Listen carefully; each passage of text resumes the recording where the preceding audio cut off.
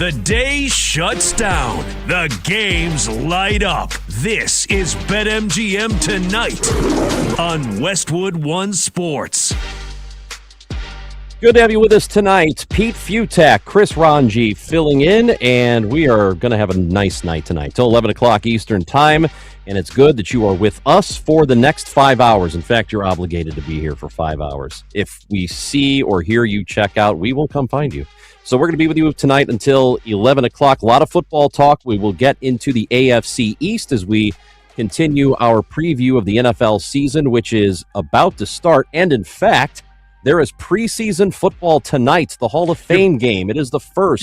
You're basically losing money if you don't listen to us tonight. I mean, we've got this so clocked. You're America. It's on you. If it's Christmas today. This is when you make money off of preseason games. This is when the pros do it. That's right. And Pete, I actually feel bad for people not listening right now. I feel bad for them if they're not going to be a part of this show tonight.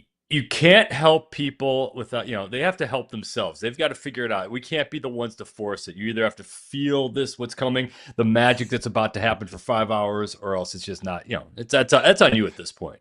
That's what I'm saying. And I don't feel bad. That shirtless men on the TV here, and the NFL Network is on, and, there's going to be preseason stuff happening with guys who are going to be, trying to do what we're doing in about 2 weeks from now.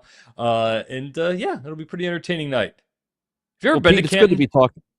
Have I? No, I have not. Tell me about Canton, Ohio.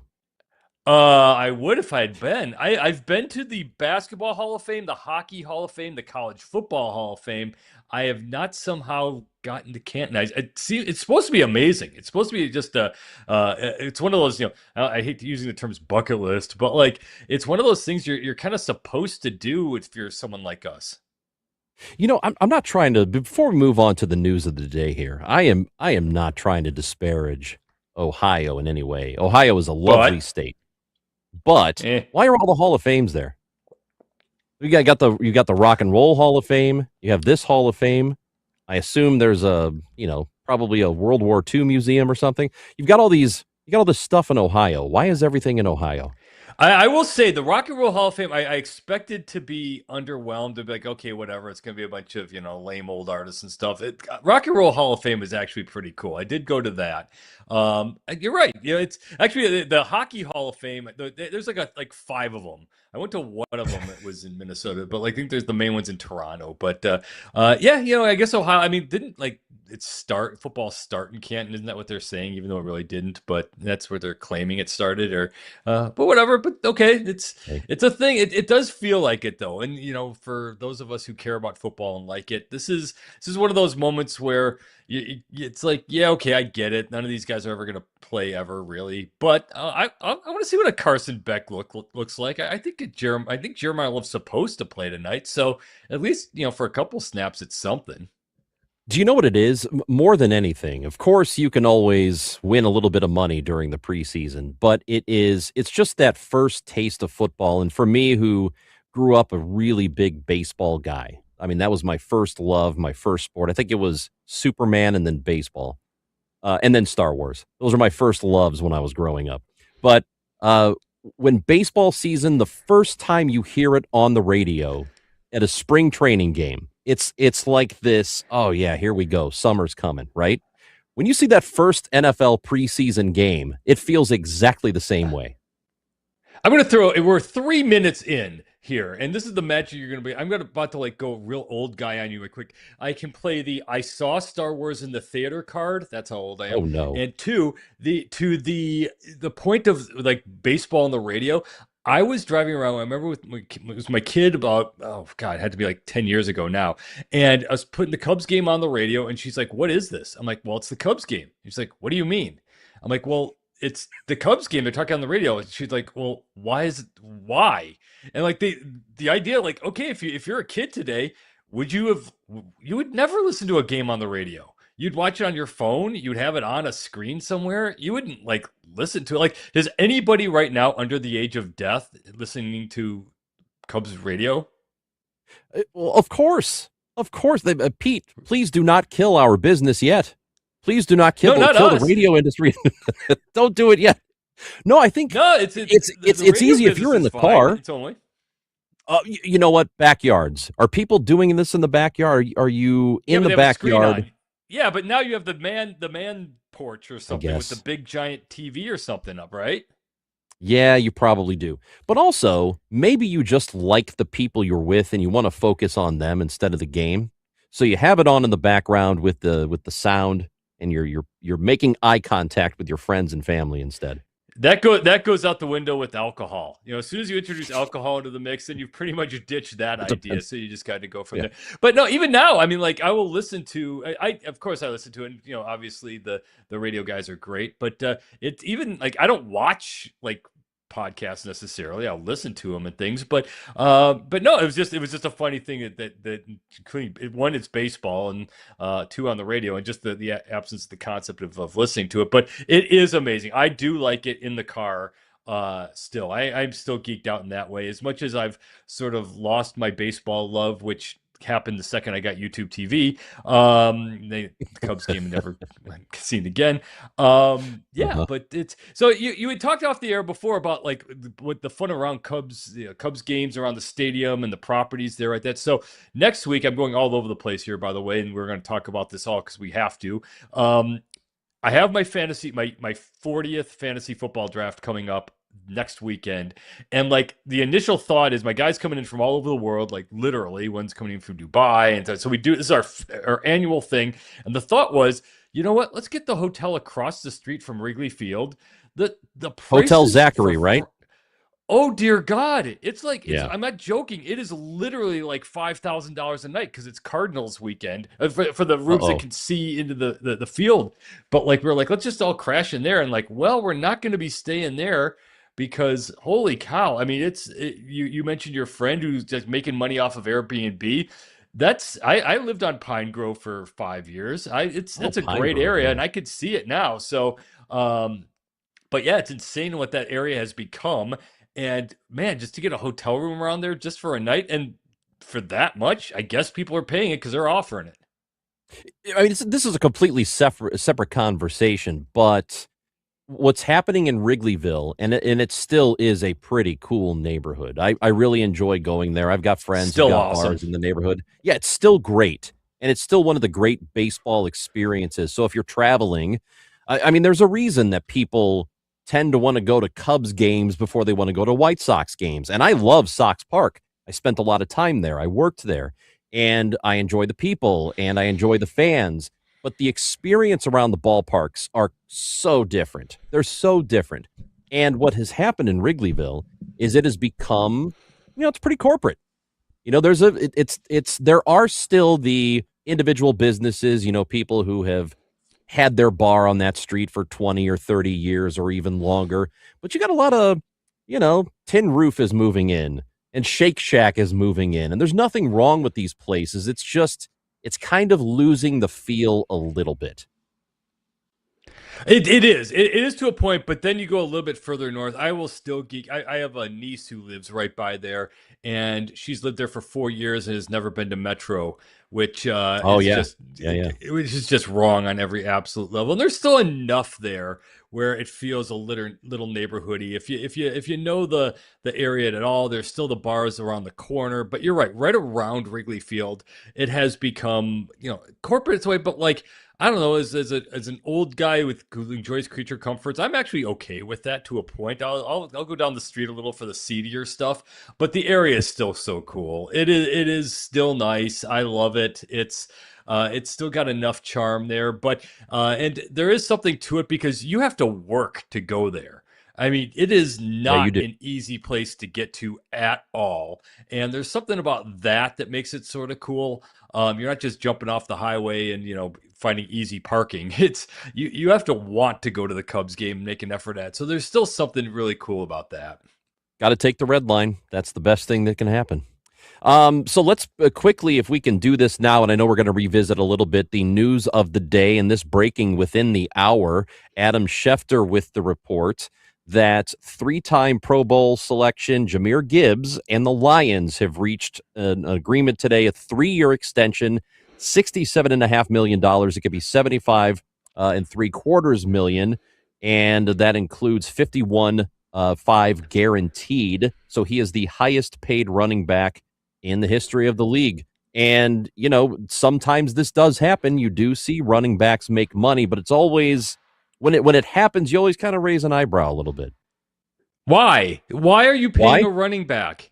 Why? I mean, it's not my money, so what do I care? But like, if you're I guess, but can't you get like 2 or 3 running backs for like a combined $5 million and just have them and just almost literally run them into the ground? I mean, that's the law of diminishing returns on running backs is so steep, and you see this every year where there's just random running back will come in and tear off 85 yards and catch 10 passes for you and have a good 3 games and you'll never hear from them again. And Gibbs is great. He's a difference maker. It's not like they're winning Super Bowls because you have Jahmyr Gibbs. So basically, I'm in the belief is you pay your quarterbacks, you pay your pass rushers, you pay your key tackle, and everyone else you just kind of fill in the gaps. But I guess it's the new wave because Bijan got money and he was the highest paid running back for like 5 minutes, and then it was Jonathan Taylor for 30 seconds, and now Jahmyr Gibbs. I mean, okay, that's just a lot of money to spend on a position that you just don't need. And you mentioned Taylor. He got himself a contract. Jonathan Taylor and the Colts with an agreement, 2 years, $44 million. That extension includes $39 million guaranteed. So that's the money for him. And that was earlier in the day we found out about that. And I guess the thing, I don't know, tell me if you hate this example. I always see running backs as it's similar to closers or elite relievers. How about that? Just Okay. elite relievers in baseball, where you don't really want to pay them a lot of money unless you feel you're good everywhere else first. Yeah, well, like, you can always find a reliever like who can just help. Like there's always the guys who step up and for like 4 or 5 games are just like, okay, well, you got out of that, okay, and then all of a sudden you have 2 straight blow up games and that's it for them. But you're right; it doesn't seem like it's a long term play to have a reliever. It's rare when you find one, obviously, who can last for a few years and count them for to be able to keep it together for that long. And that just seems to be it. Again, you don't win because of running backs anymore. It used to be, the Emmitt Smiths of the world mattered, but like, okay, Saquon was great a couple of years ago, but that was also a lot on Jalen Hurts had a great year. The offensive line was elite, and the Eagles' defensive front was amazing, and certainly Saquon, had a big hand in that. But for the most part, you got to have the quarterback and you've got to have or the defense, which we saw last year. Sam Darnold is now a Super Bowl winning quarterback, and they did it when Kenneth Walker stepped in after Zach Charbonnet gets hurt. So like you've got your main running back goes down, well, next guy up fills in, and they running backs just don't last that long. But when you can fill them in, like you said, with a couple different guys, you can keep the ball moving. But we'll see. If they're Taylor when he was on last year was great. Jahmyr Gibbs has been fantastic. But there's a lot of miles on those two. So Bijan, I can see. Bijan has does not have a lot of carries on him yet. But man, between Wisconsin and Georgia Tech and then Alabama for Gibbs, and then the first few years, these guys hit walls fast. But Bijan, I do understand because he's going to be your franchise for the next several years. I'm going to get your thoughts on the Bears, and we'll preview them in a little bit on the show. But just as it pertains to the running backs, when finding a run game, I wouldn't say it's not easy because not every team can do it, but you can find a run game that you don't necessarily have to commit a bunch of money to one guy. And I feel like it's evidenced, and this is in my opinion, and I'd like to hear what you think, with the Bears and Kyle Monungai, for example, who was fairly productive when he was on the field. But is it so much him, or is it the system around him? Is it scheme? Is it offensive line? Because it seems to me he was helped out in a very big way there. Or all the above. And you saw it when you got Ben Johnson coming in. The whole idea was, okay, well, we're going to be the Detroit Lions offense. And it started with the offensive front where they built that up. It took a while, and now they were finally there. You don't have an accurate quarterback. I mean, as much as I love Caleb Williams, I think he's fantastic. And certainly he brings a lot to the offense that Jared Goff did not for the Lions. But you don't have that pinpoint accurate passer. But obviously, Williams is amazing. But what obviously happened for the Lions, which took him to a whole other level, was the combination of Gibbs and Montgomery. And Montgomery's not there anymore. But it's just they kept hammering away. And when they needed to, that's what that allowed Dan Campbell to go for it on fourth downs over and over again, because they were always in third and short and fourth and short situations where either you had Goff who could hit the short range pass or just keep pounding away for that 4th and 1. And that's where Monangai came into play. Is like, okay, he's your short yardage guy. You're not going to ask him to carry it 30 times. You're not going to ask him to hit any home runs, but just power away a little bit. DeAndre Swift is a fast, slippery runner when he's on his game. And so between the two of those guys, you basically replicated what the Lions had. So yeah, it's a great combination. But like you said, who knows how long this is going to last, because a guy like Monangai, you could replace him in a second with the Isaiah Pacheco type of player, or a Montgomery, bring him in. Like the guys who are moving around to other teams now, because these guys are kind of replaceable, but at least you can rely on them and you know what you're getting. Do you think there will ever be a time, and maybe this is already happening at lower levels, where guys aren't necessarily interested in becoming running backs just because that they know the shelf life is so short, or a lot shorter than other positions, and they don't want to put themselves in that spot? Yeah, I mean, it depends on where you want to play then. That means if you're not a running back necessarily, if you got that build, are you a safety? Are you what position is it for you? That you're going to bulk up bigger and become like a hybrid linebacker, slot receiver? It depends on where they are. But that's kind of, I mean, the thing about the NFL, obviously, is the average, guy is only in the league for 3 years anyway. So if you can get to that point, you're already kind of getting paid. But at the elite level, it's hard, especially now. I mean, in college, the elite running back has sort of been diminished now. I mean, when the last Heisman winning running back that's a great question I just asked myself. Last Heisman winning running back was... It should be obvious. It's not Derrick Henry. It's got to be later. But like, it's been a quarterback, thing, because that's where the star power is. Because now you got quarterbacks who, are going to complete 70% of their passes, and everyone's got a quarterback now. So having an elite running back just doesn't matter that much. So going forward, it's crazy when you do have a year like this, where you do have a Jeremiah Love going early in the draft and a Jadarian Price going later, where Notre Dame had the running game and it showed, and it allowed CJ Carr to step up and in. So if you can find them in college, it's great, but you don't necessarily need them, because usually your quarterback's going to be the one with the short mid-range passes. So they're just not developing like they used to.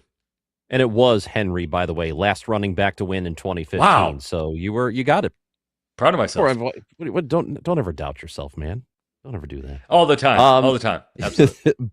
BetMGM tonight, live on YouTube. You can find us by searching BetMGM tonight. And go ahead and do as the kids say and smash the subscribe button.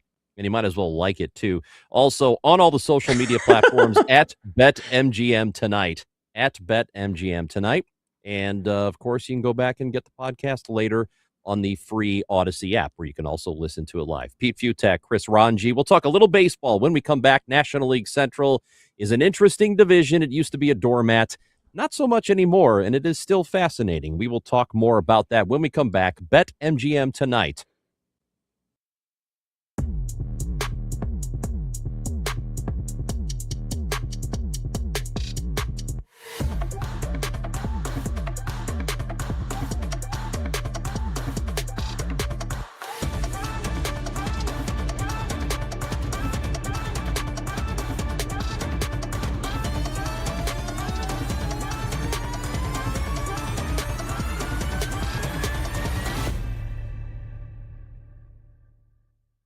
Why can't the AFC South send 3 teams to the playoffs? If what I just outlined from Indianapolis, if it happens, Jones is healthy, offense slips, but not too much, young players on defense all show their potential. Why can't the Colts be a playoff team this year in the AFC? Why can't the AFC South send 3 teams? You know how high I am on the Texans? I don't love the Jaguars' defense, but I'll tell you what, the offense is going to score a ton of points this year. And Indy's variance to me is crazy. And I've said this a couple times just this summer, and we've talked about it a lot over the course of the 7 years, 8 football seasons that we've been on the air here on You Better You Bet. If you're looking to bet a win total before the season, and even if you're not a sports bettor, like I'm going to make this easily understandable for you, right? If you're going to bet a win total before the season, I don't think you're looking like to bet Indy 7.5 over, right? Because you think they're going to go 8-9. You want to bet Indy over 7.5 because you think they could go 11-6. And conversely, you don't want to bet Indy under 7.5 because you think they're going 7-10. You want to bet Indy under 7.5 because you think they're going 4-13. You think there's disaster potential there. And you think you can clear it on either side by a number of games. Because while it's true that there is upside for this team, if everything I just laid out comes to roost, you also have to acknowledge the potential downside. What if Daniel Jones doesn't look close to what he was physically last year? And you lose a lot of that element from the Shane Steichen Indianapolis offense, and he can't run the ball as much. What if Josh Downs can't hold up as a true number 2 outside receiver? We have to acknowledge the possibility that that's true, right? What if these young defensive players that I listed, what if they're not great immediately? What if they're not even good immediately? What if Sauce Gardner doesn't stay healthy? What if Javarius Ward doesn't stay healthy? What if DeForest Buckner's back acts up? Then what happens? Disaster potential. Like actual legit disaster potential. You can create disaster potential for every team in the league. Like what happens for the Bills if Josh Allen gets hurt? Disaster. So I understand. You can do this for every single team in the league. But for Indianapolis, there are several inflection points here where if it goes well, it can go really well. But if it goes poorly, it can go really poorly. And on this Thursday morning, with Jonathan Taylor signing this extension, and optimism running rampant across, well, maybe not all 32 teams, but at least 32 fan bases that want to delude themselves into thinking their team can potentially win the Super Bowl. On a day where Jonathan Taylor signs a big money contract extension, I think it is important to point out the potential ceiling of this team. The Indianapolis Colts, both winning the AFC South and obviously making the playoffs this year in the American Football Conference.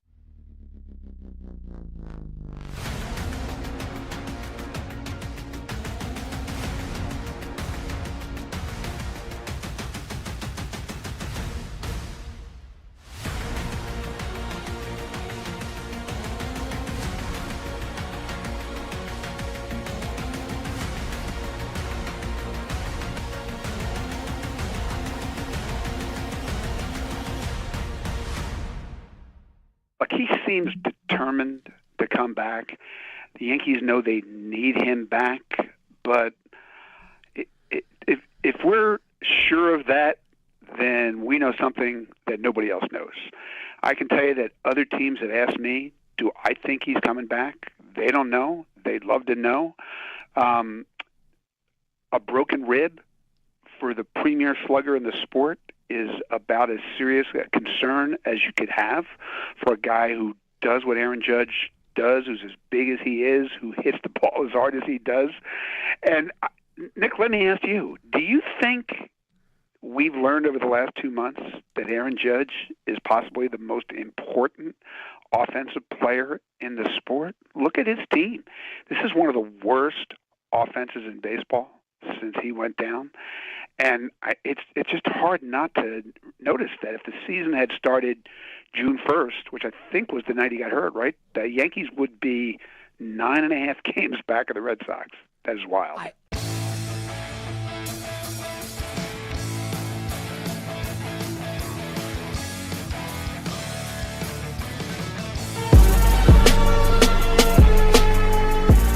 Late games, loud opinions, and money time moments. BetMGM Tonight rolls on. Our talk and text line is open for you. Call in, simply text, whatever you want to do, either one of those. Give us your thoughts on the show, any of the topics that we get into tonight. And the phone number, 310-840-4910. 310-840-4910. We'd like to hear from you. Talking about the Jahmyr Gibbs extension. Jonathan Taylor got his extension as well. And we are going to get more into the NFL. Hall of Fame game is happening You tonight. asked a question, though, which we have to, which now you brought it up just before we came on, and you got me. The last game that really burned me. I mean, look, I'll just say it. I'm a fantasy football, my fantasy football meatball. Nobody cares, all that kind of stuff. But like, yeah, that'll break me if I lose in just soul crushing fashion. Like if a Phil Rivers just needs that one more completed pass, and the only way I could lose is on a pick six, and all of a sudden here comes the pick six. That kind of thing. That'll absolutely destroy me. I'm trying to think of like God forbid, like I won't let myself care. I don't let myself love that much. But I would, if Wisconsin pulled off an Indiana football of last year, I would absolutely probably lose my mind, because I know so many Indiana people who they don't know what to do with themselves, because how do you dream of that, of going from being such a, you don't care about Indiana football, that's not a thing in your world, to all of a sudden having arguably the greatest season in college football history? Or, how do you go from, thinking, okay, the Seattle Seahawks aren't going to be all that much, or the New England Patriots are lousy, to all of a sudden they're in the Super Bowl. So I trying to think. You mentioned Illinois State and the national. I get that. I'm going to say I was broken when Wisconsin basketball lost to Duke in the national title over a decade ago, but there's got to be something else that crushed me. But I'm trying to, because everything else, like San Diego State losing the national championship to UConn, I expected that, but one that just really just really was a gut punch. I'm trying to come up with it.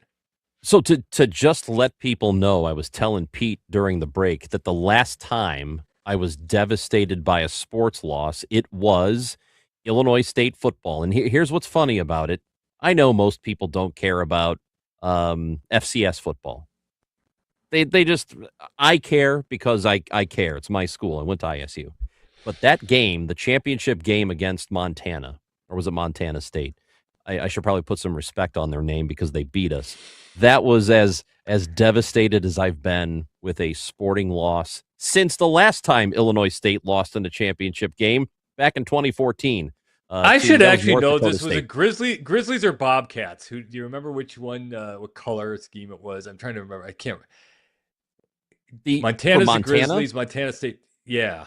It was, I think they were blue and gold. Does that sound right? Okay, so it was Montana State. Yeah, so that would be Montana State. So I'm trying to remember that off the top of my head, because the only reason I care about that is I think they both have big games to start the season, and they're FCS teams you should probably bet on. But that's for another day. No, it's your team. That's your school. I get it. It takes on a whole other level, because especially when it's not obvious. Like it's easy. Like a couple of days ago we were talking about. I was on here. We were talking about this deal that Akron had, where if you bought season tickets to Akron football, you're in the lottery to potentially call a play for a game or something like that. What play would it? And they actually sold out their season ticket, or whatever the deal was that they had. They didn't sell their season tickets out, but whatever, it was some sort of high end deal. They sold it out. But then the question comes up, like, who are the best college football fans? And I always kind of say the people who has Akron season tickets. Like, it's easy to be a Notre Dame fan. Yeah. I mean, anybody can root for Alabama. But like you said, being an Illinois State fan, that's kind of like that's your own thing. That's you're seeing the band in the club. They're not doing arena tours here. It's a different level of caring. Feels like. So that is such a thing. That is such a great way to describe it. It feels like you are watching a band before they blew up. I've got these friends who will never stop talking about the time they saw No Doubt playing at I think it was at SIU. They played a show at SIU, and they weren't anybody yet, but everybody knew that was going to be a band someday, like a good one. And that's how I feel being an Illinois State football fan. I feel like I'm in this small club, and I've got a group of friends in this small club, and when everybody knows everybody. I like that. So what's your top line resume of band you would have seen? It's like it's from it had to be somebody in Chicago you saw before they did something big. You know what? Okay, I hate to admit this. I don't think that I ever saw a band before they blew up. Wow. I Okay. am all right, this is not I'm not proud of this, but I am such a basic I'm a basic B when it comes to bands. I usually don't jump Okay. on board until they're already popular. I want to Fair say that enough. I saw these guys at Elbow Room or whatever it was, and I didn't. I didn't do that. I I don't go seek lived out right bands. next, really deep cuts. I lived right next to Elbow Room, and I apparently Pearl Jam and Stone Temple Pilots had played there on two different occasions, and this is before phones and stuff, and no one alerted me to this. And the next day, it's like, "Hey, did you go over there and see Pearl Jam?" Like, no, like they're literally across the street from where I was. I'm like, I probably walked right Yeah. by it to go get muskies or something, and like I was like, oh man, I am the king of missing. Like when I lived next to Wrigley, I did not go see Nirvana. I'm like, I'll see him next time. And like, oops, that, Oh that didn't yeah. work out so hot. So yeah, so I'm the king of like the being close to greatness. I'm seeing bands. Something close to something cool, but you didn't get to see it when it was before it was cool. You didn't. I think I'm guilty of that. Very little. You're listening to BetMGM tonight, sponsored by Progressive Commercial Insurance, protecting your business vehicles 24/7. See if you can save at progressivecommercial.com. Just want to spend a couple of moments here on the National League Central. Pete and I were talking about living in Wrigleyville, and the Cubs are in second place in the division right now. They were the preseason favorite. And here's what I will say about the division. And Brandon Combs back in the studio can jump in on this as well. Resident Cubs fan right now. I have this feeling about the division and I have this every year where I say this is the year the Brewers are no good.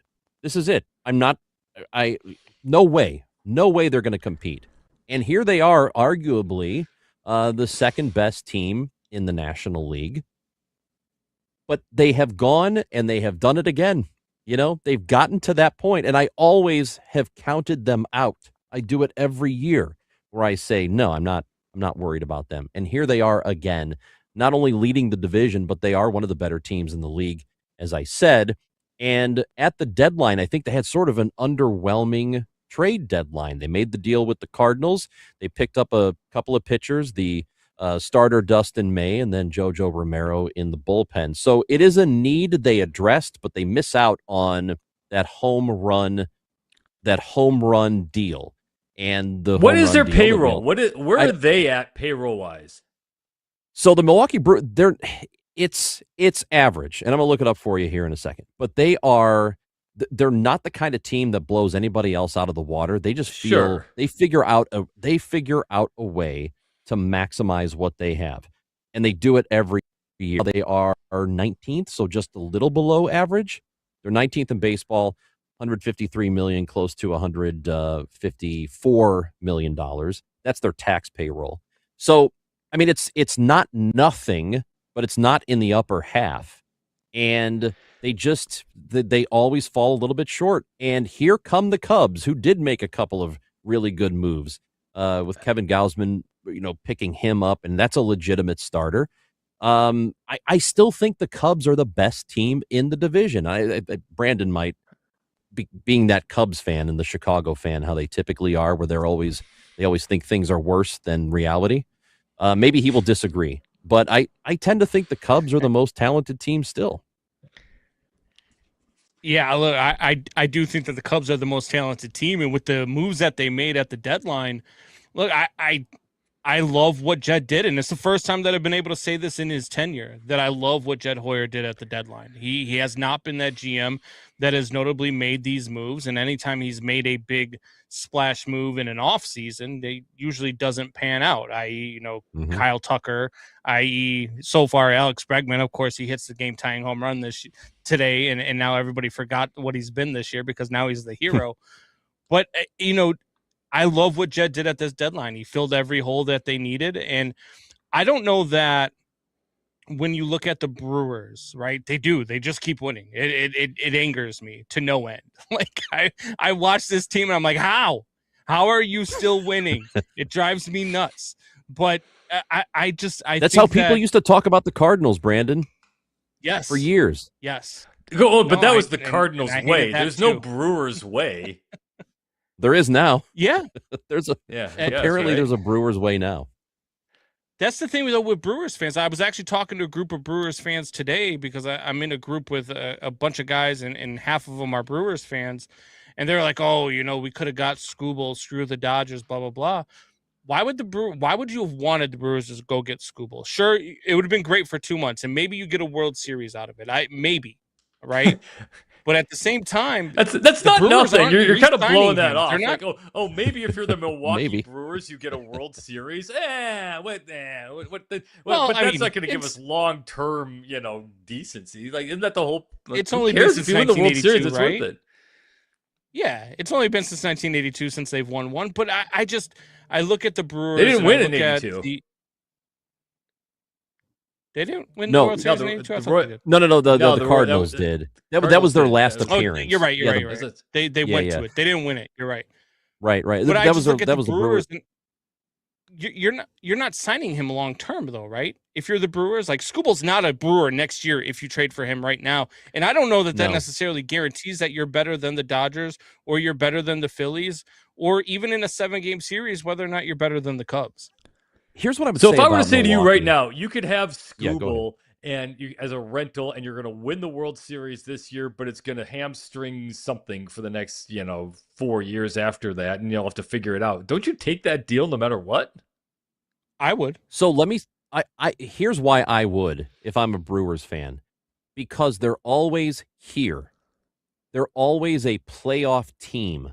They're always in that conversation. But you know what conversation they're not in is World Series talk. Like it's not that they can't get there. This may be the season that is their best chance to make it to a World Series in a very long time. And this might be the one that you take the shot. This is the one that maybe you trade for Skubal, and you make them a rental. Why are they built for that?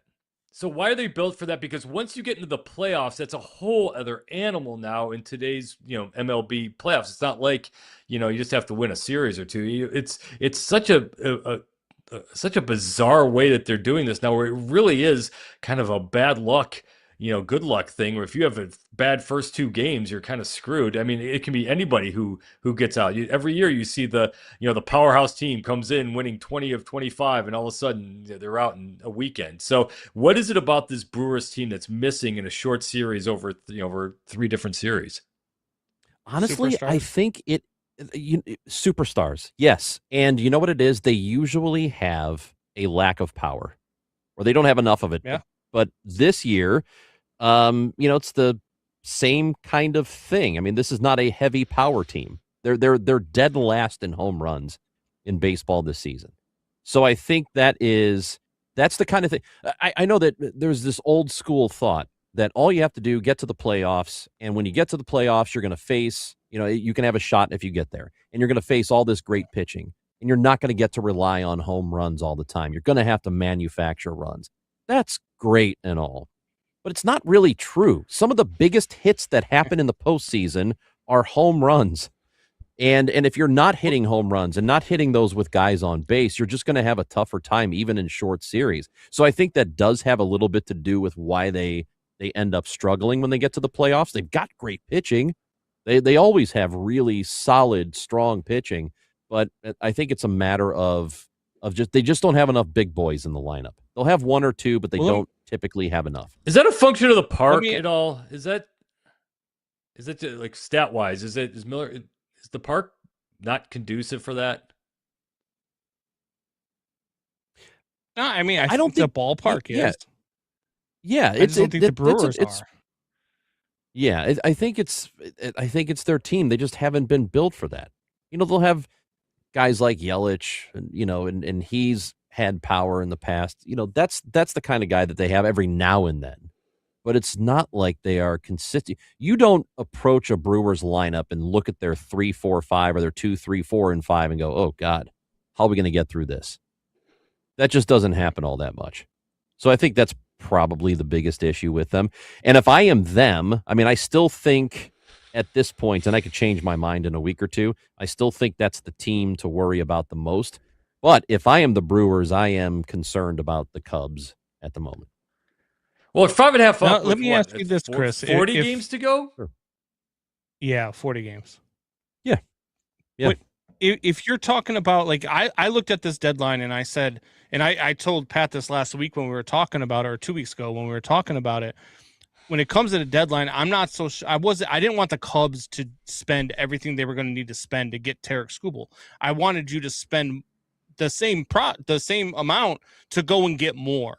And that's what they did, and they actually spent less than it would have cost them to go get Skubal. I thought that was perfect, and that's why I think like a team like the Brewers, to spend less to get more. The problem was they didn't spend less to get more. They didn't try to go out and get more beyond, obviously, Dustin May and Jojo Romero, but I'm sorry, Dustin May and Jojo Romero aren't putting you above the Dodgers. They're not putting you above the Phillies. They're not putting you above the Cubs. That's why, for me, like when you're going to spend, and I don't think Skubal made the Dodgers that much better, to be honest with you. You look at that Dodgers rotation, they've got 5 number one starters already. What's one more number one starter? You know what I mean? Well, that one more number one starter comes in in the 5th inning and pitches, 6 batters or so, and then the bullpen blows it like they did the other night. And maybe one thing they did that was the best thing they did was they kept Skubal away from the Brewers, which is the one team that for a while looked to be able to threaten them if they got to an NLCS together. So that'll be a very fascinating. Yeah, exactly. If you're a Cubs fan, I would absolutely feel exactly the same way. We'll go streaking when we come back. BetMGM tonight. Again, you can listen on the Odyssey app. Find us on YouTube as well. Pete Futak, Chris Ranji, Brandon Combs as well. This is BetMGM tonight.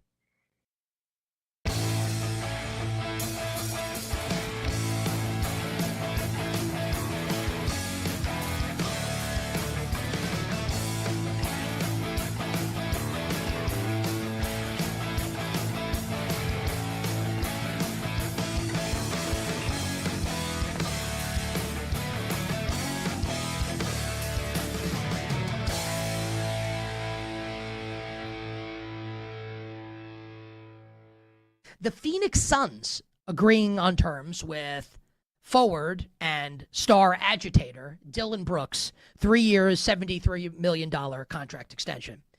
Brooks averaged over 20 points per game last year for the Suns, who surprisingly won 45 games and were obviously in the play last year and in the playoffs in the Western Conference, got waxed by Oklahoma City, but still had a nice run last year in the Western Conference and a very unexpected run in the Western Conference. I guess when I think about the Suns, and Jordan Ott did a great job as the coach last year, and they've definitely exceeded expectations, I just kind of don't really get where they're headed here. They're largely bringing back the same team. They're going to need Malowach, who the former Duke center, who barely played last year if they took him with the 10th pick a couple years ago. They are going to need Malowach to really do something this year. I didn't like the trade for Miles Bridges with the Charlotte Hornets. Did not like that trade at all. And I look at Phoenix here, who is largely committed to bringing back basically the same team that they had last year. Is this a top 8 team in the Western Conference, potentially? Luke Kennard? I like Koa Pete, but kind of the shine came off him a little bit as the season went on last year in college basketball at Arizona. Jalen Green making $36 million. Devin Booker's obviously a stud. He's the only stud. So I get paying Dylan Brooks, who is a winning player. Even if you don't like him, you have to acknowledge that. I just don't really see it this year for the Phoenix Suns, and I kind of don't get the direction that this team is currently headed in, where it feels like they'll be in purgatory for quite some time. Not bad enough to ever bottom out. Not that you want to bottom out with the way that the lottery rules are now in the NBA, but not bad enough where you can get a really high pick potentially in the draft, and not good enough to seriously contend in the Western Conference.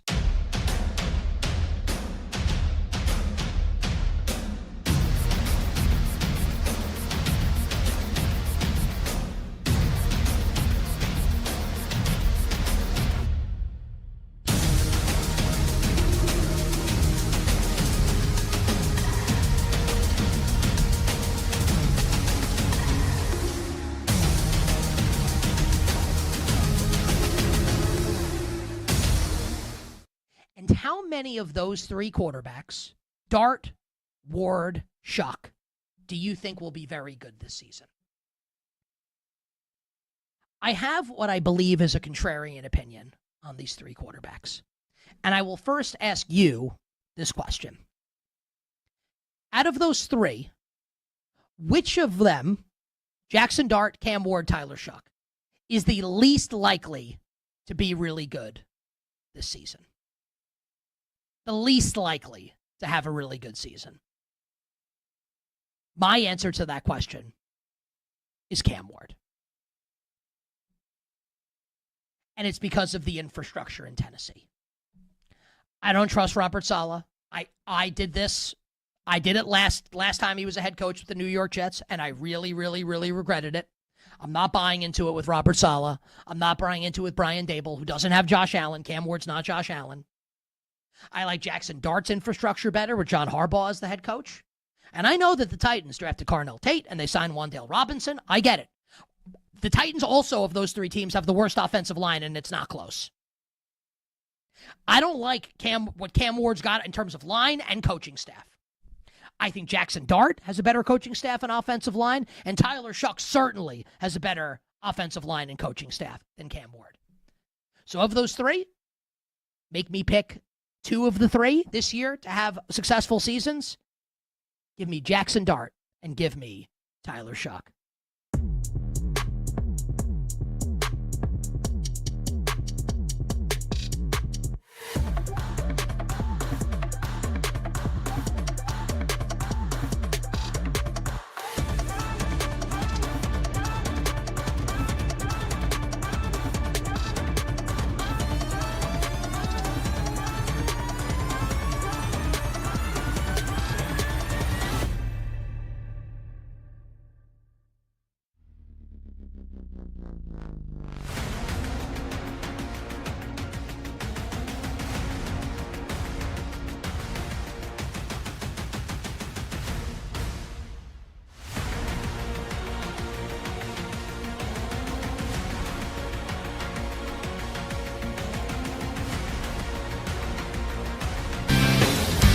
When the game goes live, the conversation turns up. BetMGM Tonight continues now.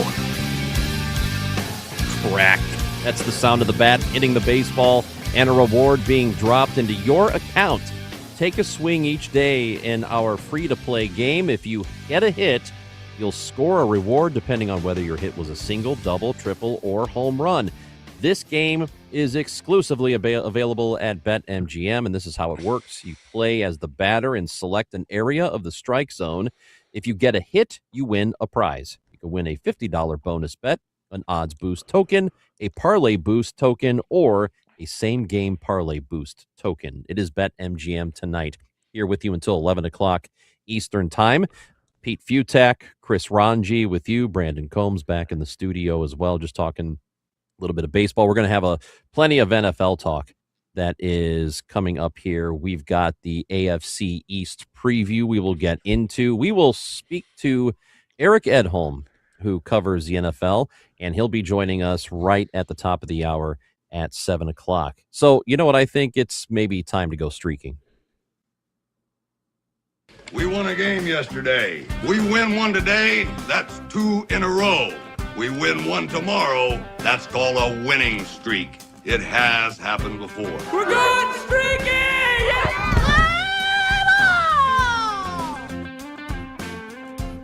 All right, man, here's what I'm going with tonight.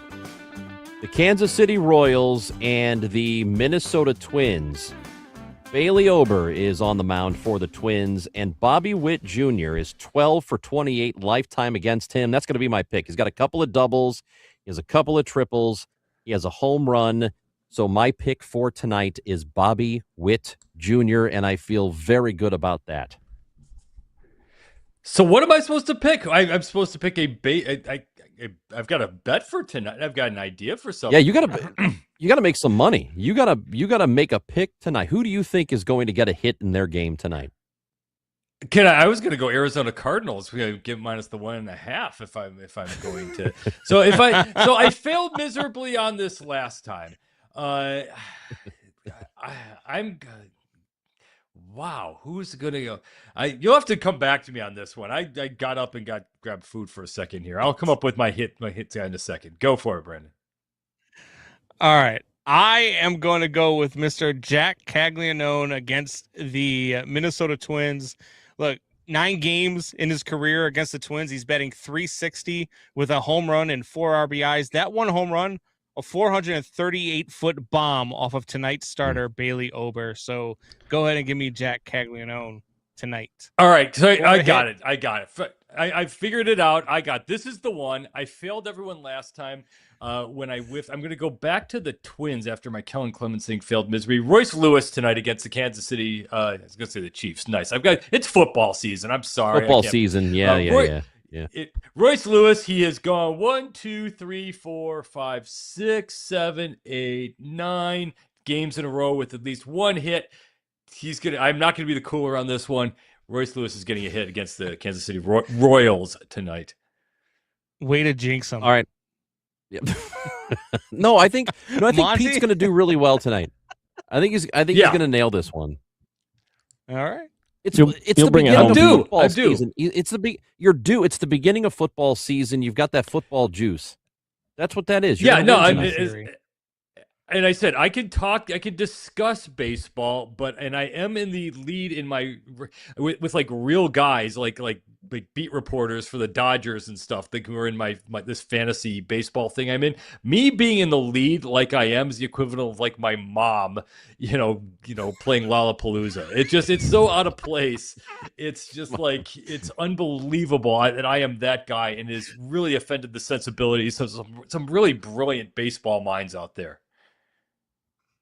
Look, I feel good about what you've done, man. And because here's the thing, you have such supreme football knowledge, it's okay.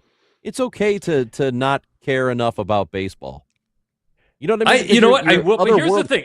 I will say this. I care, and it's a problem. I have ceased to care, and I know this is the wrong thing to say on a sport that it's about betting sports, about regular season sports like baseball and the NBA and stuff, but I will watch every single pitch of the playoffs. I will watch every single moment of the NBA playoffs. And because now if you think about it, the playoffs are so good and they are so long in every single sport. Right now is a little bit of a dead zone, but between, if you're which I am, if you're into like the majors in golf and the majors in tennis, which I enjoy, you could really kind of, hop, skip, and a jump where that's always the joke. It's like the second the NCAA tournament is over, the Masters are coming out. Like all of a sudden, you can just go boom, boom, boom without having to watch a regular season game of any sport other than football, of course, without caring. So that's why it's not that I'm not a baseball fan. It's just like, you got to keep my attention. I can only do so much here. And there's so many other big, awesome sports. And then you throw the World Cup at us this year. I could do this. I can keep all these things separate, but now there's football tonight. So my brain has gone there. And then all of a sudden, just as I get cocky, I realize, holy crap, Mike LaFleur is the head coach of the Cardinals. Like, when did that happen? Okay, gotta recalibrate here. Recalibrate. You know what?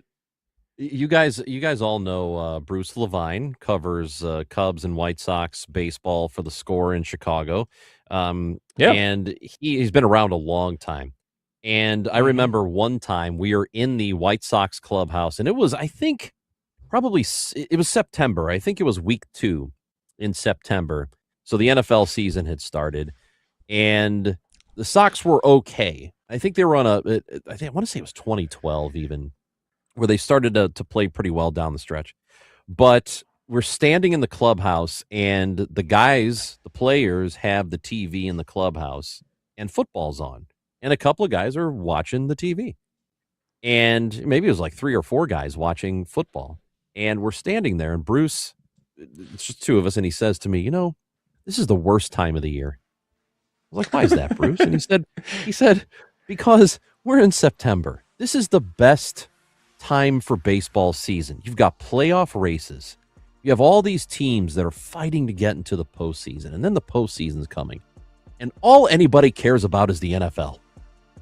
And I was like, yeah, you know what? You're kind of right. Baseball does really start to get good, and then football comes your way. 5 seconds. Yeah. BetMGM tonight. We've got Eric Edholm. This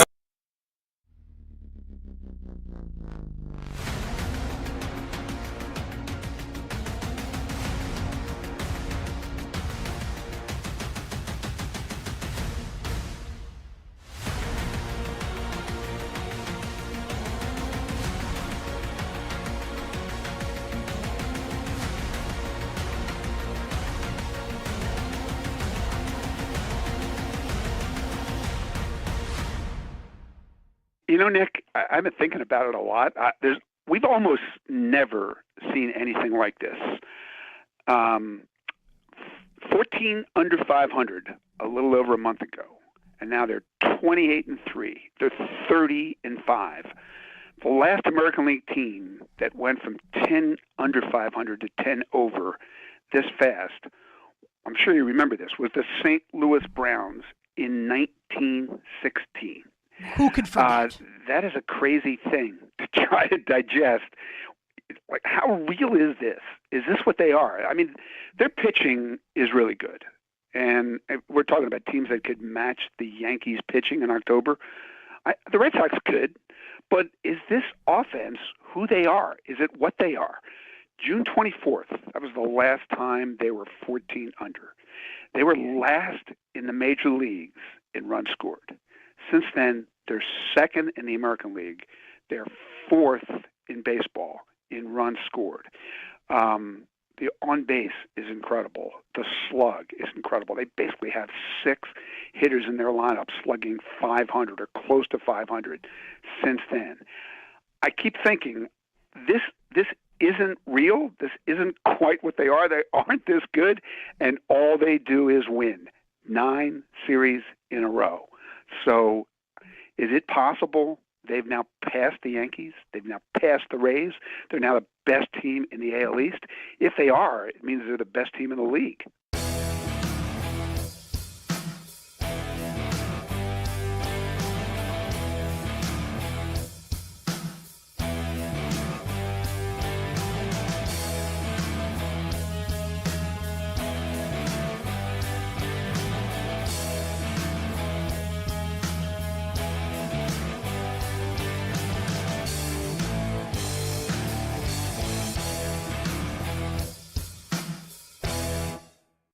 The Red Sox won again last night. They've won 7 straight, 9 of 10. Sonny Gray, AL leading 14th win of the year. Garrett Crochet is now saying like he'll come back as a reliever if he has to, but it feels like he's going to be back for the Red Sox. I am going to stick with my prediction that the winner of that wild card series, if and when we get it, Yankees-Red Sox, will be the winner of the American League this season. And what a turnaround it's been for the Red Sox. From the disastrous start of the season, firing Alex Cora, Chad Tracy, interim manager, and heading into the All-Star break, you'll remember the Red Sox were white hot, right? Or red hot, I guess would be more appropriate because they're the Red Sox. And a lot of Red Sox fans were upset, and I don't blame them. Man, the All-Star break had to come at this time when we're scorching, when we're hitting the cover off the baseball. That's bad timing. Didn't turn out to be. Because coming out of the All-Star break, the Red Sox look every bit as good. Smashed the Los Angeles Dodgers in LA this past weekend and continue to just win games, win game after game after game, now 11 games over 500 after the nightmare start to the season. For me, it's either the Yankees or the Red Sox in the American League.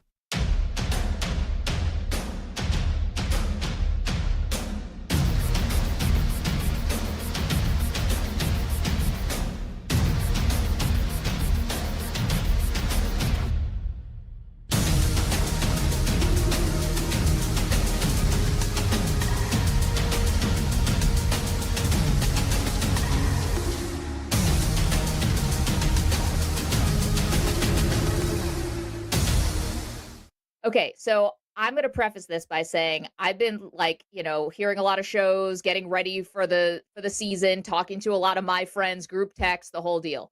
When people talk about what is the biggest storyline heading into the season, I do not think there is there's one story and there's not even a close second. It's whether the Chiefs and Patrick Mahomes are healthy. Nick, that's it. That's it.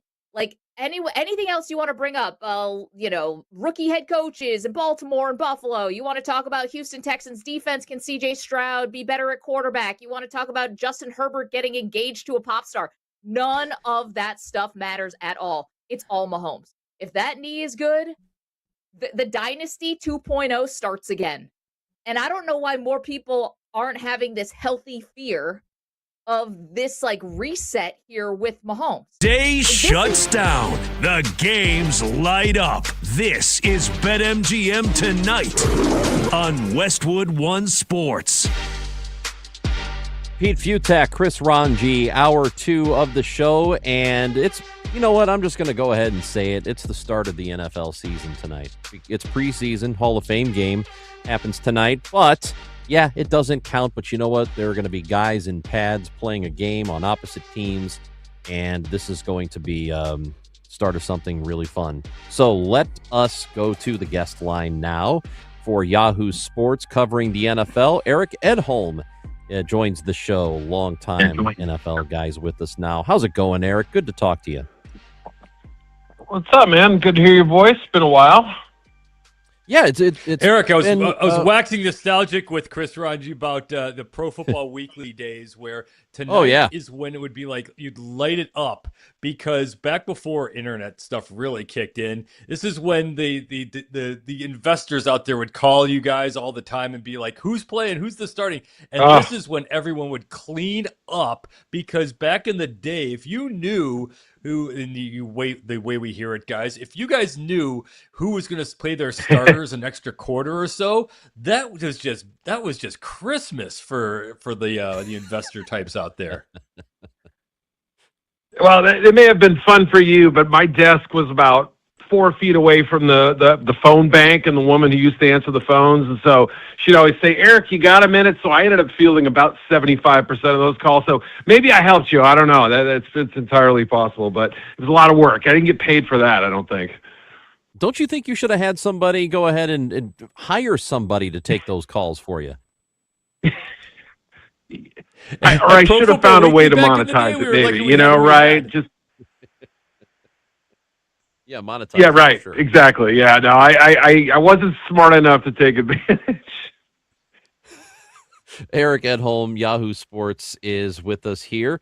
You can follow him on Twitter at Eric_Edholm.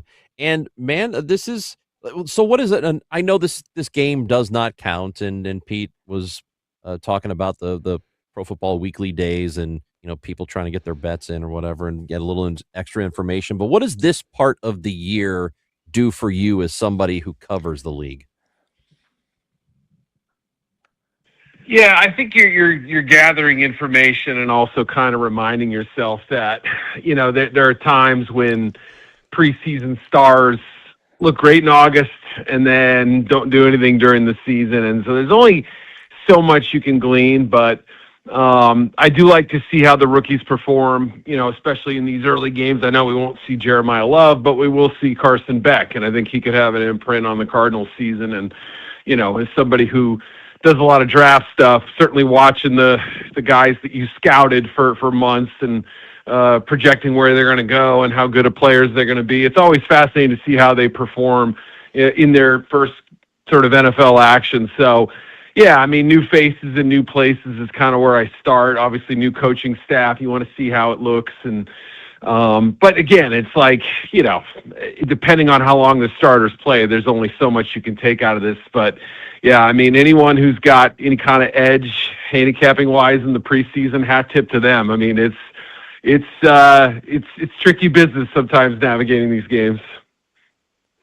So Eric, how have you been seeing this offseason the whole idea of Seattle winning the Super Bowl last year in a copycat league, if I can just turn the dial to cliche, where you don't have to have the superstar number one, even though Sam Darnold was taken early, kind of draft pick, where it's about defense, it's about just good coaching, everything goes right, and you just have a veteran quarterback who can just kind of make things happen, that whole thing. Instead of going for like the high end offensive superstars, has it changed the mindsets of any teams as you're seeing going forward in the season where, hey, okay, maybe if we it's a little more about the defensive side than the offensive side now.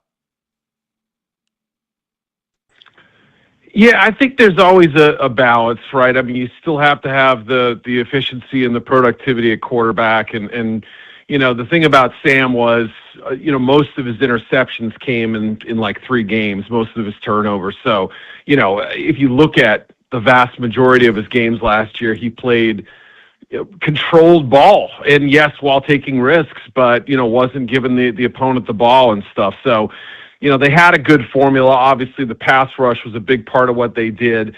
The run game, these are all things that have translated over tons of generations of football.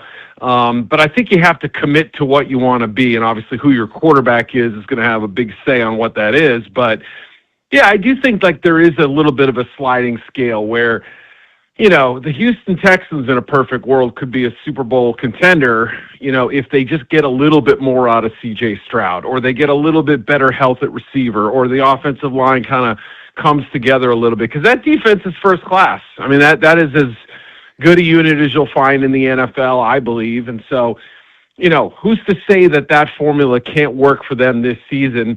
D'Amico Ryans has done good things as a coach, and so you look at a team like that, maybe they get pushed to the second tier of the NFL teams, and not up there with some of the big name, expected favorites for this season. But I think that's an example of a team that doesn't need superstar play out of Stroud. They just need something a little bit better than what they've had. So, yeah, I mean, I think I understand you're always looking for the next Brady or Mahomes, the star quarterback who can rescue you out of bad situations. Obviously, look at Caleb Williams in Chicago.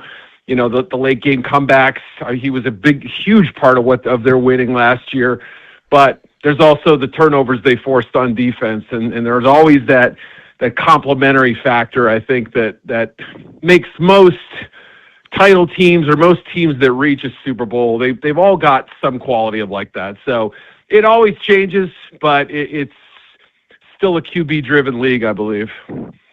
Eric Edholm covers the NFL for Yahoo Sports, and he's with us on BetMGM tonight. And right before the show started, just maybe 20 or 30 minutes prior to, we find out about the contract extension for Jahmyr Gibbs with the Lions. It is 3 years, $67.5 million. It can escalate up to $75.75 million.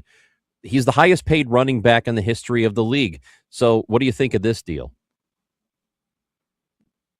Yeah, and obviously the sort of companion deal, I think you'd say Bijan Robinson, who signed a couple days earlier. I mean, it made sense that both those guys would reset the running back market. Saquon got his deal a couple years ago, became the kind of the North Star for a position that really hasn't been able to generate those big contracts. But I think as the run game cycles back into the NFL, we've seen it really over the last 5 years, I believe, and maybe even a little farther than that.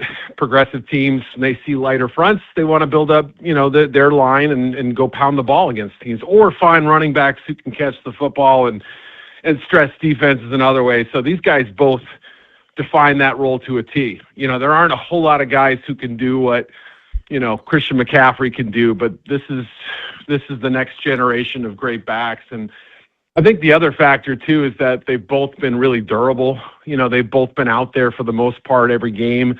And we'll see with Gibbs. I mean, it's going to be interesting. He's not the biggest guy, but I think he's put on good weight. Both these guys train together, too. They both work with Tashard Choice, who's one of the better running back coaches. They both had him in college and work with him at times. And so, interesting to see that one position coach essentially helped get these guys to where they are. But, yeah, I mean, I think it makes sense. I don't know who the next guy to maybe challenge that mantle of highest paid back will be, but I think it's going to be a minute.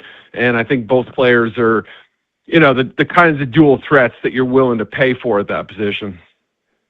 All right, so Eric, put on that NFL draft hat for a moment here, and it's years and years and years. There's always those seasons where it's like, this is the greatest quarterback class of all time coming up, and it never works. There's always a Josh Rosen or something like that who throws everything for the mixer. You always say, oh, they have like 5 first-round guys, and there's nothing.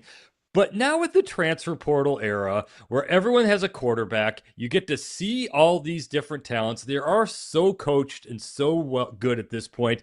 This really does look like a year with Dante Moore coming back, Arch still around, CJ Carr, Lenora Sellers having all the talent in the world, and on and on and on. This really does seem like a year where there's like, you could throw 10 names out there and be like, it wouldn't be crazy if, and that's not even including like someone going all Fernando Mendoza, who was not a nobody last year, but certainly not this. But like, this does really seem like one of the better, stronger quarterback classes I can ever remember seeing. Are you seeing the same thing? Sub question. There's only so many jobs. How many guys are really first rounders in a league that maybe is only going to have a turnover of 5 or 6 starting quarterbacks? Yeah, all good questions. I mean, I will say this: if you just listen to some of the scouting directors I talked to this summer, assistant GMs, people who are have started looking at the class and gotten their initial 4 to 5 games in on them and gotten kind of the 30,000-foot view. There's more excitement about this year's potential class. We always say that because obviously some underclassmen could come back to school, but the names that could be available. I will say this: there's still people out there close to Arch who've know his camp and have interacted with them, and they say that there is still a great chance that he could come back for the 2027 season. That's always been the message that they've put out. That could obviously change. A big season with Texas with 2 NFL tackles, at least 2 NFL caliber wide receivers. I mean, they've got a monster of an offense around him. So, this really could be his breakout season. So we'll see about that. He's the headline name. Dante Moore, as you mentioned, obviously a player that was, mocked at number 2 last year before he ended up going back to school. A lot of people thought the Jets would be interested in him. So, obviously he's going to be another big name. And then you have that class beyond the guys like Lenora Sellers coming back, the ones who could vault up into that, I guess, Mendoza-like jump into that top range of quarterbacks. And I would start with Drew Mestamaker from North Texas, or Oklahoma State via North Texas, I should say, coming over and kind of the big man on campus now, and a lot expected out of him. It's been a while since Oklahoma State's had a quarterback of this kind of pedigree, so he'll be under the microscope.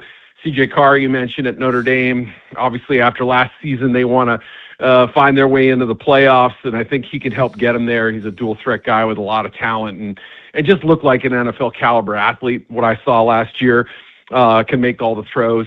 Don't forget about a guy like Drake Lindsey, too, at Minnesota. I mean, preach. He's an eye-opener as well. So there's just more about him, yeah.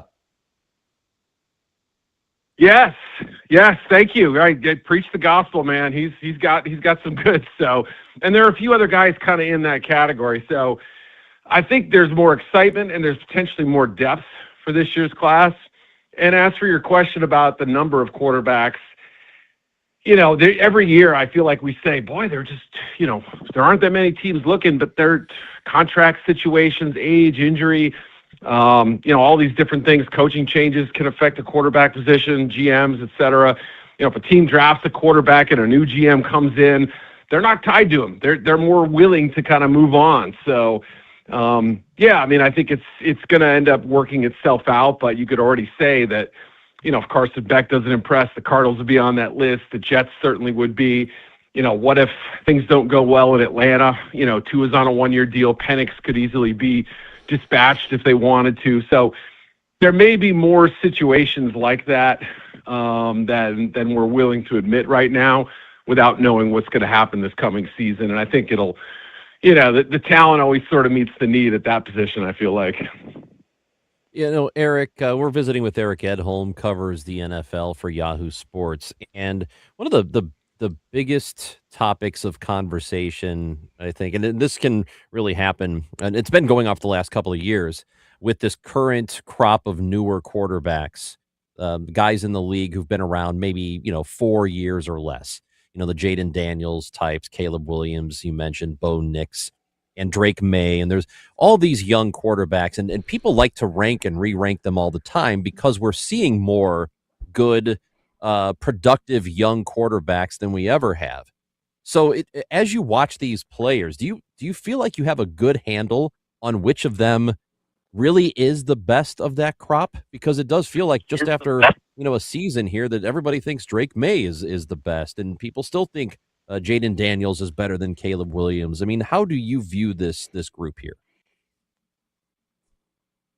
Yeah, I mean, I think you take like you mentioned Josh Rosen earlier, you take that draft class. Obviously, you're going to have some that don't work out and some we end up debating for years, like Josh Allen, Lamar Jackson, or something like that. Where does Bo Nix fit in? I mean, that's an interesting debate that I think comes up a lot. Brock Purdy's another one where people always tend to underrate, even though the metrics say, hey, he belongs somewhere near the top 10, if not in it. A lot of people will put him sort of in that middle class. And so, it definitely changes year to year. We don't have a full body of evidence. We've barely seen Penix play. We've barely seen J.J. McCarthy play. So you kind of put them in a separate category to this point. But I think that Williams, Daniels, May argument is going to be a fun one over the next few years. I think Nix would be in that mix as well, just because of his team success. He's been the starter since day one. I think, those four guys, the way things stand, they all play a little bit differently. Caleb can obviously kind of make plays that'll make the hair on your neck stand up. Drake's, has some flashiness too, but it looks very under control and very poised. So, and he's the biggest of the three, I think. So, you can kind of size them up and try to do the apples to apples comparison, and you're always going to get different opinions on this thing. I mean, look, if Caleb has a season where those hero passes don't end up as catches or they end up as interceptions, I know he hasn't had a lot in his career, but maybe his reputation takes a little bit of a hit. What if the Patriots are a regression type team after way overachieving last year? Does May feel some of that as well if he's not playing the way he did during the regular season and more like he did in the playoffs when he was injured? So, yeah, I mean, I don't know that I have a definitive order right now. Jaden's obviously the mystery man coming off last season and the injuries and everything and what they have around him.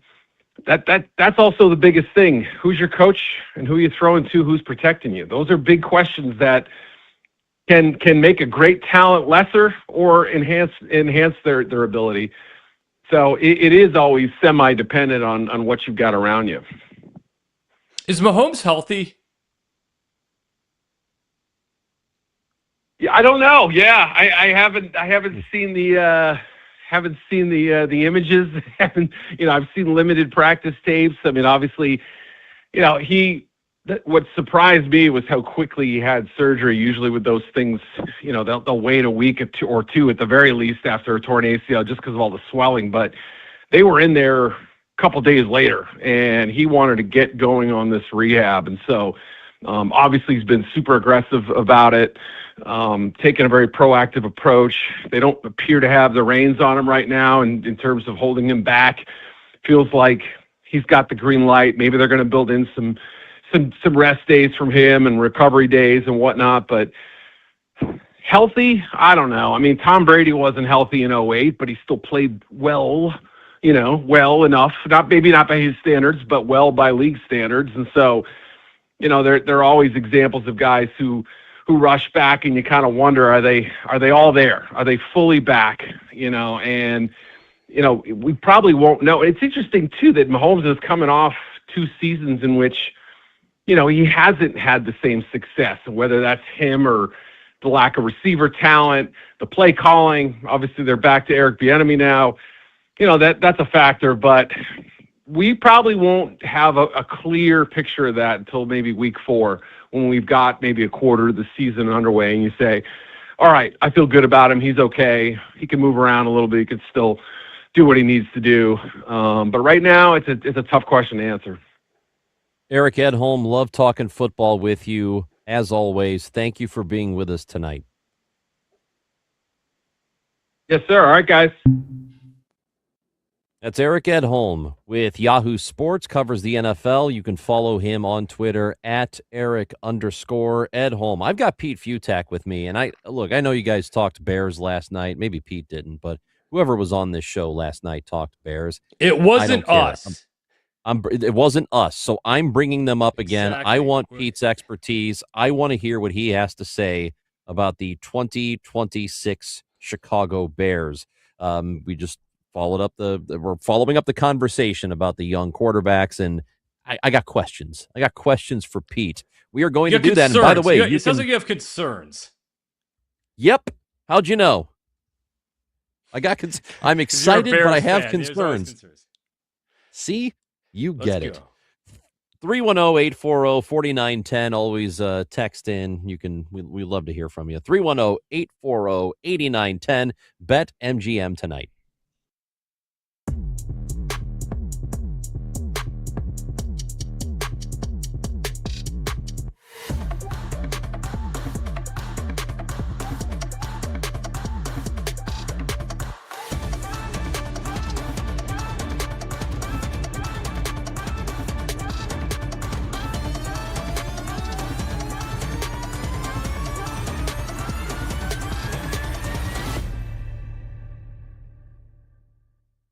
Why can't the AFC South send 3 teams to the playoffs? If what I just outlined from Indianapolis, if it happens, Jones is healthy, offense slips, but not too much, young players on defense all show their potential. Why can't the Colts be a playoff team this year in the AFC? Why can't the AFC South send 3 teams? You know how high I am on the Texans? I don't love the Jaguars' defense, but I'll tell you what, the offense is going to score a ton of points this year. And Indy's variance to me is crazy. And I've said this a couple times just this summer, and we've talked about it a lot over the course of the 7 years, 8 football seasons that we've been on the air here on You Bet or You Bet. If you're looking to bet a win total before the season, and even if you're not a sports bettor, like I'm going to make this easily understandable for you, right? If you're going to bet a win total before the season, I don't think you're looking like to bet Indy 7.5 over, right? Because you think they're going to go 8-9. You want to bet Indy over 7.5 because you think they could go 11-6. And conversely, you don't want to bet Indy under 7.5 because you think they're going 7-10. You want to bet Indy under 7.5 because you think they're going 4-13. You think there's disaster potential there. And you think you can clear it on either side by a number of games. Because while it's true that there is upside for this team, if everything I just laid out comes to roost, you also have to acknowledge the potential downside. What if Daniel Jones doesn't look close to what he was physically last year, and you lose a lot of that element from the Shane Steichen Indianapolis offense, and he can't run the ball as much? What if Josh Downs can't hold up as a true number 2 outside receiver? We have to acknowledge the possibility that that's true, right? What if these young defensive players that I listed, what if they're not great immediately? What if they're not even good immediately? What if Sauce Gardner doesn't stay healthy? What if Javarius Ward doesn't stay healthy? What if DeForest Buckner's back acts up? Then what happens? Disaster potential. Like actual legit disaster potential. You can create disaster potential for every team in the league. Like what happens for the Bills if Josh Allen gets hurt? Disaster. So I understand. You can do this for every single team in the league.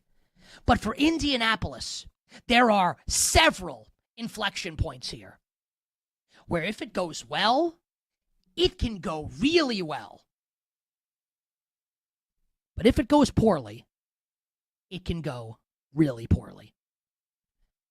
And on this Thursday morning, with Jonathan Taylor signing this extension and optimism running rampant across, well, maybe not all 32 teams, but at least 32 fan bases that want to delude themselves into thinking their team can potentially win the Super Bowl. On a day where Jonathan Taylor signs a big money contract extension, I think it is important to point out the potential ceiling of this team. The Indianapolis Colts, both winning the AFC South and obviously making the playoffs this year in the American Football Conference.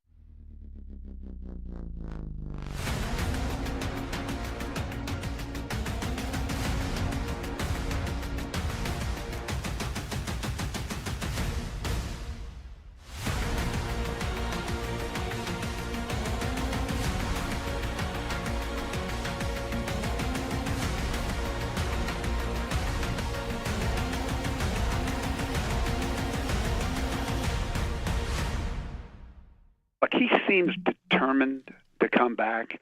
The Yankees know they need him back, but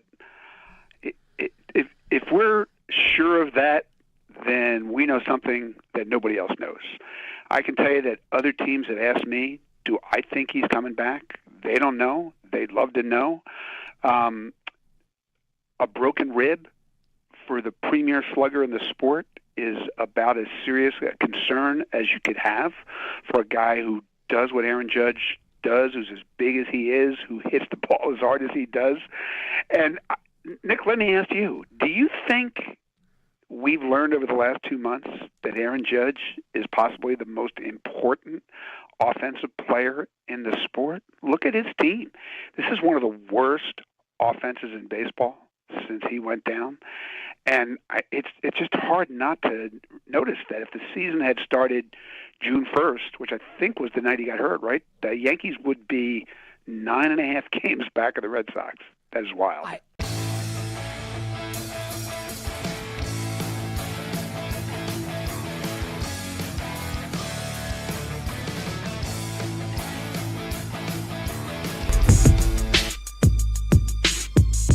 Late games, loud opinions, and money time moments. BetMGM Tonight rolls on.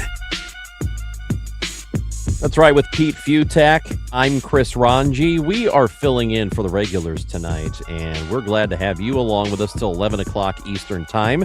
And we got plenty of time to talk football. Hall of Fame game is about to get started, 34 minutes from now? They are set to kick off. Not soon enough. And I know, man. It's right here. I'm looking at the panel. I see football people on the field practicing, warming up. So this is good. I love that we are going to get the preseason started tonight. It's fine. It's of course, who cares? It's but like to me, like I actually like Carson Beck as a I thought it was a great pick by the Cardinals, and we just talked to Eric at home about this, and when it comes to all these quarterbacks, and it's funny the names he brings up, like if who's the next Patrick Mahomes or Tom Brady. Everyone forgets it, except for draft time when they make the biggest deal out of Tom Brady, meaning that the 6th round matters in the NFL draft, which it really doesn't. But, 6th rounder for Tom Brady, obviously. Mahomes was, I believe, 11th pick, and they had to, move up to get him. So, like, it's dumb luck. I mean, it just is. I mean, sometimes you get a fit, you get a great guy, but there's all these different quarterbacks who, of course, they should work. And then you get a Brock Purdy, and then you get like Jalen Hurts. I mean, I was on the field in the national championship game in Atlanta. I'm like, this guy's not an NFL quarterback in any way, and obviously turns out to be awesome.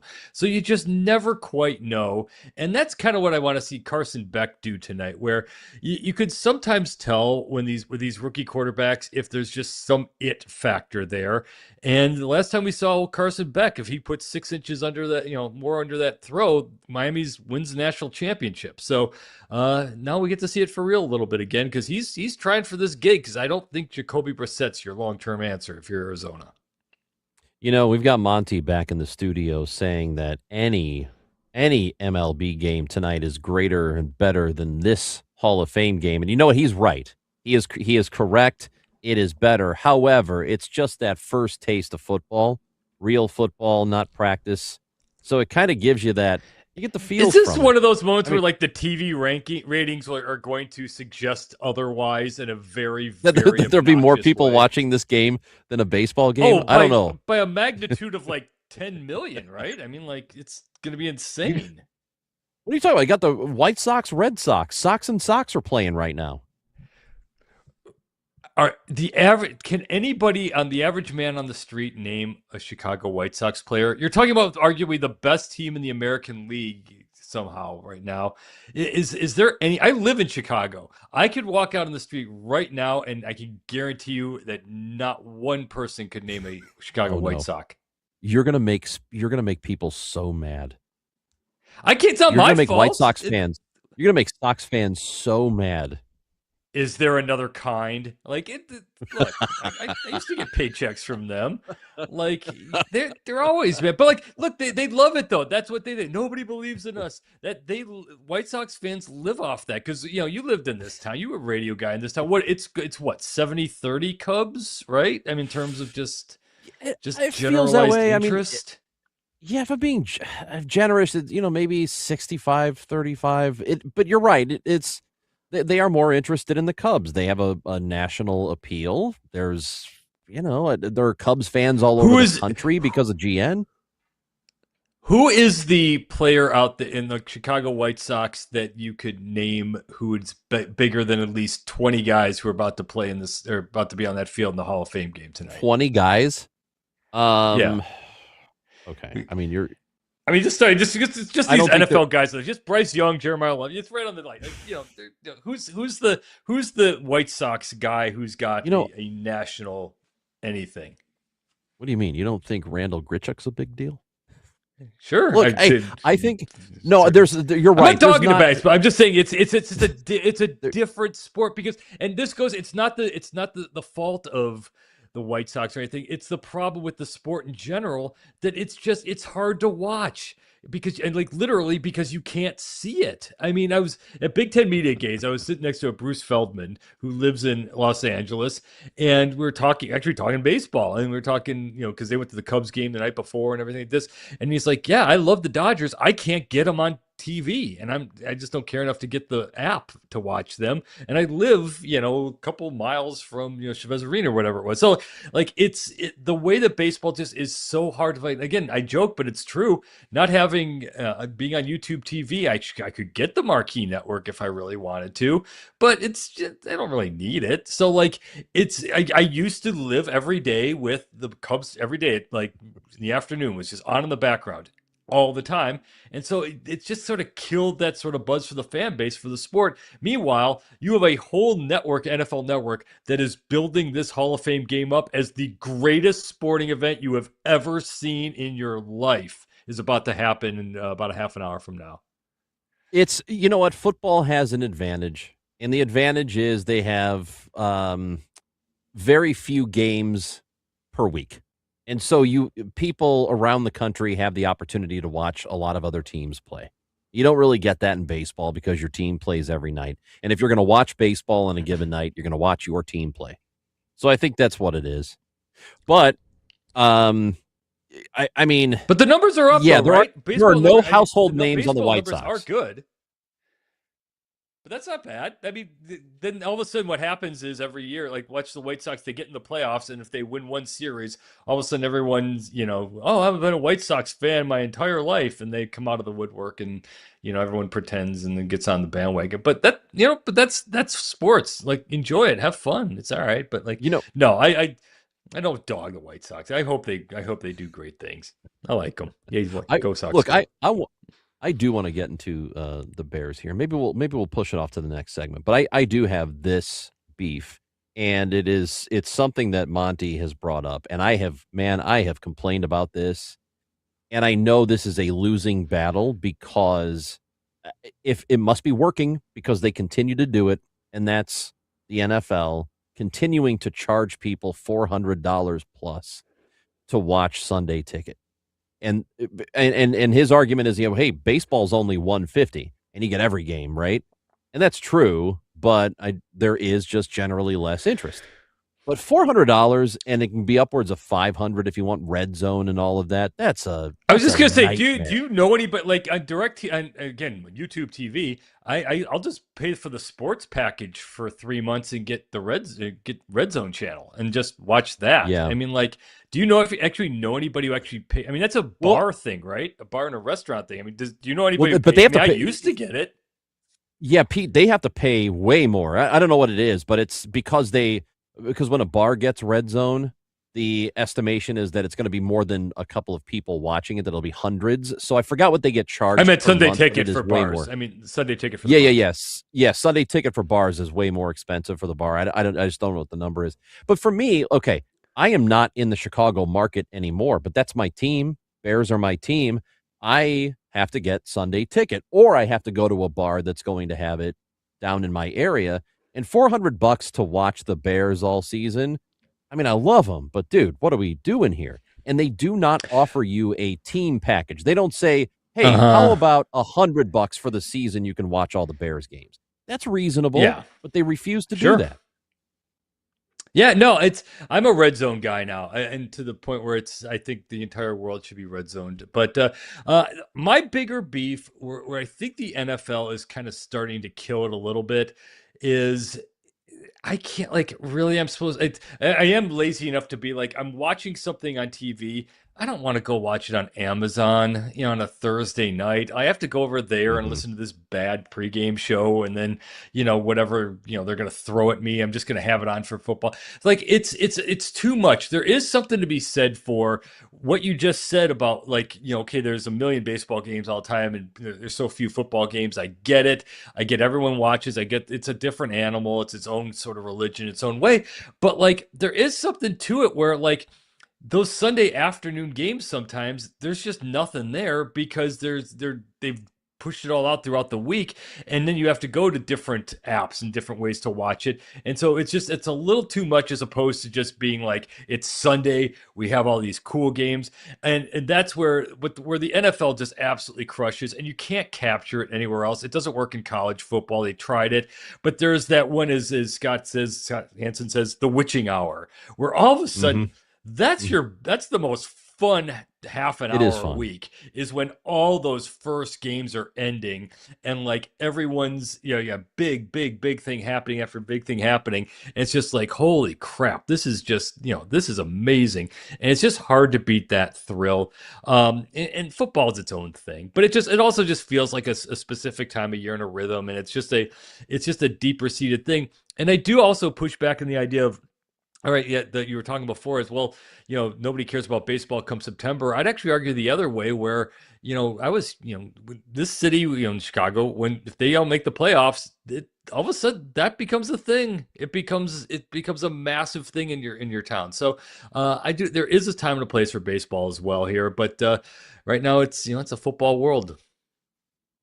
Oh, okay. So here's what we're being told. Our research team has gotten on it, and they tell us that commercial pricing for Sunday ticket, so this is for small businesses, starts at about $1,100 per season, and it can get all the way up to between $10,000 and $35,000, depending on how big your venue.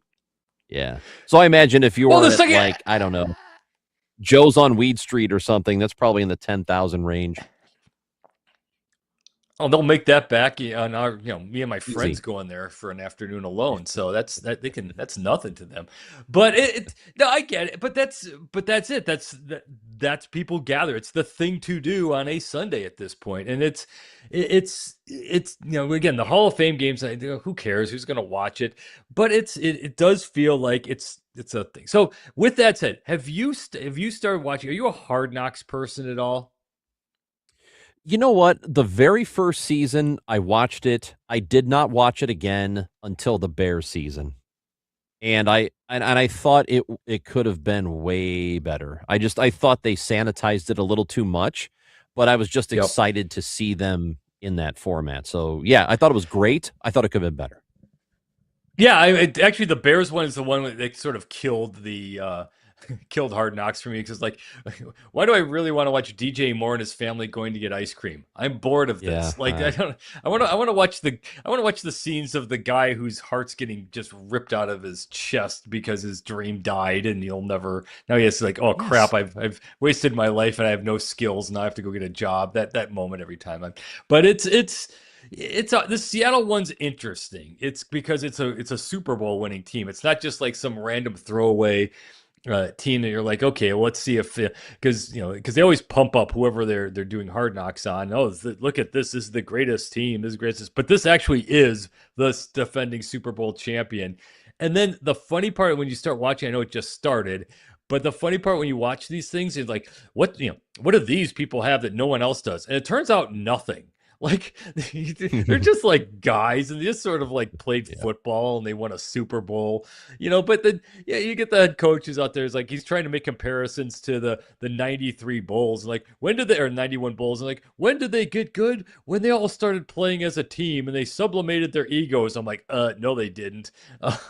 But keep trying that analogy, and like really, they keep saying we're a family here. We're a family, and when really all the coach needs to go up there and just go, guys, go practice really well and be good at football, or else you're going to get cut. There, motivation, get out there. But this one's a little more interesting just because this team does have some juice going with them right now. Yeah, we are going to get in. I do want to get into the Bears, and we'll do it. We've kind of, we're going off the rails. Whatever. We can do that. It's Thursday night, and it's you can't nighttime. Contain this. We can do whatever. You can't contain this. We cannot this beast. No. We're going to do whatever we want. So stick around with us. Exactly. We will talk plenty of NFL talk tonight. Hall of Fame game gets started in a little over 20 minutes. From now, we will preview that. We will talk Bears. We got a lot to get into. Pete Futek, Chris Ranji, BetMGM tonight.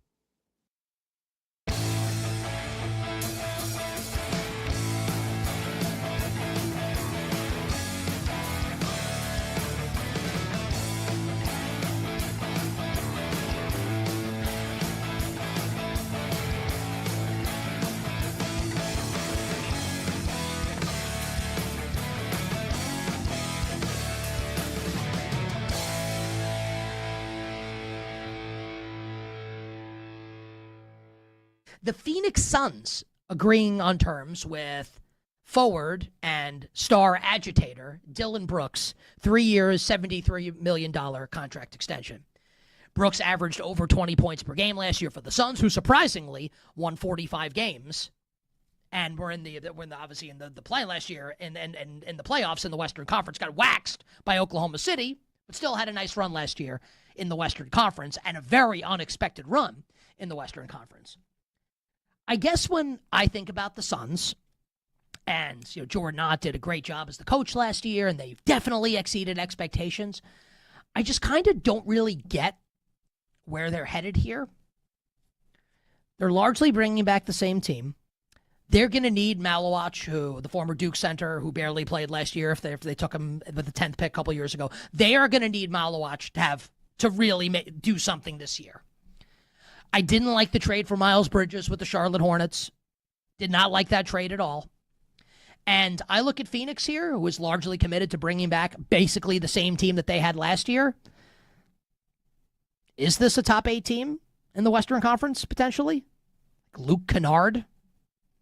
I like Koa Pete, but kind of the shine came off him a little bit as the season went on last year in college basketball at Arizona.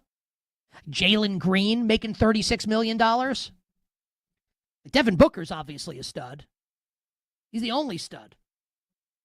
So I get paying Dylan Brooks, who is a winning player. Even if you don't like him, you have to acknowledge that. I just don't really see it this year for the Phoenix Suns, and I kind of don't get the direction that this team is currently headed in, where it feels like they'll be in purgatory for quite some time. Not bad enough to ever bottom out. Not that you want to bottom out with the way that the lottery rules are now in the NBA, but not bad enough where you can get a really high pick potentially in the draft, and not good enough to seriously contend in the Western Conference.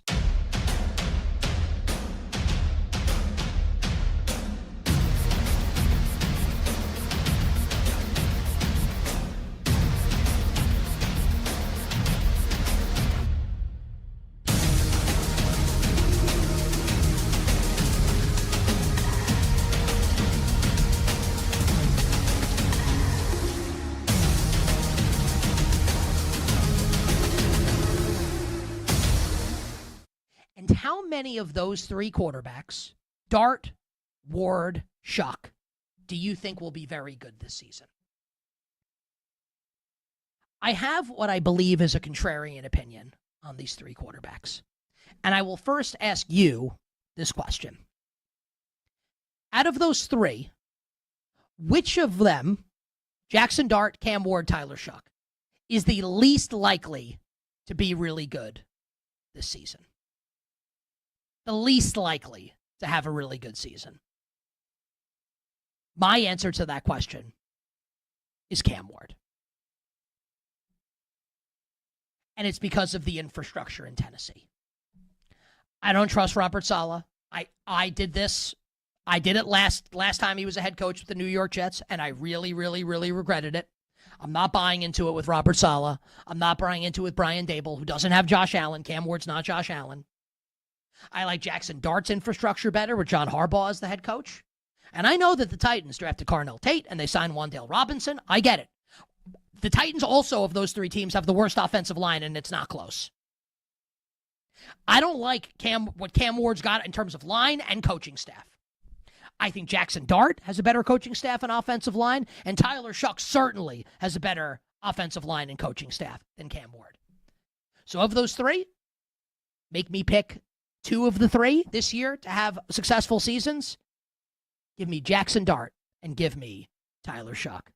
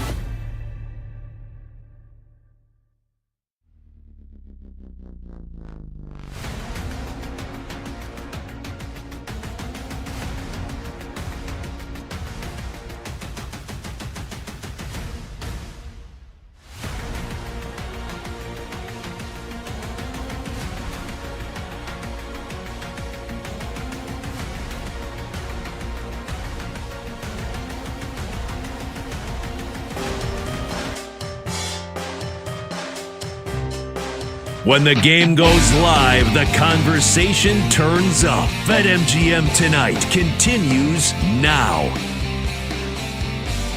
That's right, with you until 11 o'clock Eastern Time. Follow us on all the social media platforms at BetMGM Tonight. Of course, if you want to watch this show, you can do it every night. Go back and watch the old shows as well. You can search BetMGM Tonight, and that'll be on YouTube. A great way to do it. Odyssey app, we're streaming live there if you put that on your phone. And you can always check in with the show. 310-840-4910, the talk and text line. And, we love to hear from you. Get your thoughts. Football season is about to start. We are in the middle of baseball season, getting close to the part of the year there where the playoff races really start to get hot. And we did talk a little bit about the National League Central early on. Let's, I want to get your thoughts on the Bears. So let's go ahead and do that now, because I told you during the break, look, I am supremely excited about what this season can be. Again, I am a Bears fan, and I happen to be on the show tonight, so I'm bringing them up, and I want to know what Pete has. So I'll speak slower, is what you're saying. Don't use the big words. because big words, I don't understand them. Because I'm a meatball. Yes, that's exactly what I'm saying. I mean, last year was as fun of a year as it might have been, aside from the Super Bowl year in 2006 or 07 when they got there and lost. This was as fun of a Bears season as I have ever had, and I know that I'm not alone in that. And it's not that is not a thought that only I have, right? It was so much fun, and it was because of the comebacks. It was because of the heroics late in games. People want to know if this is sustainable, and I don't know that they win 11 games this year. I don't know if they best that, but I still think they're a playoff team, Pete. Do you? All right, let's start with this. 9.5 is your win total. We are on BetMGM here, according to BetMGM. Yep. Are you over or under the 9.5? Okay. Because I'm a Bears fan, I'm going to say okay. If I were looking from the outside, I would say over. And I'm saying probably 10. I think I'd go 10. If it were 10.5, I'd probably say under. And that's because I have that kick in the gut thing I always feel like I'm going to get. Yeah, but you're just waiting for the piano to fall on your head, basically, is what the problem is. That's so correct. The inherent problem is, and to bring a college thought process to the NFL is, what division are you in? Like we did the NFC South the other night, and everyone had like a win total of 7.5, except I think one of them had 8.5. I can't remember. I think it might have been the Saints that had an 8, or maybe Carolina was at 8.5. But like, if you put the Bears in the NFC South and you've got 6 games going against that division, all of a sudden, yeah, okay, you could see where it's pretty light and bouncy. They should be able to get through that. Obviously these things change year by year, but man, I mean, Detroit's still pretty good. Yep. Green Bay's still pretty good. And if Minnesota, you want to talk about who's this year's Seattle, if they get anything out of Kyler Murray, I do not think J.J. McCarthy is a player. All of a sudden, that defense, that team, those skill guys, that's a dangerous team. So it's just being in that division where every game is at least a 50-50 game, where if you put them in, and again, the NFC South, you say, yeah, you kind of lean Bears against, Tampa Bay or New Orleans or Carolina or Atlanta. So right there, it's kind of hard enough to get to, to win the division and get there. The other problem I have is you're right. What's sustainable? You can't win all those games by miraculous means over and over again. That is, they had everything kind of worked right at once in game after game, especially late in the playoffs. And what was more fun than the way that Caleb Williams kept coming back game after game after game. It's nice to know that it's in the back pocket. You can't rely on that, though. He's got to start hitting 65% of his passes or more. You've got to start moving the chains better. You can't just – I mean, I'm a huge fan. I loved him coming out of college. I still like him, what he's done so far. You just need more consistency to go along with the dynamic. And then when it comes to win totals, I think we discussed this the other night too, God forbid he gets hurt. Because that's the NFL. Like, if you lose your starting quarterback, you're done. That was the miracle thing about San Francisco, is you lose Brock Purdy, but Mac Jones came in and was so great. If you go from a Joe Burrow to a Jake Browning, all of a sudden your season's over. Well, if I like the Bears situation, I do. Tyson Bagent and Case Keenum, that's not going to get you from here to there. So you got to keep that guy healthy, and he has to be more consistent. Because if 18's great, then the Bears have a shot. If he's off the field, then in this division, move on. Yeah, but I feel like that's probably true of all the teams, isn't it? If they don't have their starter, then look at the Vikings last year. JJ, they were down to Max Brosmer for 7th round from Minnesota. So if you lose your starting quarterback, you are screwed in the NFL. But the Bears, just as much, if not more so, than anybody else. I guess my confidence in them rests in the coach, the head coach, who I think is terrific, and I think he's got a good argument of being the best in the NFL. Not yet, but I think he could be that within the next few years. It's him, and I think the quarterback's going to take a step forward. I think we're people have been operating under the assumption that he's just going to still be that guy, the 55%, 53% completion guy. I don't feel that way about him. Now, if that doesn't happen, they're in serious trouble, which takes me to the other side of the ball, because that's where I have concerns. I was already a little worried about them going into the season because I don't think they did enough to address needs they had, defensive line being one of them. But they got themselves a really good safety, and he's out for a couple of months now because he just got hurt this week in Kobe Bryant. So now I don't know. We talked about Dylan Thieneman. They got a rookie who's going to be a star for this team. He's good, Dylan Thieneman. Yeah, I like him. I mean, I like him. Yeah. It seems like a very difficult thing to throw him into. Is Montez Sweat your pass rusher? Is Montez Sweat going to be your? Do you have that sure thing guy who's going to jump on quarterbacks' heads game in and game out? See, and that's another thing that concerns me. He was better last year than he was the prior season. And I think a lot of that is Dennis Allen probably, but he's not getting younger. And does he have some kind of real resurgence here? I mean, I don't know. I mean, not really. And that's why I'm concerned about who they are. It's just surgeons, right? You just want him to stay pretty good, right? I mean, it's if he regresses at all, because he was your big guy. I mean, there's you've got a good linebacking core. As long as everyone kind of gets healthy at some point, Kyler Gordon, I don't know what is he all right? I mean, is he? What's the they don't know. He's still he's right. He's not there. Yeah. And they are frustrated by him because they have no idea when he's going to be healthy, because this has been going on for a long time. Actually, we're talking about bad things. I'm actually kind of weirdly concerned about their receiving core, but we can talk about that later. But I'm not sold unless Odunze becomes a superstar. I'm not buying that Burden is just going to all of a sudden become Jamar Chase. But it's a good team. I will go under the 9.5 for win totals on that. All right. Well, we'll ask Rome Odunze's dad what he thinks, because I bet he thinks his son's going to kill it this year. Go. Great. Then do it. Super.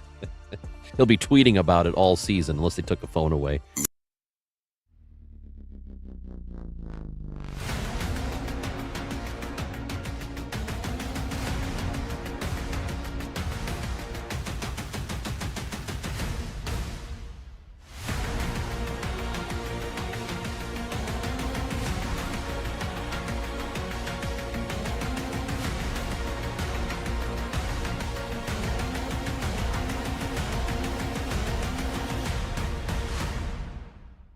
You know, Nick, I've been thinking about it a lot.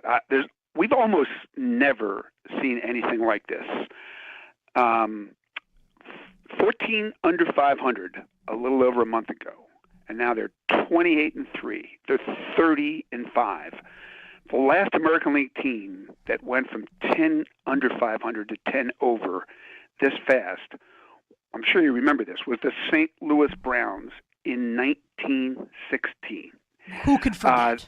That is a crazy thing to try to digest. Like, how real is this?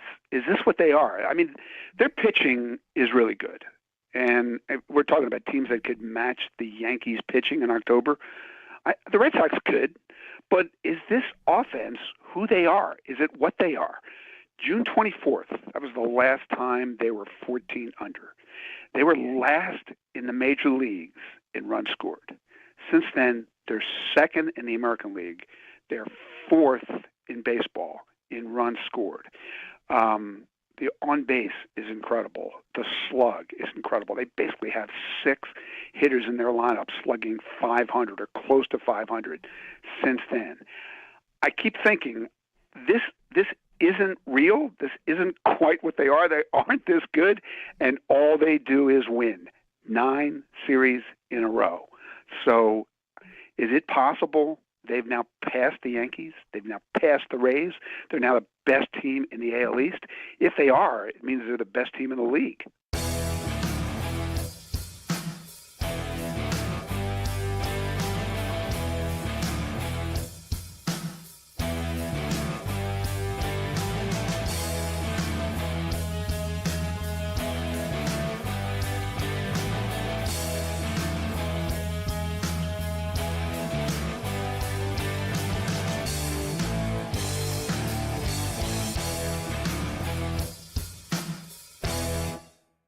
The Red Sox won again last night.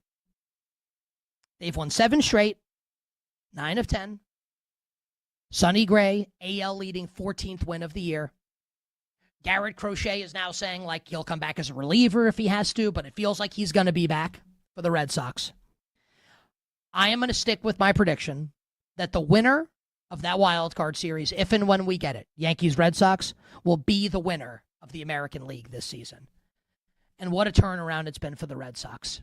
From the disastrous start of the season, firing Alex Cora, Chad Tracy, interim manager, and heading into the All-Star break, you'll remember the Red Sox were white hot, right? Or red hot, I guess would be more appropriate because they're the Red Sox.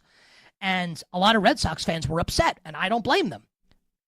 Man, the All-Star break had to come at this time when we're scorching, when we're hitting the cover off the baseball. That's bad timing. Didn't turn out to be. Because coming out of the All-Star break, the Red Sox look every bit as good. Smashed the Los Angeles Dodgers in LA this past weekend and continue to just win games, win game after game after game, now 11 games over 500 after the nightmare start to the season. For me, it's either the Yankees or the Red Sox in the American League. Okay, so I'm going to preface this by saying I've been hearing a lot of shows, getting ready for the season, talking to a lot of my friends, group text, the whole deal. When people talk about what is the biggest storyline heading into the season, I do not think there is there's one story and there's not even a close second. It's whether the Chiefs and Patrick Mahomes are healthy. Nick, that's it. That's it. Like anything else you want to bring up, rookie head coaches in Baltimore and Buffalo. You want to talk about Houston Texans defense. Can CJ Stroud be better at quarterback? You want to talk about Justin Herbert getting engaged to a pop star. None of that stuff matters at all. It's all Mahomes. If that knee is good, the Dynasty 2.0 starts again. And I don't know why more people aren't having this healthy fear of this like reset here with Mahomes. Like, this is the only story that matters to me in the NFL. Aaron Donald, sure, whatever. Mahomes, guys, he's a killer. Like, why have we forgotten about this already? I think people are losing their mind if they don't think that Mahomes could be on a crazy revenge tour.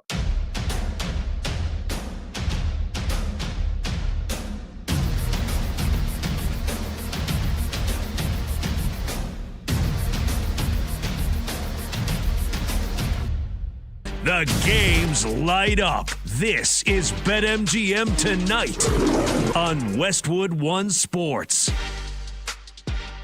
We thought we'd get into it a little bit now because football, not the regular season, but preseason football begins in minutes. And yeah, it's still exciting. It's still a lot of fun. Hall of Fame game is about to get going. Cardinals, Panthers. Panthers are a 1.5 favorite on BetMGM. And the over-under for this game is 34.5. And, if you're going to take something, I mean, why not take the over? Have a little fun. It's preseason, right? That's a direction I'd go. Except these guys can't score yet, right? Because the problem is they've only had like a week and a half of practice. So they're not going to show anything. They're not going to do anything crazy. So usually isn't this, that's actually something we can probably figure out. But like, this seems like it should be like a 13-2 game or something where there's no offense whatsoever. All right. Well, how about this? Does this change your mind? Because the line's moved. It's now 34 over under, not 34.5. And Carolina's in the 5 favorite. seconds after we said that, we have that much juice that we just like we all said. I think we must have said this is going to be a low scoring game. Bam. So one of two things happened there, Pete. Either that moved in the last 30 seconds, or I forgot to check in the last 20 minutes. So it's one of those. I think it's the latter. Show, this is the show of the stars. This influences everything. Is Roger? By the way. Roger Craig a Hall of Famer? Like, I don't get no twist over who's in and out of Hall of Fame stuff, but they're having the Hall of Fame guys run out, and I get it with Vinatieri, absolutely. Obviously, Drew Brees, of course. Larry Fitzgerald, absolutely. Luke Kuechly, of course, in a short, for a short period of time. Roger Craig was very, very good. Like, what was it called? The Hall of Very Good. Good. I know there's stats that that take that as an all-around playmaker, but he was kind of, we discussed before the idea of like just being a guy at running back. That certainly wasn't him, but that West Coast offense, it was really the passing game from the wideouts and Montana and cogs in that system. Okay, fine. He's in the Hall of Fame. Great. It's a museum. Everyone can put them all in, but just doesn't seem like he quite belongs at that godlike level that it takes to get there. No, but Kuechly and Larry Fitzgerald being honored because they're inducted into the Pro Football Hall of Fame, and those are two deserving guys. But looking at these two teams, looking at the Carolina Panthers and the Arizona Cardinals who will play tonight, and I know that when we had Eric Edholm on earlier in the show, the most interesting thing about a game like this is getting a look at rookies. Getting some eyeballs on guys like Carson Beck. And I know you talked a little bit about him, but how much do you really like him and why? it gets lost. It got lost in the overall narrative that he was, for a time, the presumptive potential number one overall draft pick. He's got the size, the arm, the tools, and he was really, really good in his first few years at Georgia. And if you remember how this happened, they were down in the SEC championship. He takes at the very last play of the first half. They were just trying to run out the clock and they were going to go for it. He took a shot kind of the wrong way, really sort of blew up his shoulder with this. Got knocked out for the game. Gunnar Stockton comes in. Georgia wins. And all of a sudden it's like, okay, well, Carson Beck's done here. And then he goes off to Miami. His arm strength isn't quite there like it was beforehand. But when he was with the Canes last year, he was really, really good. And he just kind of showed the command for the offense. He had a couple of blow-up games. Threw a couple of interceptions in losses.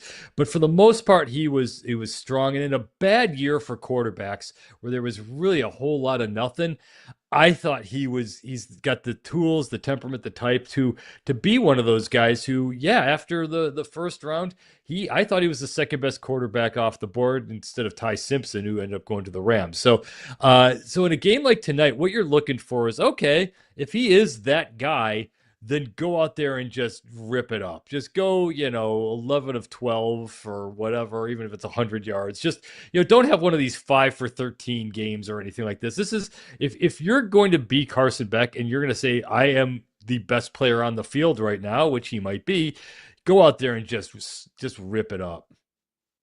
So if you're the Cardinals, you're happy and feel like maybe you got a steal if he falls all the way to you in the third round. I think he took first, right? First pick, third round.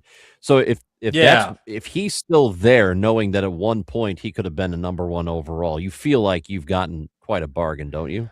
I mean, there's nothing more valuable, really, probably in the entire planet than a quarterback, a starting NFL quarterback on a rookie contract, especially if it's not his, it wasn't a first rounder, and he's getting paid what, $4 million a year, I think it was. He's getting paid LeBron money or something crazy, but yeah, if he's your starter, then all of a sudden that just frees up everything else. We talked before about the astronomical running back salaries. Well, to have an NFL quarterback, a franchise NFL quarterback, it's no joke. Justin Herbert's going to make more money than the Mountain West this year.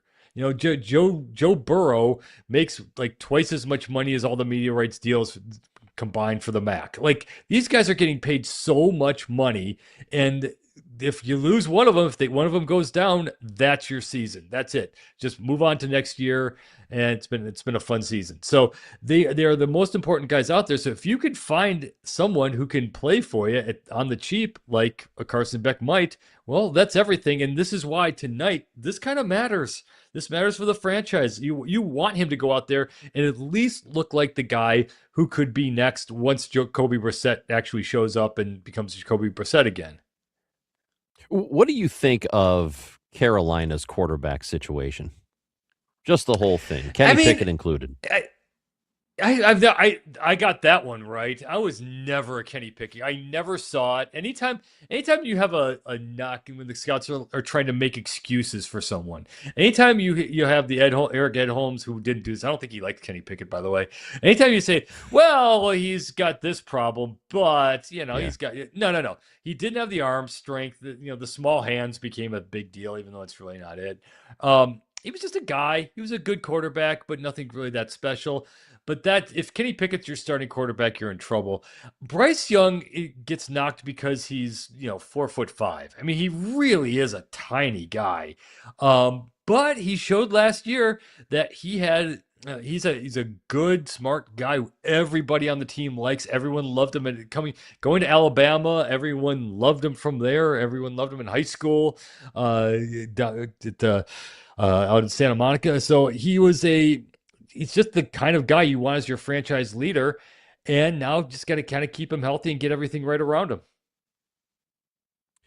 It is I think tonight, aside from looking at the rookies and getting an idea of what they've got on the field, for me, it's just about the football itself. And as I said earlier in the show, it's about seeing two different teams playing each other, and it's not a scrimmage, not one of those joint training camp practices or whatever it is. And I asked this question of Eric earlier when we were talking to him about what does it do for you just to have this. And we had the conversation earlier about spring training baseball and how I get that, the feels. You get the feels when you hear that first game on the radio and it's still a little cold out. It hasn't gotten warm yet wherever you are. But I get that same feeling about the Hall of Fame game or any of the first preseason games, especially when it's your team play. You see the team in their pads, in the uniforms, and it's like, oh man, we are so close to football. I mean, you get that, right? Do you get the same feelings?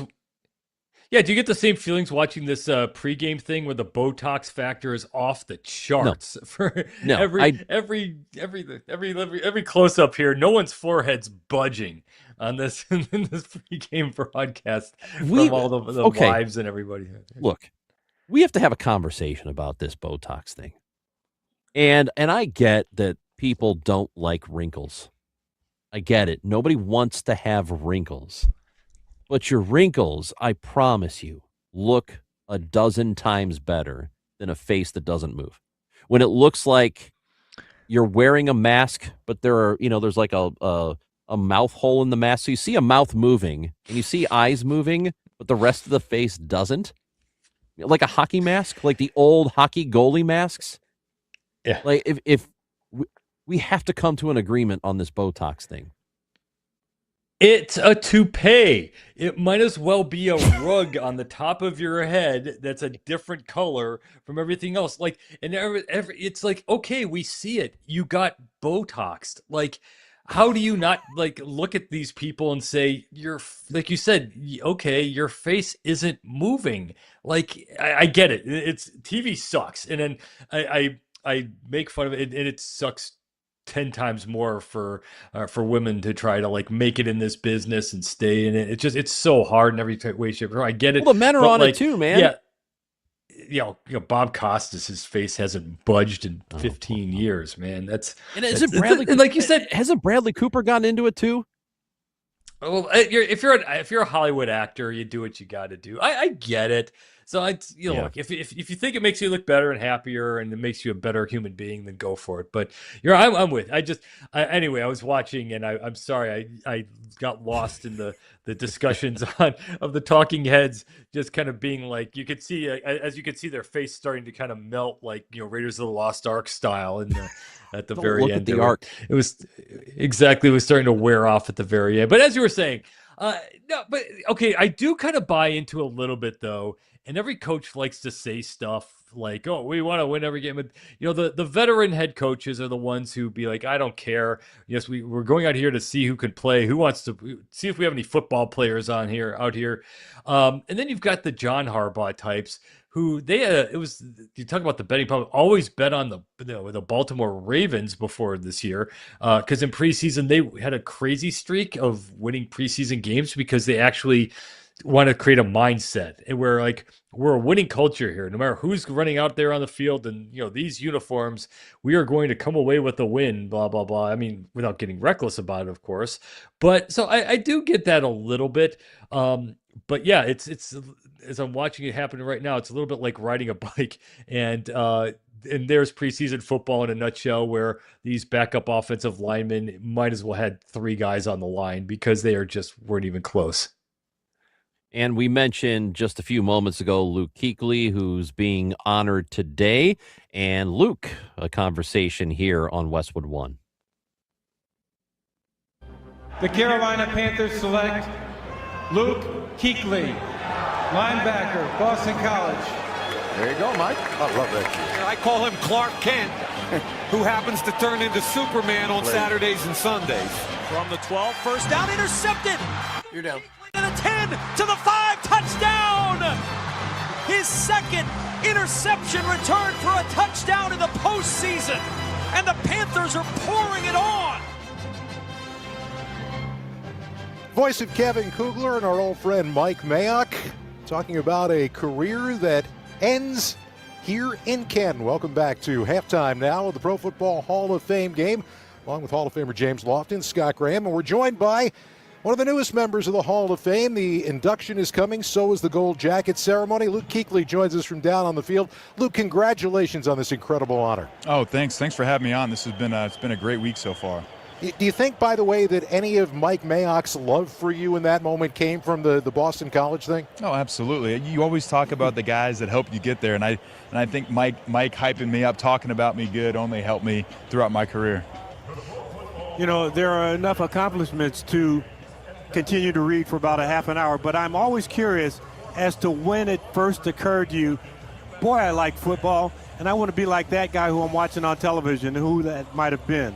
Well, I tell you what, the love for the game for me started. I started playing football in 4th grade, and you always look up early in your career to guys that are the next step above you. So you look to, I started playing football in 4th grade, and you think, hey, maybe one day I'll play with the 8th graders. And there was kids that were 8th graders that when you walk through the hallway in school, you're like, man, maybe I can be like him. And then when you get to high school, it's the same thing. Maybe as a freshman, one day I'll look up and be like these varsity players. And same thing in college. And then you get to the NFL. And I remember my rookie year, we went and played Chicago, and that team was loaded. It was, Peanut Tillman and Lance Briggs, and then obviously, Brian Urlacher and Julius Peppers. And I remember walking out Matt Forte was on that team, walk out, and Brian Urlacher's on the field after the game, and to have the opportunity to walk up to him, you're like, maybe one day I'll be like Brian Urlacher. So it's every level that you're at, you always look up from where you are to the next level above and say, hey, maybe one day I can be like those guys. Did you get a big kick out of being a Pro Bowler and going over to, I would think that you got to play in Hawaii at the time. Oh my gosh, yeah. My first Pro Bowl was in 2014 after the 2013 season, and that's when it was still in Hawaii at the hotel there on the beach with the pool and the bar and the beach right there. It was about as cool as it could have been. And I remember just walking, you walk from your hotel out there, and at the pool are all the dudes that you think, I remember Drew was there and Larry was at that Pro Bowl, and it was Adam. It's funny, my first Pro Bowl, Larry, Drew, and Adam were at all of them. And it was pretty cool to be there in Hawaii, because you hear the tales of, Peyton and Drew and Brady and all those guys sitting around the pool there holding court and talking, and to go out there my rookie year, my second year, was really cool. A lot, I'm sure, Luke, has gone on since we found out about this earlier this calendar year, all pointing toward this weekend.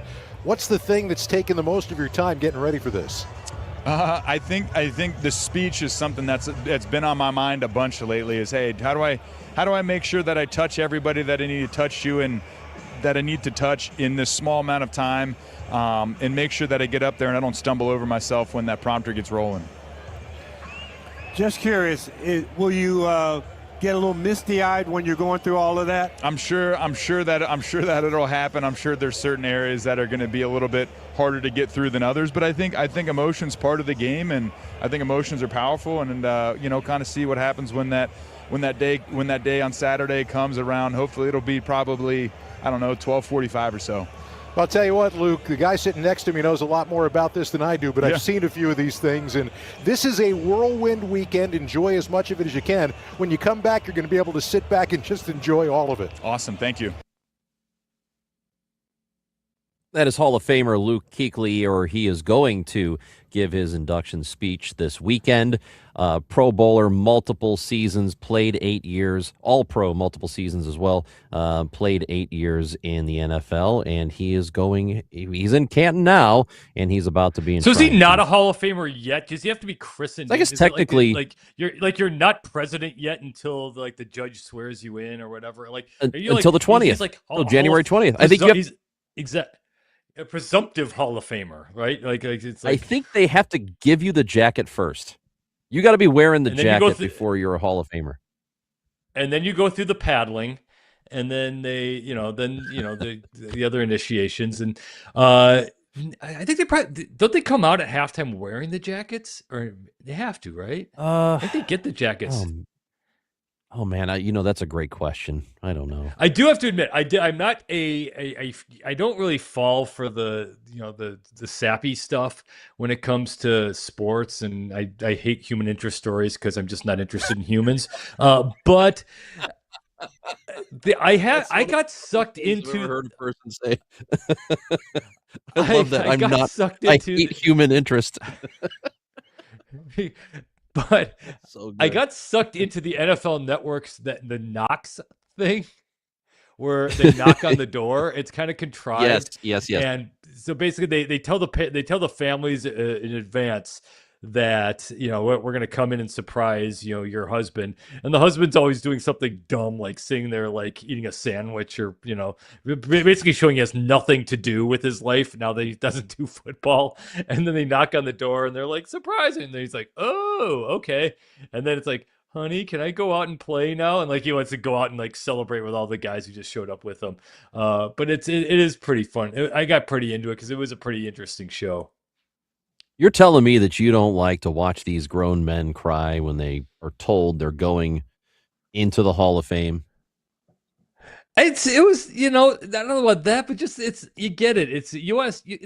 It's a big moment, obviously. I mean, this is one of those things where these guys are really stressed about it. I mean, like Drew Brees isn't going to be stressed about getting into the Hall of Fame, but Adam Vinatieri was pretty jacked. He's like, that for a kicker to get in, that's kind of meaningful and weird. And Roger Craig was kind of like, finally, I'm in this thing. So it was a pretty good show. The way, and give the NFL credit for everything. They're great at production. They're great at staging. They're great at doing what they do. That's the NFL for the reason. I mean, this is entertainment. It's show business. It's the Joe Namath line. It's show business, brother. It's that's all this is. It's just it's a game. It's like anything else. So they're really good at putting on the show. NFL it's a TV show. It's a TV show, and I know the numbers. We talk about the on the show that I do in St. Louis. It's not even a sports show necessarily, and we talk about NFL ratings and how the top 100 rated programs of any given year, like 75 or 80 of them are all NFL games. It's insanity. Well, the funny part about watching sports with my kids, they don't watch commercials. So like all these, like I've seen, I can't tell you how many times I've seen the Dr. Rick, progressive ads and things like that. And I find them funny. And then my kid, they'll have a game on in the background, and all of a sudden my kids, that's funny. I'm like, yes, I've only seen this, 100 times. Like, oh yeah, that's right. You consume YouTube. You don't watch real TV. But you're right. I mean, nowadays, who watches any of this stuff? Like, yeah, exactly. What else would you watch? If I don't know any, the CBS evening, lineup or anything like that. So, who watches anything but sports at this point? That's exactly right. Nobody watches anything live unless it's sports. BetMGM tonight. Check into the show. The talk and text line 310-840-4910. We are going to preview AFC East football. That's coming up. A lot happening with you until 11 o'clock. Pete Futak, Chris Ranji on BetMGM tonight.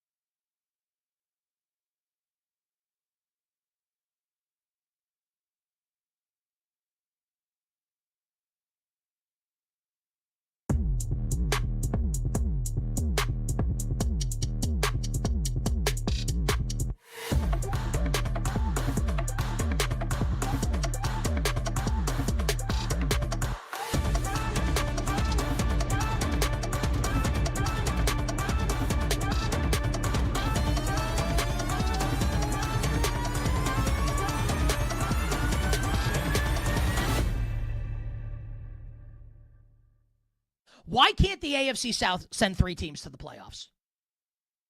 If what I just outlined from Indianapolis, if it happens, Jones is healthy, offense slips, but not too much, young players on defense all show their potential.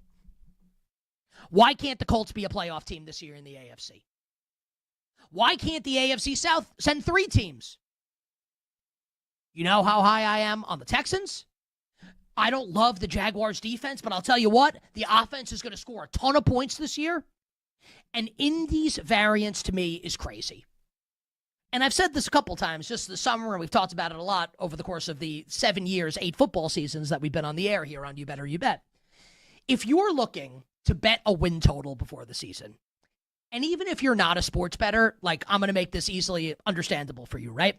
If you're going to bet a win total before the season, I don't think you're looking like to bet Indy 7.5 over, right? Because you think they're going to go 8-9. You want to bet Indy over 7.5 because you think they could go 11-6. And conversely, you don't want to bet Indy under 7.5 because you think they're going 7-10. You want to bet Indy under 7.5 because you think they're going 4-13. You think there's disaster potential there. And you think you can clear it on either side by a number of games. Because while it's true that there is upside for this team, if everything I just laid out comes to roost, you also have to acknowledge the potential downside. What if Daniel Jones doesn't look close to what he was physically last year? And you lose a lot of that element from the Shane Steichen Indianapolis offense, and he can't run the ball as much. What if Josh Downs can't hold up as a true number 2 outside receiver? We have to acknowledge the possibility that that's true, right? What if these young defensive players that I listed, what if they're not great immediately? What if they're not even good immediately? Late games, loud opinions, and money time moments. BetMGM Tonight rolls on. Looking for bigger potential payouts? Use your BetMGM Any Sport Parlay Boost token to increase the odds on an eligible parlay and take your wager to the next level. This is how it works. You opt into the promotion, claim your Parlay Boost token, apply it to an eligible parlay wager across supported sports. If your boosted parlay wins, you'll receive an enhanced payout. Build it, boost it, BetMGM it. It is BetMGM Tonight with Pete Futak and Chris Ranji. We are filling in, and we were just talking about the Hall of Fame game, which got underway about 20 minutes ago or so. And one interesting idea that we were tossing around during the break here was with this game, and as much talk as we've done about Carson Beck, let's say he has a good preseason, Pete. Is there any chance that he ends up as their week 1 guy? I mean, could that happen for them, or will they move on from Jacoby Brissett? Like, how do you think they would play that? Is there any possibility of that? What they just signed Jacoby Brissett too? Didn't they just cut him a check for something big? Like, I'll look this up. This is a great radio show as I look up Jacoby Brissett extension. 15.5. 1 year, 21 million. Well, he had the 6 million signing bonus, I think, or five or 6 million signing bonus. That's like Mike Glennon money happening here. I'm sorry, too soon.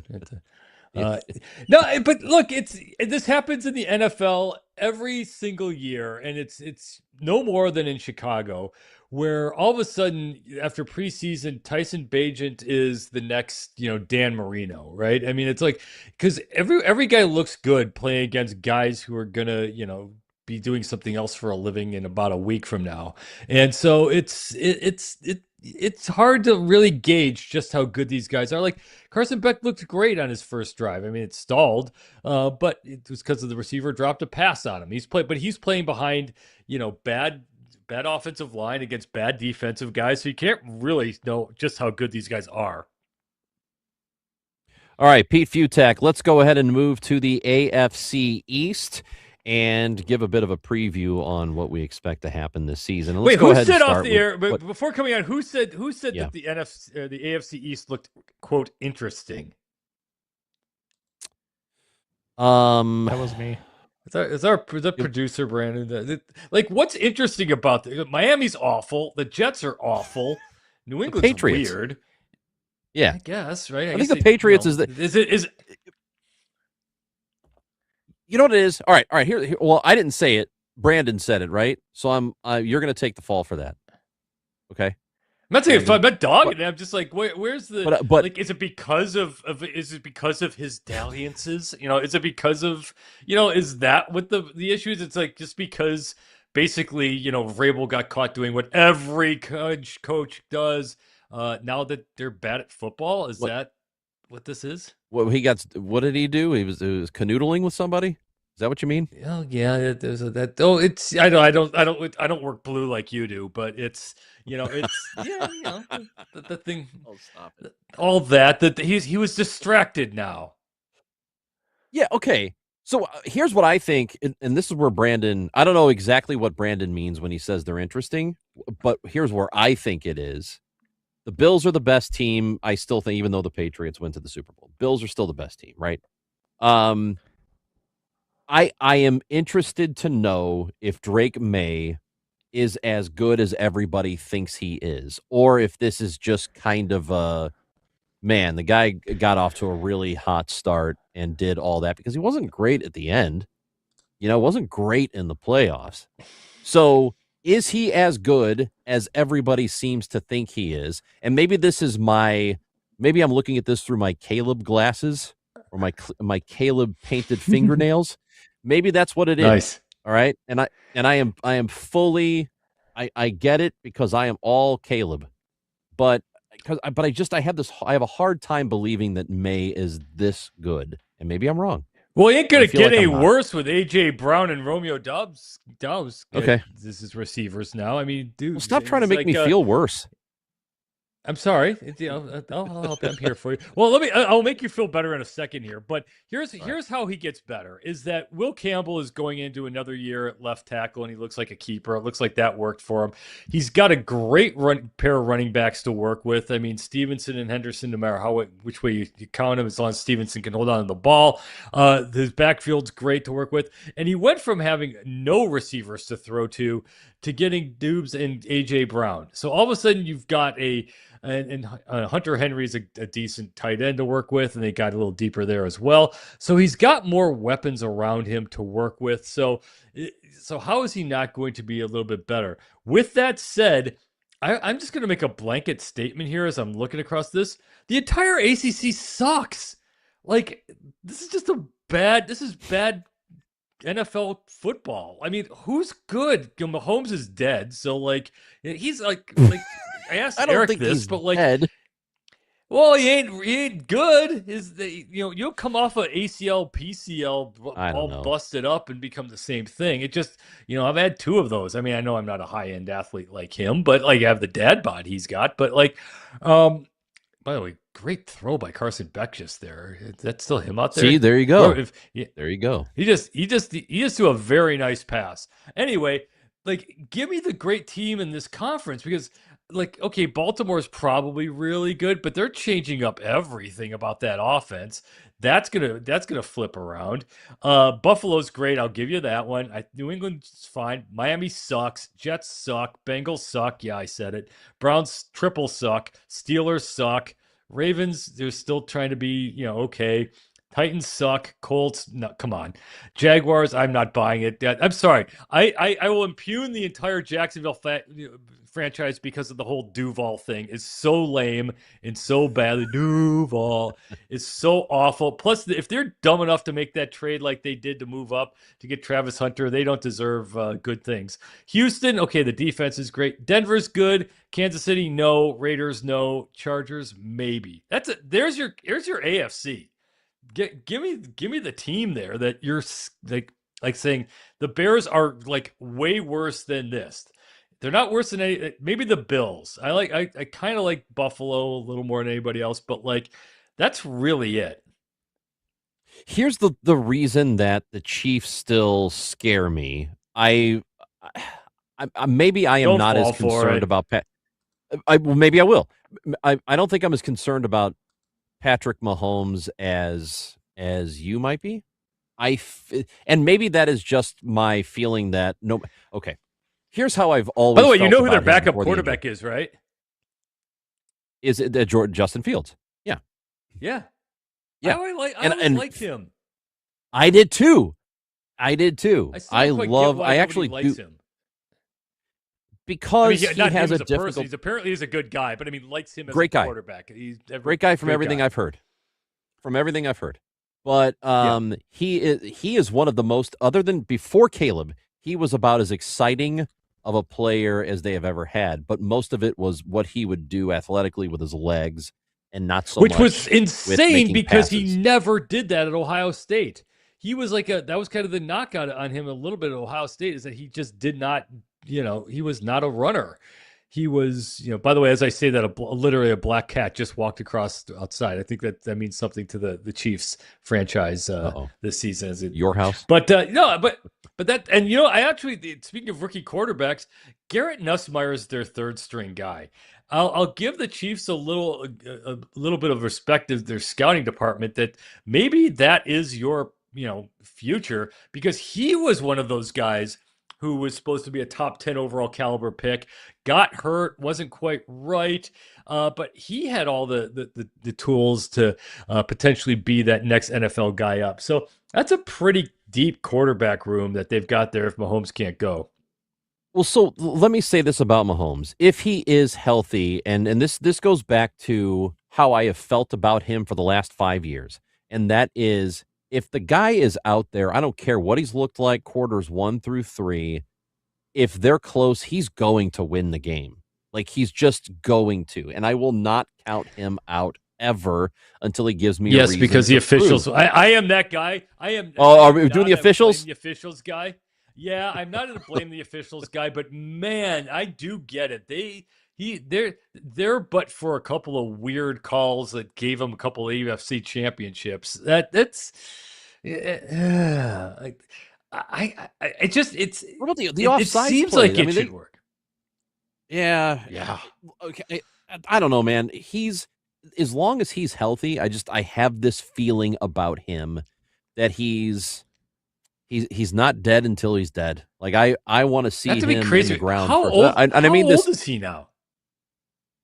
Mahomes, he's got to be not that old, right? Is right? he? Is he 29? Patrick Mahomes is 30. He will be 31 next month. Yep. All right. That's a lot of miles on that 31, though. That's right. But he's already got the Super Bowls, and clearly he doesn't care. I mean, he cares, but still, I mean, they're in pretty good shape. So I don't know, until he proves otherwise. If he's on the field, until he proves otherwise, he's the Milwaukee Brewers, except they never win championships. But until they prove otherwise, they're always going to be a playoff team. That's how I see him. And until he proves otherwise, is always going to be that dude. That's how I see him. Now, for Buffalo, they've got a new situation with Joe Brady as their head coach, getting the promotion with Sean McDermott out. I mean, what do you think of this relationship between Brady and Allen? God, it better work, because they're wasting an all-timer of a talent. I'll freely admit, I did not think Josh Allen was going to be this. I mean, because he was not an accurate passer at Wyoming. He was okay.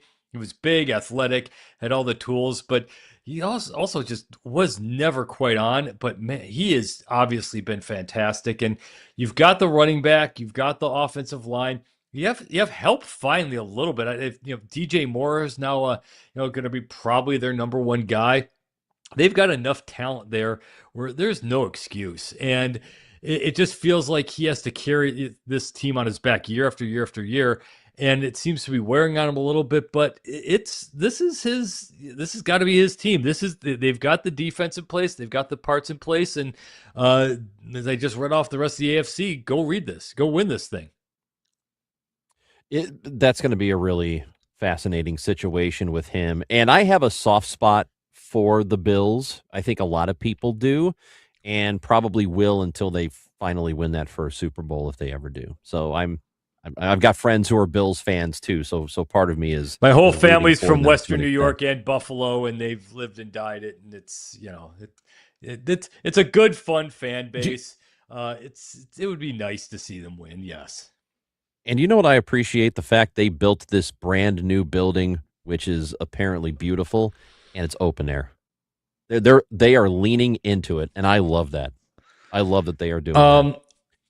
I would say that, but in my old age, I am a creature comforts guy, and there is no nobility in freezing anymore. I used to think yeah, be tough. I'm all for the or retractable. Can't you just do that? Oh, hold on, Pete. I'm not going. I'm just saying for them. It's nice for them. So you're like that person who on a Saturday or Sunday afternoon on December 13th, you're like, oh, this looks like so much fun. I love laying on my couch in front of the fireplace, watching other people sit outside like idiots when it's 500 below zero and their face is frozen, and they're wearing like no t-shirts and stuff like that. And like, that's football. That's football weather. You damn right. You are so right, Pete. Look That's at you. exactly how I feel about it.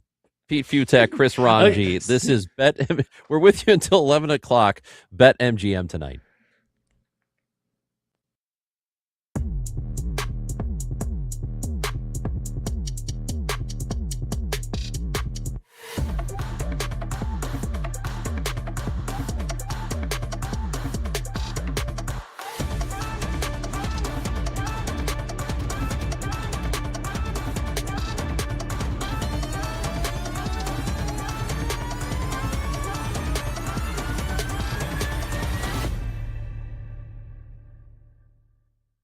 Why can't the AFC South send 3 teams to the playoffs?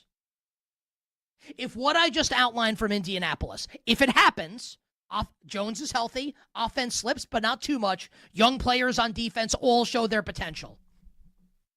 Why can't the Colts be a playoff team this year in the AFC? Why can't the AFC South send 3 teams? You know how high I am on the Texans? I don't love the Jaguars' defense, but I'll tell you what, the offense is going to score a ton of points this year. And Indy's variance to me is crazy.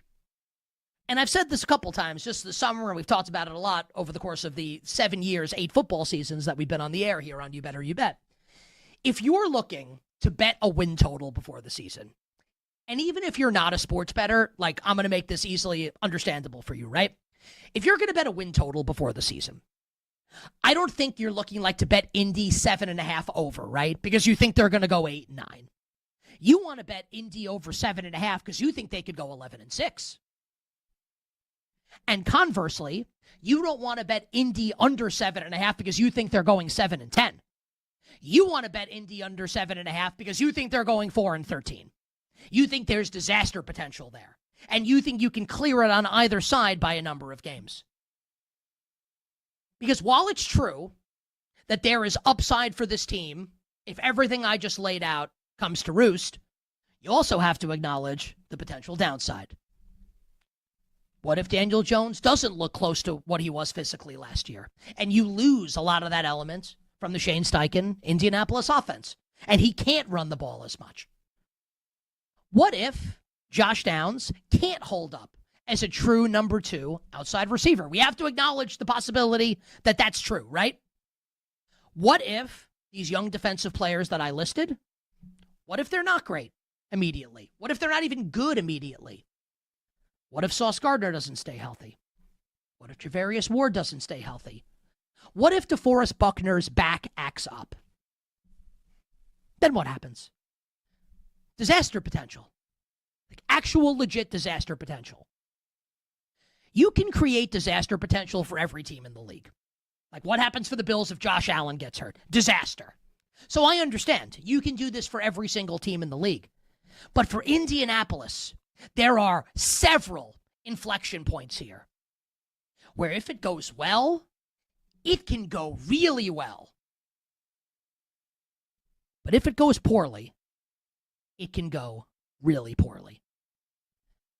And on this Thursday morning, with Jonathan Taylor signing this extension, and optimism running rampant across, well, maybe not all 32 teams, but at least 32 fan bases that want to delude themselves into thinking their team can potentially win the Super Bowl. On a day where Jonathan Taylor signs a big money contract extension, I think it is important to point out the potential ceiling of this team. The Indianapolis Colts both winning the AFC South and obviously making the playoffs this year in the American Football Conference.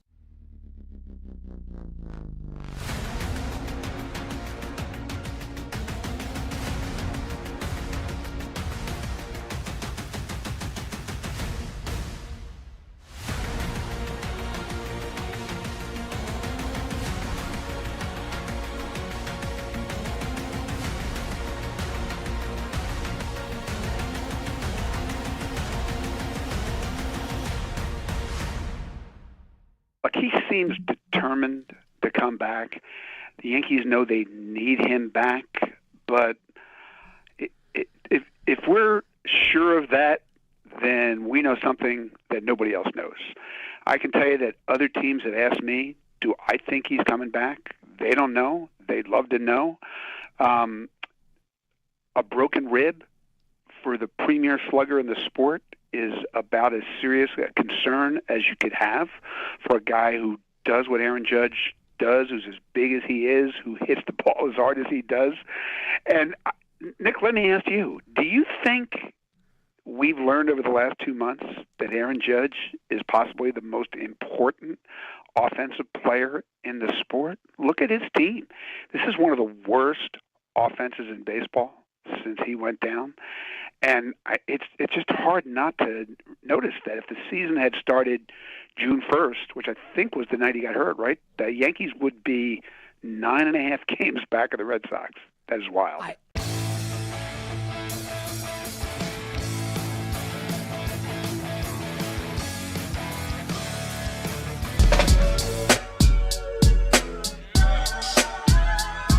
When the game goes live, the conversation turns up. BetMGM Tonight continues now.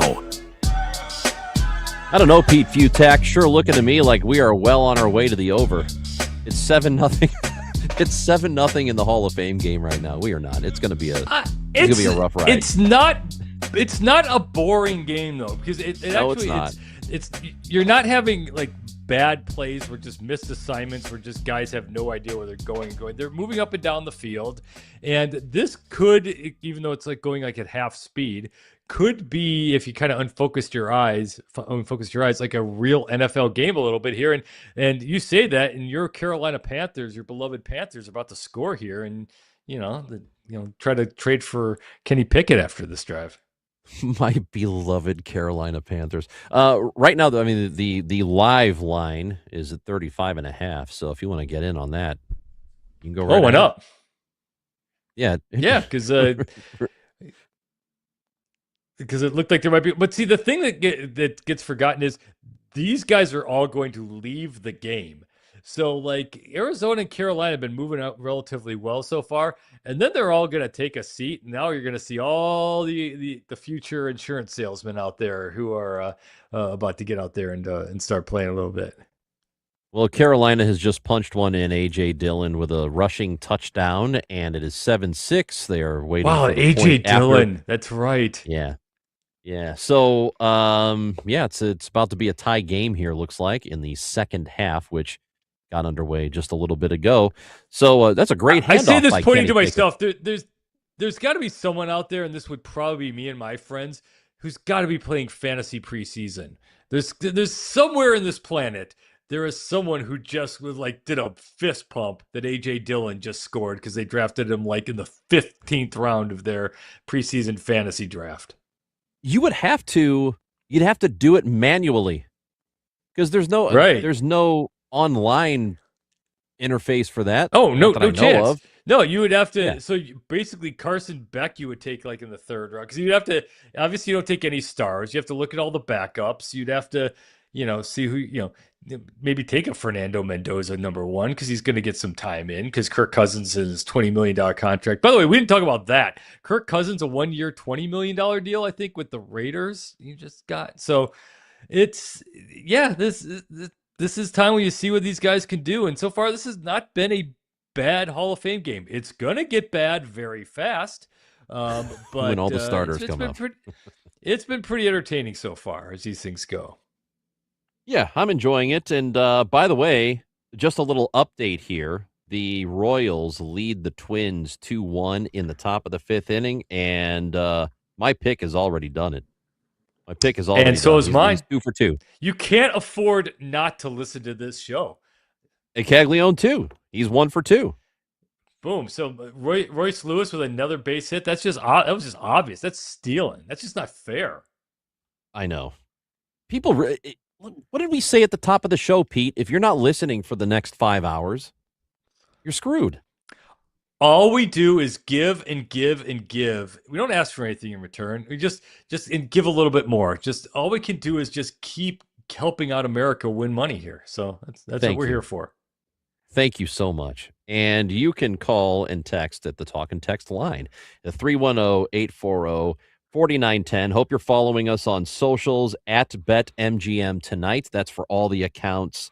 Of course, we're streaming live on the Odyssey app, and you should find the show on YouTube if you want to watch it.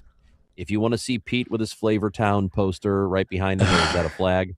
That's there, and you can find it by searching BetMGM tonight on YouTube. Now, could you have parlayed what we just did, the miracle that we just put together to have for those to go and streaking things? I don't know, Brandon. Is there a way that we could have done something here where we really improved people's lives, or no? I'm a bystander on this show. I'm here for the night. Yeah, no, hey, we got the, we did what we needed to do. We all picked. You asked for picks to click, and we did that. If I could steal someone else's bit here, you can. They're all right. That's fine. So we did. So anything else we need to do? I gave you the Arizona Cardinals minus the 1.5, and at the moment, if the game ends right now, that's right. We give you winners. What other winners could you? I gave you the under on the Chicago Bears. I'm sorry, win total. I know. What else can we do here? I know. Well, real quick, they can't though. They can't. Like, I know you can't go through the schedule. It never works when you say the NFL schedule. Like, oh, they play this team. Well, you never know.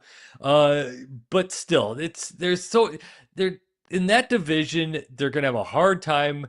Just, I don't know, 9.5 wins for the Bears just seems like a lot of things have to happen.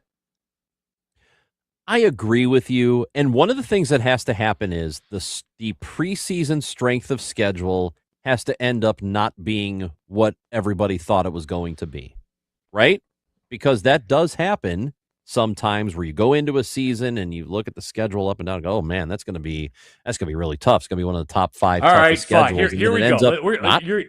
We're going to do this. Oh, we're going to do this? We're going to go through the schedule? All right. At Carolina, you have to say lean Carolina because it's a road game in the opener. So lean Carolina. Minnesota at home, 50-50, but it's a home game. Philadelphia at home, New York Jets at home. So you're coming. Let's just do this in the macro and say out of that, you got to come out of that at least 2-2, possibly 3-1. Okay. Wow, Carson Beck, you got oh yeah. Sorry, I'm the air. Carson Beck airing it out, showing his arm. That was a fun play. It was a deep ball. Oh, there's a flag. Oh, that's a defensive. Oh no, it's incomplete. Yeah. What? Oh no, penalty decline. That's what happened. All right, never mind. So that completion happens. The completion of Brooks. So congrats. So basically, everything you just said was wrong. So everything I just said, but no, including the route run by the receiver who should have taken this for a touchdown. He's wide open and kind of stumbles, takes a shot. All right, that's a fun football play. He got up and popped back up and hey, it might make the team helmet to helmet shot. Okay, NFL. Woo! Hey, when we come back on the show, we've still got 2 hours to go on BetMGM tonight. We'll reset what's happened. We're plowing through the Chicago Bears schedule. Let's go. We're gonna go through the Bears schedule, but also we will recap what has happened. There was some big news that happened right before the show. We'll get into that and more. Pete Butak, Chris Ranji, BetMGM tonight.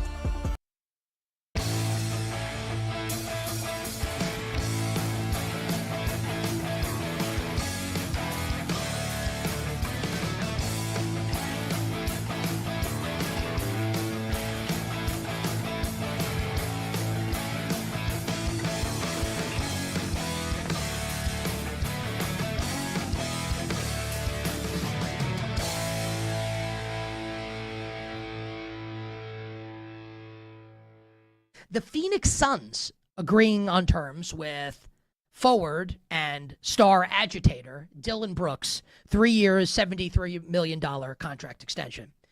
Brooks averaged over 20 points per game last year for the Suns, who surprisingly won 45 games. And we're in the obviously in the play last year and in the playoffs in the Western Conference, got waxed by Oklahoma City, but still had a nice run last year in the Western Conference and a very unexpected run in the Western Conference. I guess when I think about the Suns, and Jordan Ott did a great job as the coach last year, and they've definitely exceeded expectations, I just kind of don't really get where they're headed here. They're largely bringing back the same team. They're going to need Malowich, who the former Duke center who barely played last year if they took him with the 10th pick a couple years ago. They are going to need Malowich to really do something this year. I didn't like the trade for Miles Bridges with the Charlotte Hornets. Did not like that trade at all. And I look at Phoenix here, who is largely committed to bringing back basically the same team that they had last year. Is this a top 8 team in the Western Conference, potentially? Luke Kennard? I like Koa Pete, but kind of the shine came off him a little bit as the season went on last year in college basketball at Arizona. Jalen Green making $36 million. Devin Booker's obviously a stud. He's the only stud. So I get paying Dylan Brooks, who is a winning player. Even if you don't like him, you have to acknowledge that. I just don't really see it this year for the Phoenix Suns, and I kind of don't get the direction that this team is currently headed in, where it feels like they'll be in purgatory for quite some time. Not bad enough to ever bottom out. Not that you want to bottom out with the way that the lottery rules are now in the NBA, but not bad enough where you can get a really high pick potentially in the draft, and not good enough to seriously contend in the Western Conference.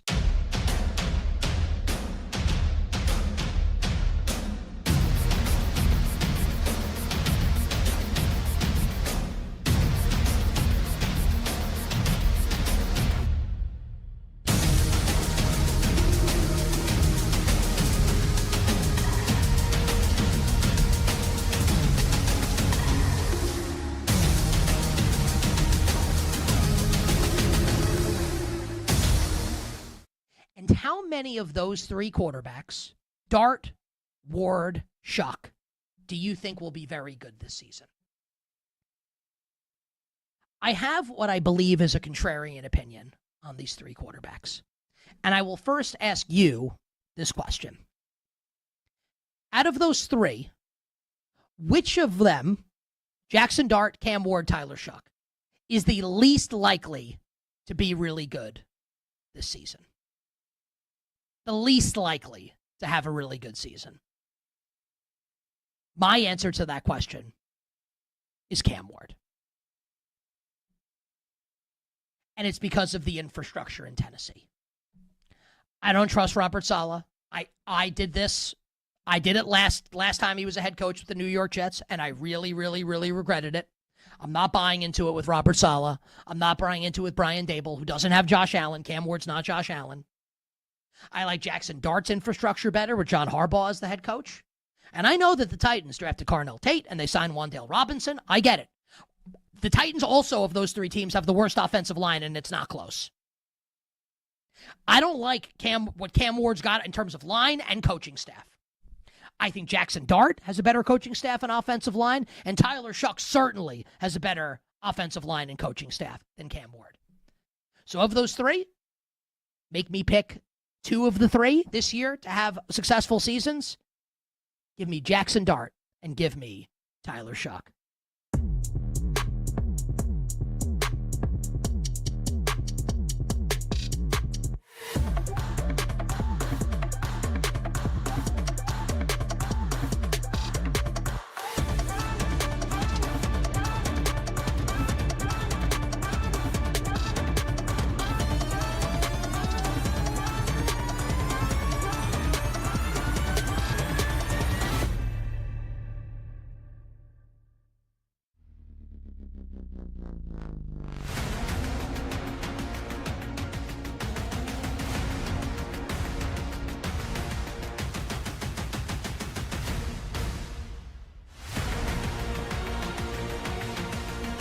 The day shuts down. The games light up. This is BetMGM Tonight I can do it here. on Westwood One Sports.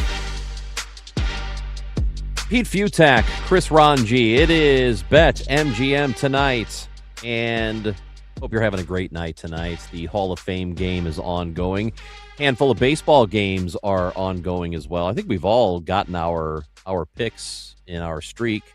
They've all hit so far. And I think Monty, did Monty pick Matt Olson? Was that who he was going to go with? I think that's Yes. right.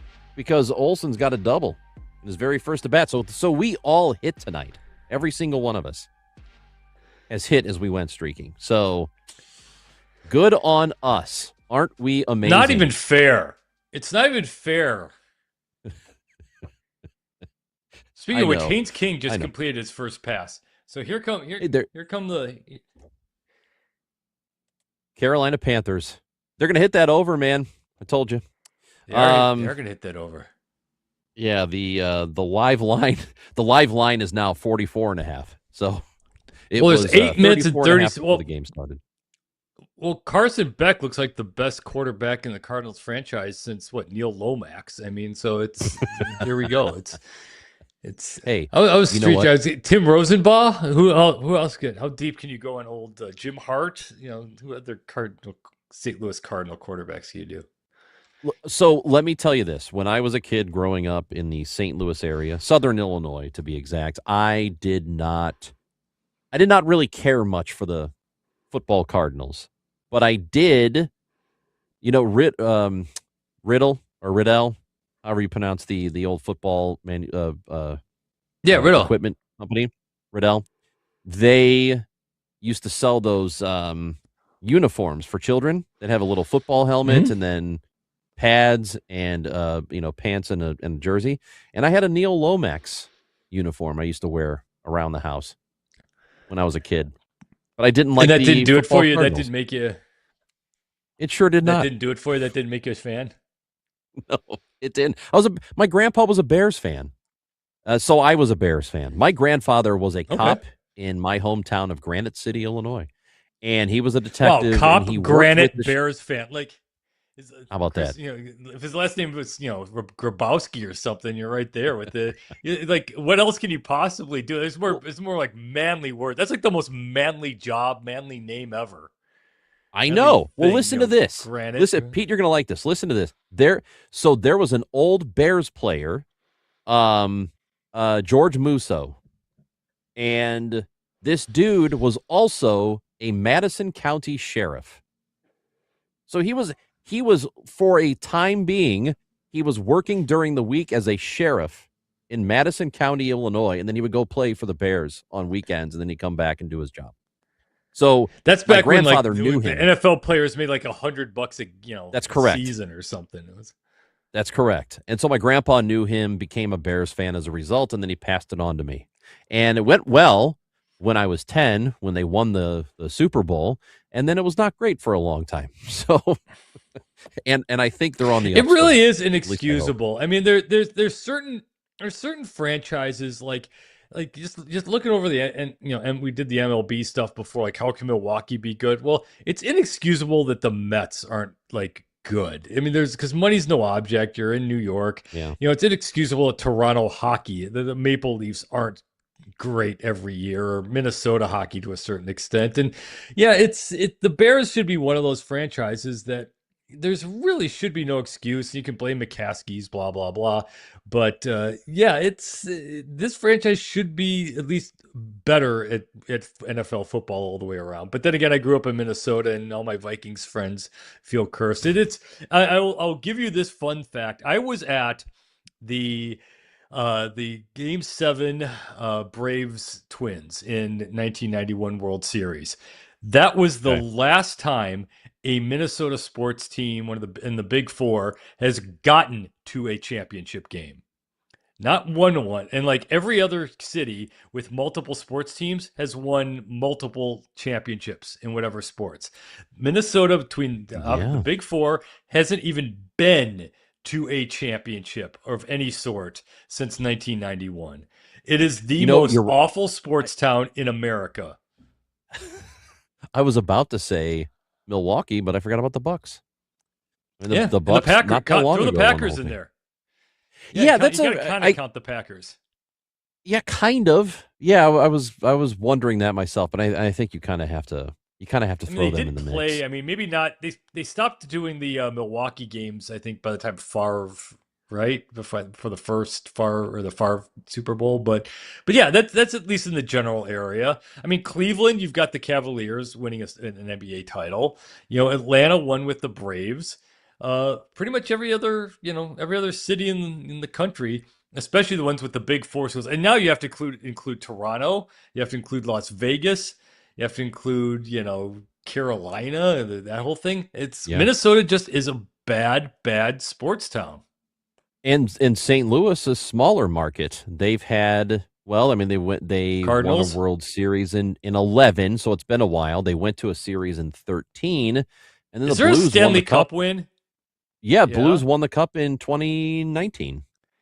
And the Rams, and that was their of course. first ever. They had never won before that.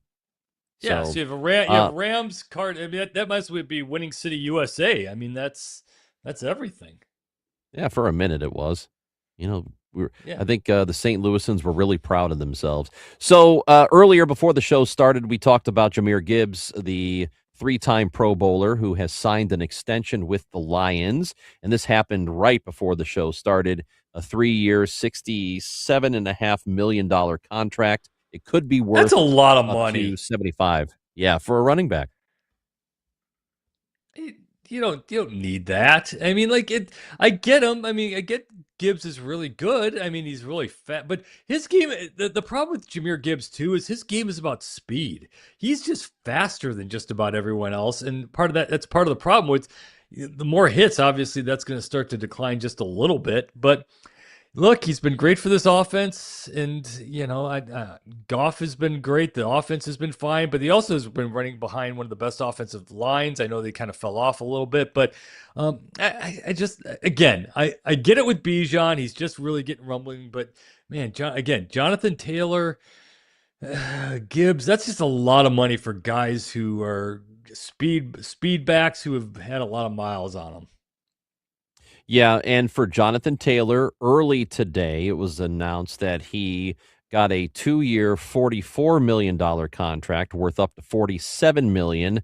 39 of that is guaranteed, and that's a big number there. 39 mil guaranteed is a big number. Here's the thing, and I don't even know.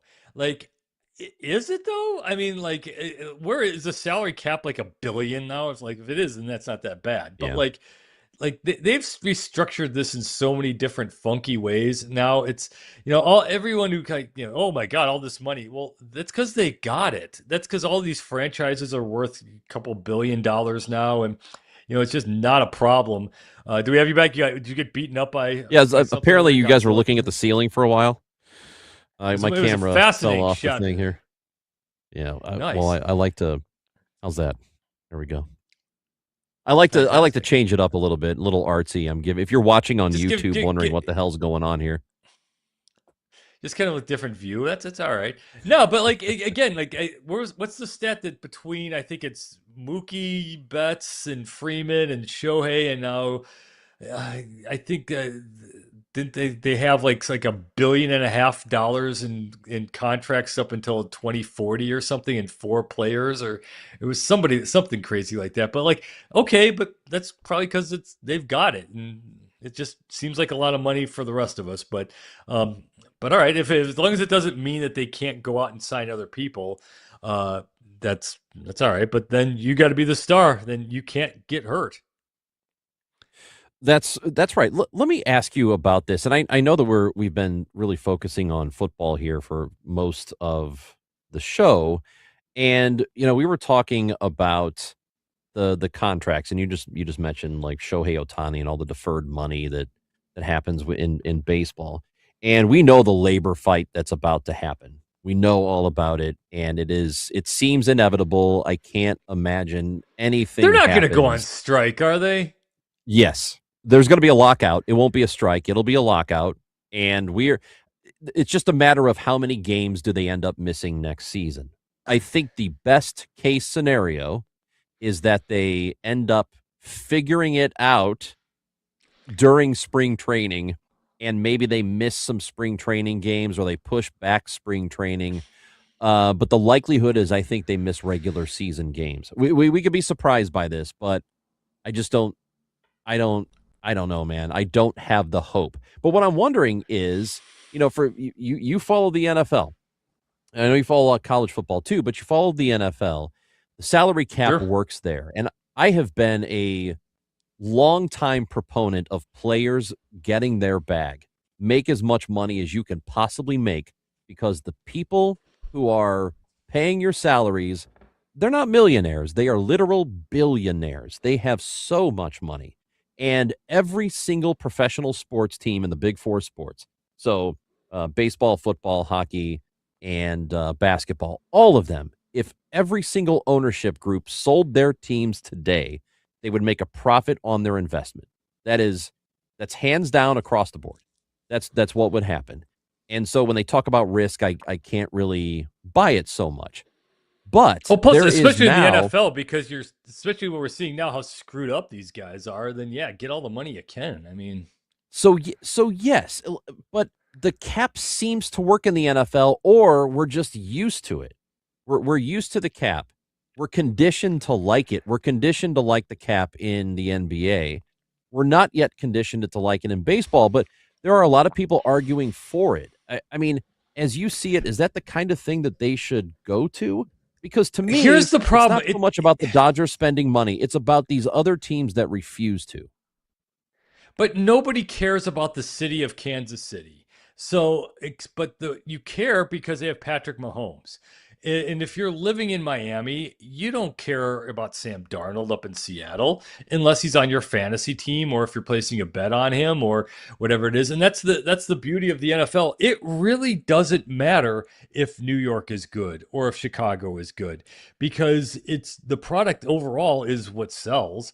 Whereas in baseball, okay, so if you did have the Twins versus Royals, playing each other, that's just not going to move any needle like Yankees, Dodgers, or Red Sox, Dodgers, I shall go back to there. But like, it's just a different sport, different animal, obviously.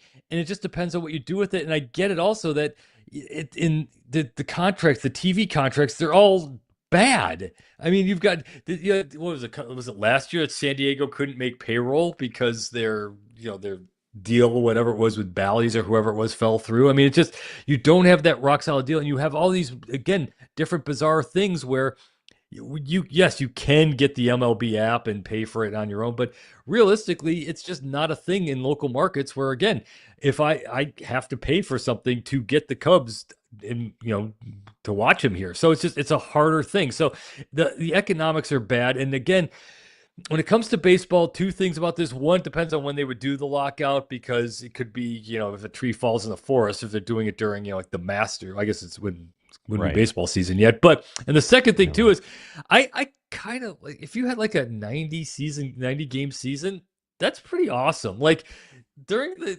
COVID year of the NBA, where every game really sort of mattered, and when you had these shortened seasons in baseball, it's like it matters a little more because there's a little more juice to it. But I mean, you've got to think there's so much money involved that you're gonna have to figure out the contract, the TV contracts first, and then come the player side of this.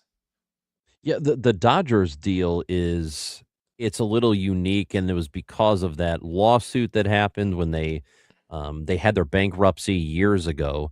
MLB gave them a really good deal on that. So they've got, and I don't remember the exact number, but it is something like only 1/3 of it has to count against the luxury tax, and the rest of it is all theirs. Or they revenue sharing. They don't have to do revenue sharing with it. So I mean, they've got a great TV deal, which allows them to do all of this extra stuff. So they probably, I don't know if they have the best TV deal, but I think it is. It's one of the best for sure, that affords them all this cash to do whatever they want with. And so they're in really great position. And other teams don't have that. And one thing the NFL does absolutely right is that they share the revenue across the league from the TV because they don't have local markets. They don't have local announcers. They've got one TV product. They have a handful of sets of announcers, and everybody shares them. And then you can get creative if you're a Jerry Jones. Then you can capitalize on your franchise by selling signage, by doing, charging $150 to park, by all the different other ways you can do, do stuff to, literally, I think that's how much it is there. But all the different other ways, then you can get creative by franchise to make all the extra money. But like, as I'm looking, you're saying, okay, as you're saying, crying poor. Well, the Tampa Bay Rays are leading the American League East. The Toronto Blue Jays, which is a big market team. I mean, Toronto's bigger, is big, if not bigger than Chicago. They're in last place. The Chicago White Sox, who, make nothing compared to the Cubs, they're in first place in the Central. Houston's obviously and their payroll is sixth or fifth. I'm sorry. Their payroll is fifth lowest in baseball. Exactly. And we talked about Milwaukee before, ahead of the Cubs. Obviously the Dodgers are the evil empire, but you still have enough, competitive teams which aren't necessarily the big giants. And even when a team like the Red Sox goes on a streak right now, it's all seen like as kind of hocus pocus. It's not for real. So, but it's just amazing how this works. Sometimes, you still have to play the games on the field, but over the long haul, I mean, still Pittsburgh's in last in the Central. It's well, they refuse Kansas to do City's anything. Less. The But Pirates not for lack of invest. money, though, right? Right? No, it's not for lack of money. It's for refusal to spend what they do have. Yeah. So at that point, it's like you're just kind of treating your fans like that. And that's my Minnesota friends, like we were talking about before, their argument was always like, well, why do we accept this as fans? Well, what else are you going to do? Like, it's not like you're going to, you're going to like not show up to games because you don't live there. And, we need to go on talk radio and yell. They hear that. No, they don't. It's so if you're going to be a bad franchise and if you're going to struggle, it's hard to get out of that unless you get the right ownership that just says, we are going to spend. And even then you kind of have to luck out in getting the right players at the right times to make it work. Pete Futak, Chris Ranji filling in tonight on BetMGM Tonight. We are going to talk a little college football. Perfect, because we've got Pete with us. And so we are looking forward to that conversation. We're with you until 11 o'clock. We also have conversations that Westwood One has conducted with Drew Brees and Larry Fitzgerald. Pro Football Hall of Fame weekend. The Hall of Fame game is happening right now. And I think we're on the way to the over. I feel pretty good about it. It's the best Hall of Fame game of all time. This is a great game, actually. It's actually pretty entertaining as these things go. Yeah, so I think that's going to hit, man. The over is going to hit. I feel really good about that. So we've got your attention until 11 o'clock tonight. Hopefully, Pete Futak, Chris Ranji. This is BetMGM Tonight. Nick, I've been thinking about it a lot. We've almost never seen anything like this. 14 under 500 a little over a month ago, and now they're 28-3. They're 30-5. The last American League team that went from 10 under 500 to 10 over this fast, I'm sure you remember this, was the St. Louis Browns in 1916. Who could forget? That is a crazy thing to try to digest. Like, how real is this? Is this what they are? I mean, their pitching is really good. And we're talking about teams that could match the Yankees pitching in October. The Red Sox could. But is this offense who they are? Is it what they are? June 24th, that was the last time they were 14 under. They were last in the major leagues in runs scored. Since then, they're second in the American League. They're fourth in baseball in runs scored. The on base is incredible. The slug is incredible. They basically have 6 hitters in their lineup slugging 500 or close to 500 since then.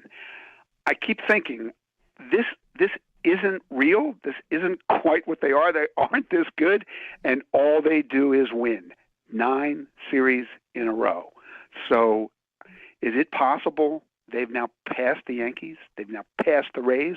They're now the best team in the AL East. If they are, it means they're the best team in the league.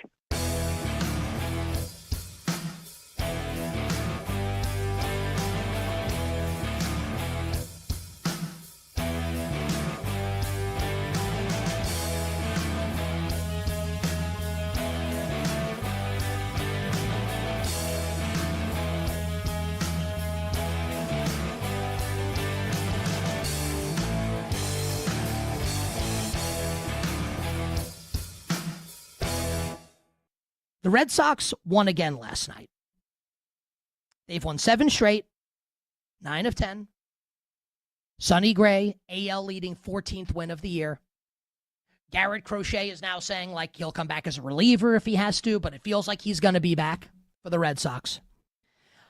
I am going to stick with my prediction that the winner of that wild card series, if and when we get it, Yankees-Red Sox, will be the winner of the American League this season.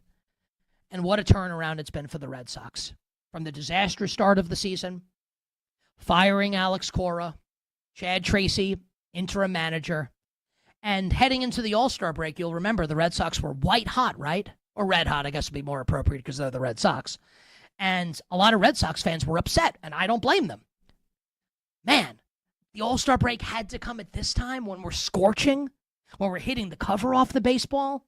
That's bad timing. Didn't turn out to be. Because coming out of the All-Star break, the Red Sox look every bit as good. Smashed the Los Angeles Dodgers in LA this past weekend and continue to just win games, win game after game after game, now 11 games over 500 after the nightmare start to the season. For me, it's either the Yankees or the Red Sox in the American League. Okay, so I'm going to preface this by saying I've been hearing a lot of shows, getting ready for the season, talking to a lot of my friends, group text, the whole deal. When people talk about what is the biggest storyline heading into the season, I do not think there is there's one story and there's not even a close second. It's whether the Chiefs and Patrick Mahomes are healthy. Nick, that's it. That's it.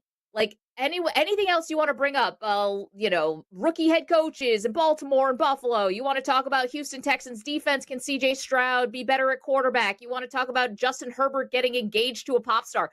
None of that stuff matters at all. It's all Mahomes. If that knee is good, the Dynasty 2.0 starts again.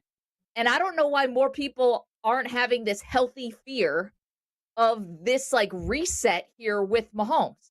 This is the only story that matters to me in the NFL. Aaron Donald, sure, whatever. Mahomes, guys, he's a killer. Why have we forgotten about this already? I think people are losing their mind if they don't think that Mahomes could be on a crazy revenge tour.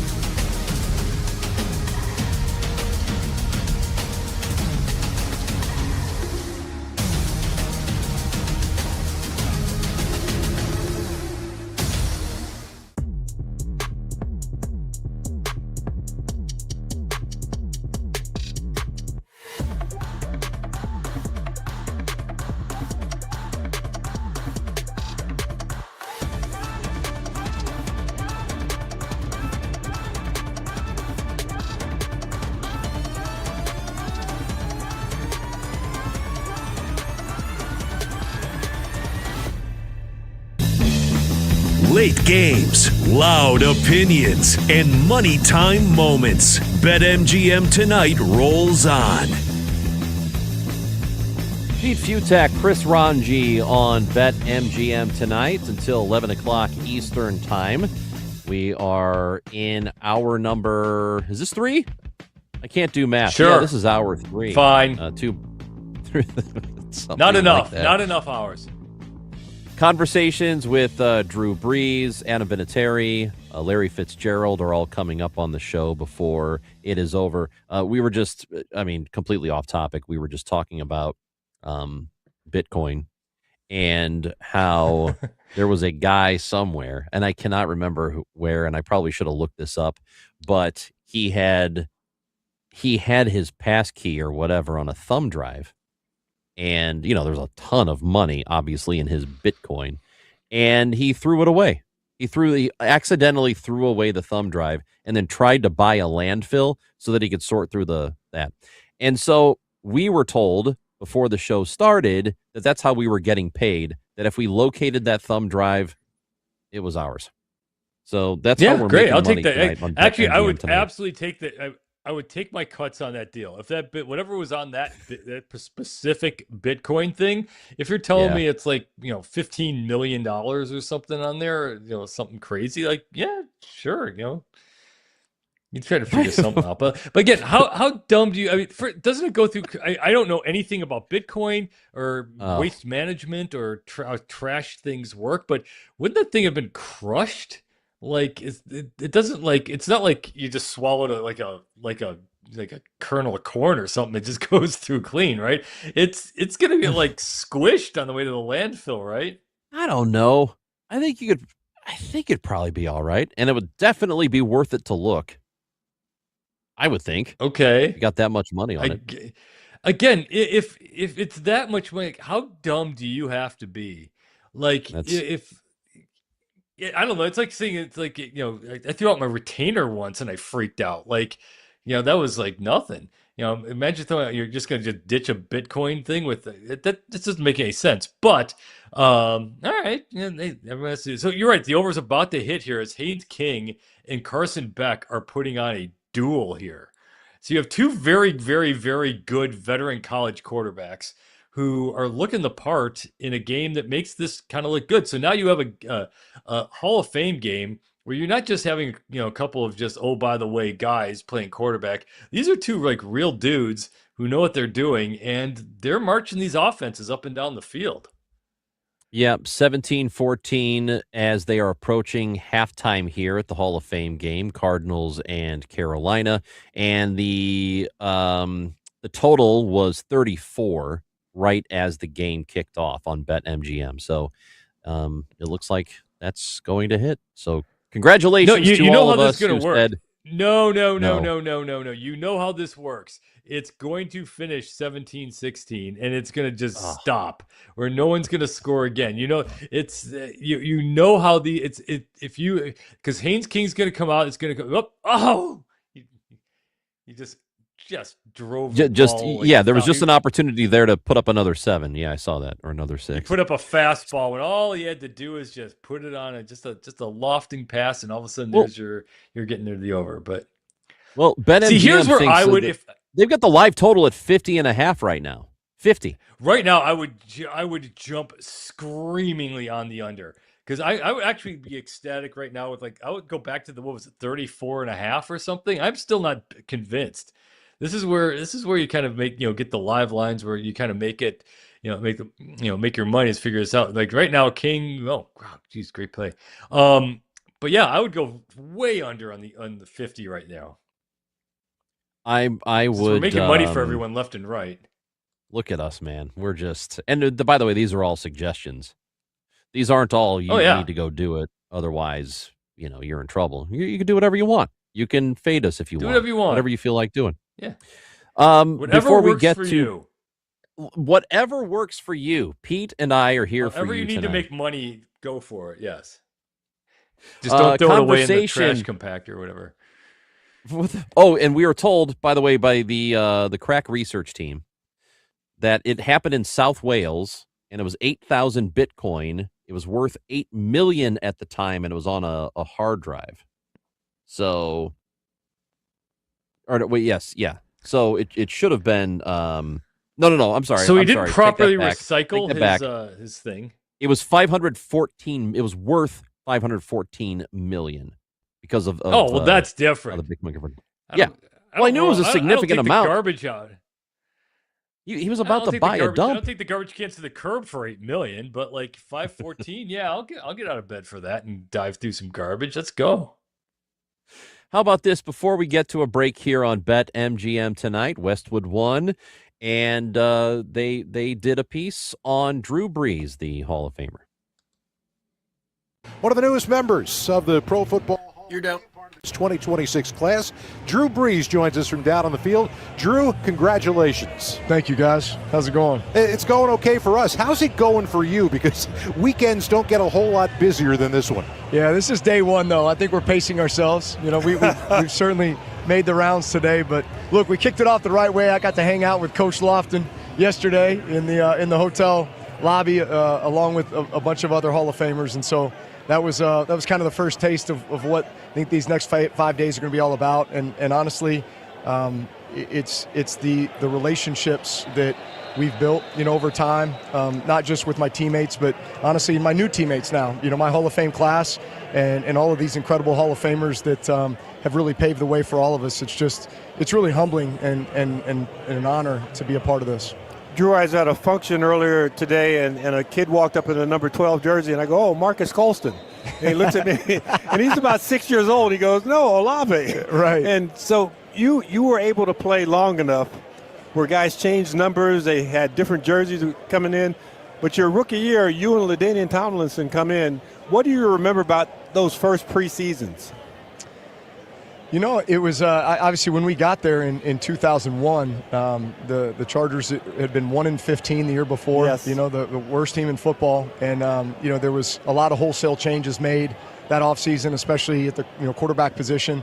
They brought in Doug Flutie and then drafted LaDainian Tomlinson with the fifth pick of the draft. After they had traded with Atlanta and they had gotten Tim Dwight in that trade, and Curtis Conway was already there. I think we acquired another pick the next year where we drafted Rashae Caldwell, and then they draft me in the second round. And so you just began to see the vision take place for the type of guys that they wanted to bring into that locker room, alongside some incredible leaders that already existed there, like Junior Seau, Rodney Harrison, and so many others. And they really start to begin to rebuild the culture and the chemistry for a winning and a championship team. And so that's what I felt like the offseason and preseason was all about, was building that chemistry, that camaraderie, and that culture.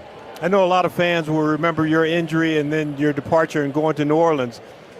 What was it about that relationship with you and Sean Payton that just clicked from day one? Well, first off, he chose me, and I'll never, I can never repay him for that. Yes, you did. Yeah. Well, I worked every day to do it. We'll just put it that way. I woke up every day feeling like I had to continue to prove him right, and make him proud, and make him feel like he made the right decision. And so, he also did a great job alongside Mickey Loomis and others in that organization to build a championship culture, going out and getting the right type of guys, which, look, was hard to do in 2006, post-Katrina, where, the city of New Orleans was destroyed. The team hadn't even been in New Orleans the year before. They'd been playing games in San Antonio and everywhere else. And so nobody really knew what it was going to be like coming back. And so I think, a lot of guys were taking a bit of a chance, and yet they just had to have a vision beyond football, that this was about something so much greater than themselves. And they were going to build something really unique and really special there, and that's what we did. Well, Drew, and it didn't take all that long. Just got a pass interference call, and the Panthers are out across the 30-yard line now. It didn't take all that long from that moment until you guys got to the mountaintop. And when you put together what you just said, the city of New Orleans and the fact that the Saints had not been there, you and that group of players are going to be linked to that resurgence in New Orleans literally forever. And I've asked you this question before, but I'm going to guess it's something that you felt that bond is never going away. No, it doesn't. I had a coach tell me one time, that the greatest teams are the ones that care about each other the most. And I had a chance to be a part of some great teams there because we cared about each other a lot. And it's because of everything that we went through together. We a lot of us were rebuilding our careers, so to speak, while at the same time just trying to put together a football team that our community could be proud of. And this was part of our responsibility and part of our role in the rebuilding efforts, was just to lift everyone's spirits. People in New Orleans and the Gulf Coast didn't have, the money to rebuild their homes or their lives, and yet they were finding a way to sell out every game and for them to come and root on their Saints. And so I think we truly felt this responsibility that we could do a lot to uplift the spirits of the entire community just by giving them something to be proud of. You know, you get drafted in 2001. You play in your last season in 2020. At what point did Brittany say, Drew, you've done enough? You know what? She was an unbelievable football wife. I think when she kissed me goodbye as I would head off to every training camp in late July, I think she realized that, you know, I was basically married to football for 7 months, you know, and being the best quarterback that I could be. And obviously it consumed a lot of my time, energy, thoughts. You know, I did try to have my non-negotiables, you know, so to speak, every day. And that was like the time that I left in the morning and then the time that I got home. I tried to keep football at the facility. And then when I was home, like I was going to be home when I said I was going to be home, because I wanted to read books to the kids before they went to bed. And then I wanted to have that 30 minutes with her so we could just, you know, grab a quick bite to eat and talk and catch up on the day and, you know, just talk about what was going on. And despite the time commitment and the energy commitment and all that stuff, still, you know, make time for what's most important. And honestly, the things that really refilled my bucket, you know, so to speak, and allowed me to go into the facility knowing that I had the full support of my family, you know, pushing me to be the best that I could be. Drew, congratulations once again. Enjoy the weekend, every bit of it. Yeah, thank you. Pro Football Hall of Famer. It is Hall of Fame weekend coming up here, and right now the Hall of Fame game is going on in Canton, Ohio. Pete Futak, Chris Ranji on BetMGM tonight, and we're monitoring the over for you. We're gonna keep you posted, man. Is it? I was just thinking those with the third was it 35.5 to start, right? Yeah, I think it was right earlier in the day it was 34.5. I believe the line right at kickoff was 34. So okay, so let's say you kept it at 34.5. Yeah. I don't think they do overtimes in this. So like you could bring out you could sit everyone from here on and there's got to be a wacky bet out there somewhere on the 34 and to still take the under and just be like, you know what, for some crazy, just crazy flyer, it's, you know, some insane odds. Just think you just might bring out a bunch of just, you know, fourth string guys who aren't going to be with the team tomorrow and they're just going to just suck the rest of the way. Well, right now it's still 50.5. Like the live line for on BetMGM is 50.5. So if you want to jump in, and as Pete Futak said, he would hammer that under for the 50.5. If you want to do the live bet, I would hammer the under in the 34.5. That's where I'm rolling on this. I'm going big on this, but because I've seen way too many preseason games to know that this could be just a suck fest in the second half. So 0 points in the second half? Possibly. These things have happened before. Or I'm hoping it's fun. I'm hoping this first half was a blast. And I guess where do you go from here? Because you already got Haynes King out there. Like, do you want to maybe you keep him going because he's your third stringer for Carolina? So maybe you just keep Haynes King out there. Well, you might as well, right? I don't know what else you're going to do. Because you can't go because now what do you do? Because you can't really go to anybody else because do you have an emergency quarterback? You know how they have that where, you know, if you've already gone through 3 quarterbacks, you can't bring Kenny Pickett back out and Bryce Young's not dressing. There's got to be some sort of funky rules for this. Before the show is over at 11 o'clock Eastern time, we will hear from Adam Vinatieri. We'll hear from Larry Fitzgerald. It's Pete Futak and Chris Ranji. We will talk college football as well when I get Pete's take on the upcoming season. We get started 3 weeks from now. We are 3 weeks away from the start of the college football season. This is BetMGM Tonight.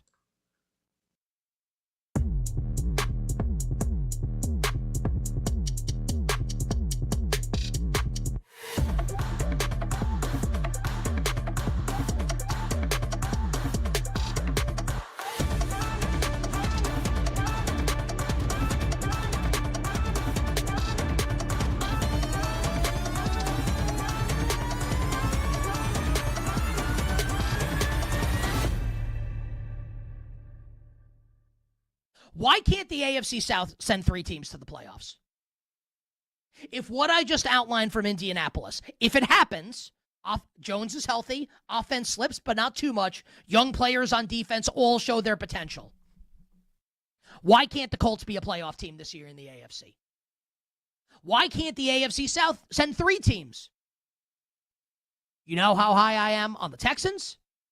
I don't love the Jaguars' defense, but I'll tell you what, the offense is going to score a ton of points this year. And Indy's variance to me is crazy. And I've said this a couple times just this summer, and we've talked about it a lot over the course of the 7 years, 8 football seasons that we've been on the air here on You Bet or You Bet. If you're looking to bet a win total before the season, and even if you're not a sports bettor, like I'm going to make this easily understandable for you, right? If you're going to bet a win total before the season, I don't think you're looking like to bet Indy 7.5 over, right? Because you think they're going to go 8-9. You want to bet Indy over 7.5 because you think they could go 11-6. And conversely, you don't want to bet Indy under 7.5 because you think they're going 7-10. You want to bet Indy under 7.5 because you think they're going 4-13. You think there's disaster potential there. And you think you can clear it on either side by a number of games. Because while it's true that there is upside for this team, if everything I just laid out comes to roost, you also have to acknowledge the potential downside. What if Daniel Jones doesn't look close to what he was physically last year, and you lose a lot of that element from the Shane Steichen Indianapolis offense, and he can't run the ball as much? What if Josh Downs can't hold up as a true number 2 outside receiver? We have to acknowledge the possibility that that's true, right? What if these young defensive players that I listed, what if they're not great immediately? What if they're not even good immediately? What if Sauce Gardner doesn't stay healthy? What if Javarius Ward doesn't stay healthy? What if DeForest Buckner's back acts up? Then what happens? Disaster potential. Like actual legit disaster potential. You can create disaster potential for every team in the league. Like what happens for the Bills if Josh Allen gets hurt? Disaster. So I understand. You can do this for every single team in the league. But for Indianapolis, there are several inflection points here where if it goes well, it can go really well. But if it goes poorly, it can go really poorly. And on this Thursday morning, with Jonathan Taylor signing this extension, and optimism running rampant across, well, maybe not all 32 teams, but at least 32 fan bases that want to delude themselves into thinking their team can potentially win the Super Bowl. On a day where Jonathan Taylor signs a big money contract extension, I think it is important to point out the potential ceiling of this team. The Indianapolis Colts, both winning the AFC South and obviously making the playoffs this year in the American Football Conference.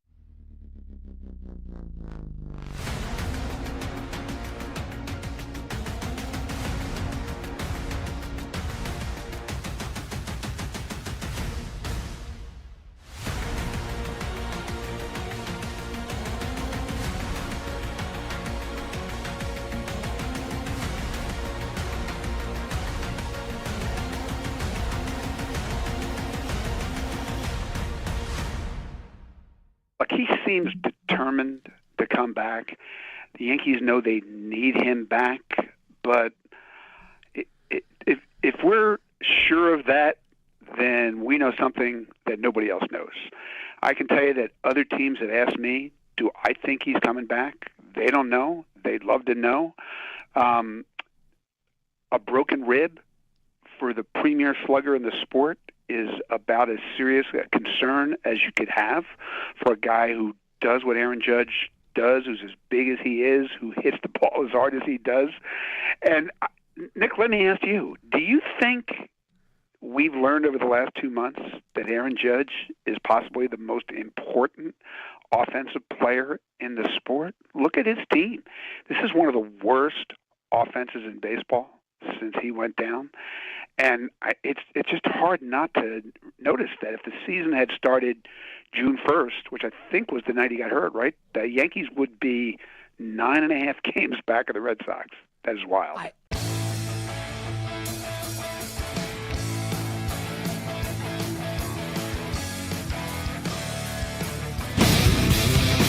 When the game goes live, the conversation turns up. BetMGM Tonight continues now. Until 11 o'clock Eastern Time, Pete Futak, Chris Ranji filling in for the regulars tonight. And we've had a lot of fun. We're still not done. We got a lot of time to go here. A conversation with Larry Fitzgerald, and we'll have that coming up here. He spoke to Westwood One, and also Adam Vinatieri spoke to Westwood One as well. We're going to hear from both of them. Hall of Fame game is going on in Canton right now. It's Hall of Fame weekend, of course. Games at half. And we're still monitoring that over-under. Nothing's changed since the break, but 17 apiece, Panthers and Cardinals, and they are about to kick off the second half right now, Pete Futak. And I know that you were very interested in Carson Beck, who looked pretty good in this one. Beck, 11 for 14, 148 yards, a touchdown, no picks. That's not bad. Let's just save the time and just give him the yellow jacket. He's right there.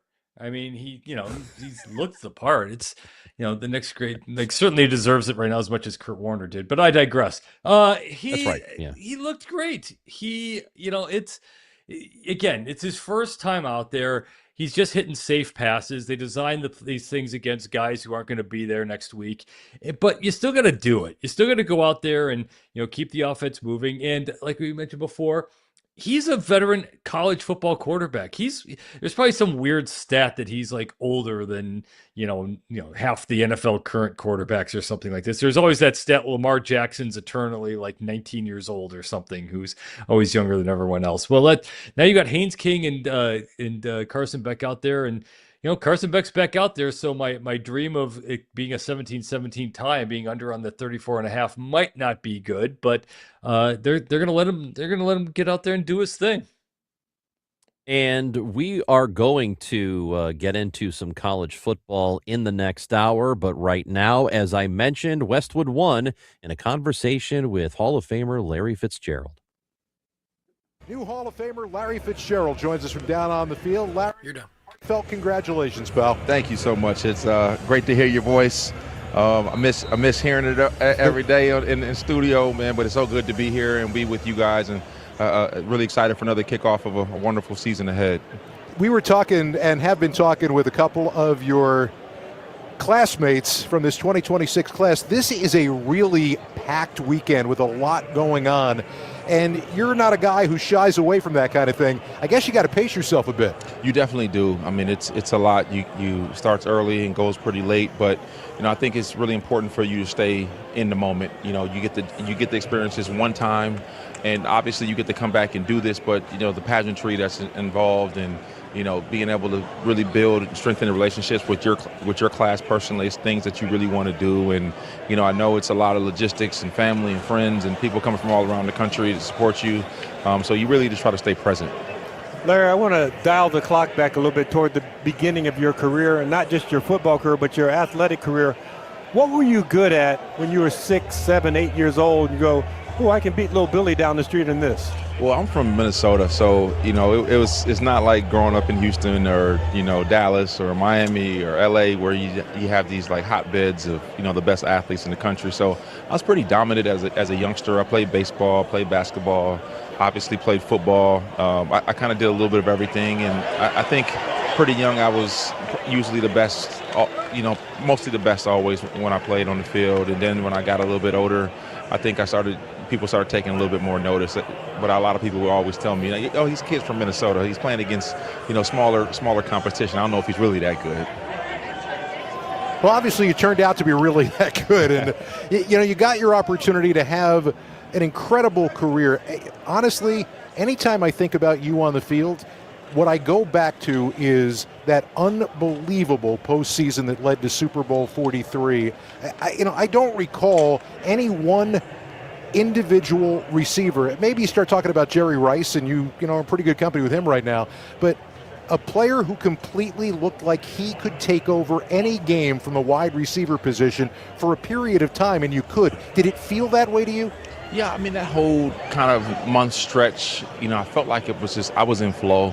Me and Kurt were in great, connectivity. Todd Haley, our offensive coordinator, Coach Wizen Hunt, they were calling plays, getting me open, and I just really felt good. And then I think, Anquan also went down in our first divisional round game with a hamstring. So, like, a little bit more of the pressure and the targets were coming to me than I normally would have gotten. And so I think it was a combination of a few different things that allowed me to kind of get going. You had a move late in your career with Bruce Arians where you moved into the slot. What was that like, getting into the middle of the field more often? Yeah, I wouldn't say I went in willingly. He had a plan, and I learned that to trust Coach Arians. There's no way that I'm here without him and his tutelage, his coaching staff. What he taught me, and to be even more selfless in terms of being dedicated to being one of the better blockers in the game. And so, like, I just thank him, for being so persistent and being willing to help a old dog learn some new tricks. I tell you what, not unlike James Lofton, when people talk about you and mention you to me in the game of football, they say, unbelievable player, one of the best ever, and maybe a better guy. Where does that come from? Well, I don't know. I mean, all those things are very subjective, as you know. I just try to treat people with respect, be kind, be appreciative, and just try to be thankful for the relationships that God has afforded me. Relationships like yours and, Howie and, Harlan and, all the guys that I got a chance to be with and grow up with and learn from. I'm just very thankful for those type of relationships, and I think I just approach life with a sense of gratitude. I try to, at least.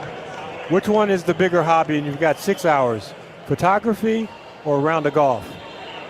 I want to bring my camera to the golf course, which I do frequently. My friends always ask me, like, man, you take a lot of pictures. I was like, man, are you planning on being here?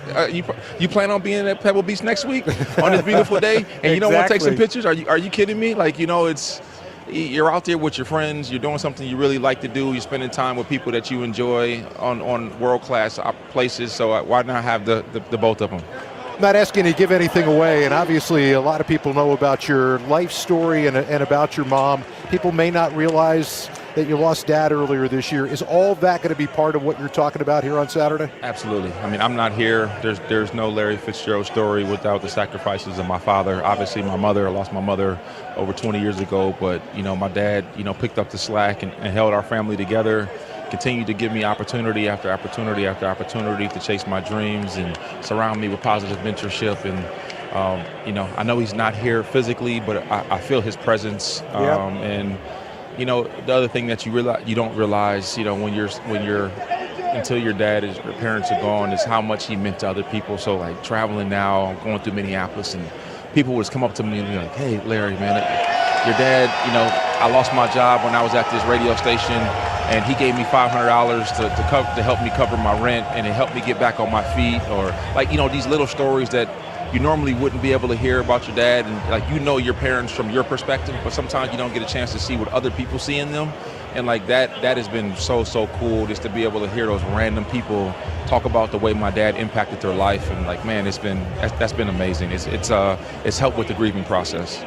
I'll tell you what, Larry, we obviously offer our condolences, but also we here at Westwood One, so happy and proud for you. Couldn't happen to a better guy. Congratulations. Thank you so much. It's great to be on with you guys, and I hope you have a fantastic rest of your night. Safe travels home and a great season ahead. Welcome to the club. Thank you. Thank you.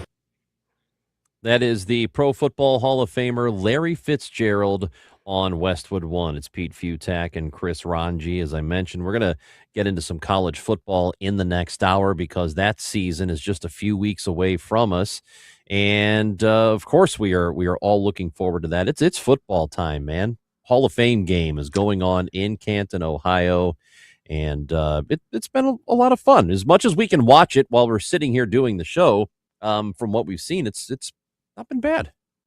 I mean, Carson Beck just hit a big fourth down deep pass. I mean, that's a real NFL throw. I mean, again, it's all, a mirage because, again, they're not playing against the ones. They're not going high full intensity. It's August 6th. But as these things go, like you said, this is about as entertaining as you can ask for out of one of these things. For some reason, there's a thing called Week 0 in college football. Oh, and I have gonna thoughts. talk about. You got thoughts about Week 0? Great. You're going to get them from Pete Futak, Chris Ranji here on BetMGM tonight. Of course, 310-840-4910, the talk and text line.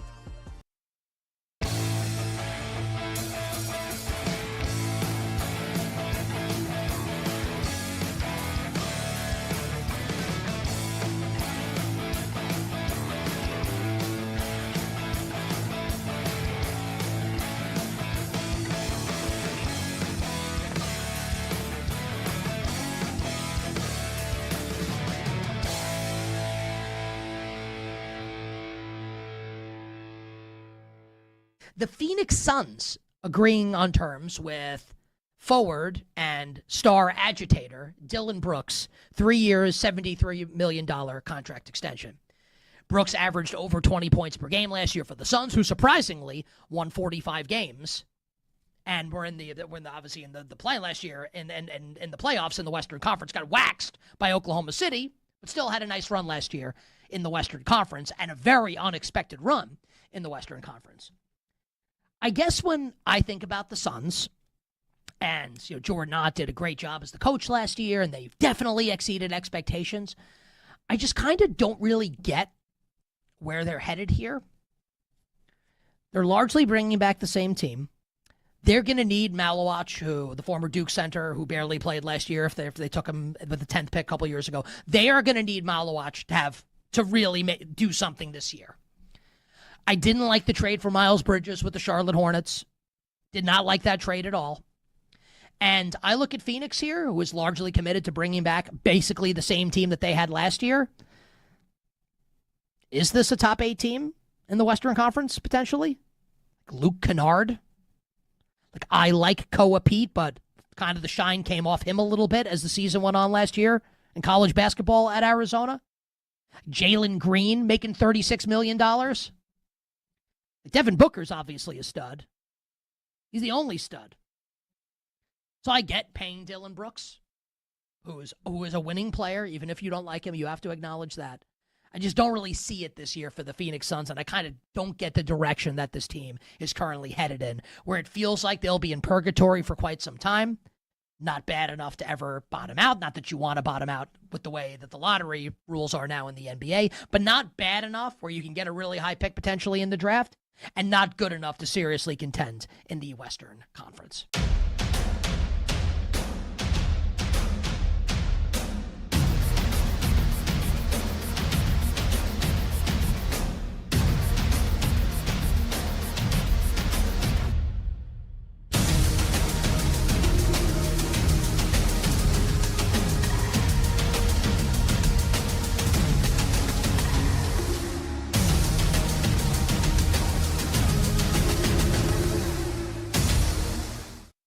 How many of those 3 quarterbacks, Dart, Ward, Shuck, do you think will be very good this season? I have what I believe is a contrarian opinion on these 3 quarterbacks. And I will first ask you this question. Out of those 3, which of them, Jackson Dart, Cam Ward, Tyler Shuck, is the least likely to be really good this season? The least likely to have a really good season? My answer to that question is Cam Ward. And it's because of the infrastructure in Tennessee. I don't trust Robert Saleh. I did this. I did it last time he was a head coach with the New York Jets, and I really, really, really regretted it. I'm not buying into it with Robert Saleh. I'm not buying into it with Brian Dable, who doesn't have Josh Allen. Cam Ward's not Josh Allen. I like Jackson Dart's infrastructure better with John Harbaugh as the head coach. And I know that the Titans drafted Carnell Tate and they signed Wan'Dale Robinson. I get it. The Titans also, of those 3 teams, have the worst offensive line, and it's not close. I don't like what Cam Ward's got in terms of line and coaching staff. I think Jackson Dart has a better coaching staff and offensive line, and Tyler Shuck certainly has a better offensive line and coaching staff than Cam Ward. So of those 3, make me pick 2 of the 3 this year to have successful seasons. Give me Jackson Dart and give me Tyler Shuck.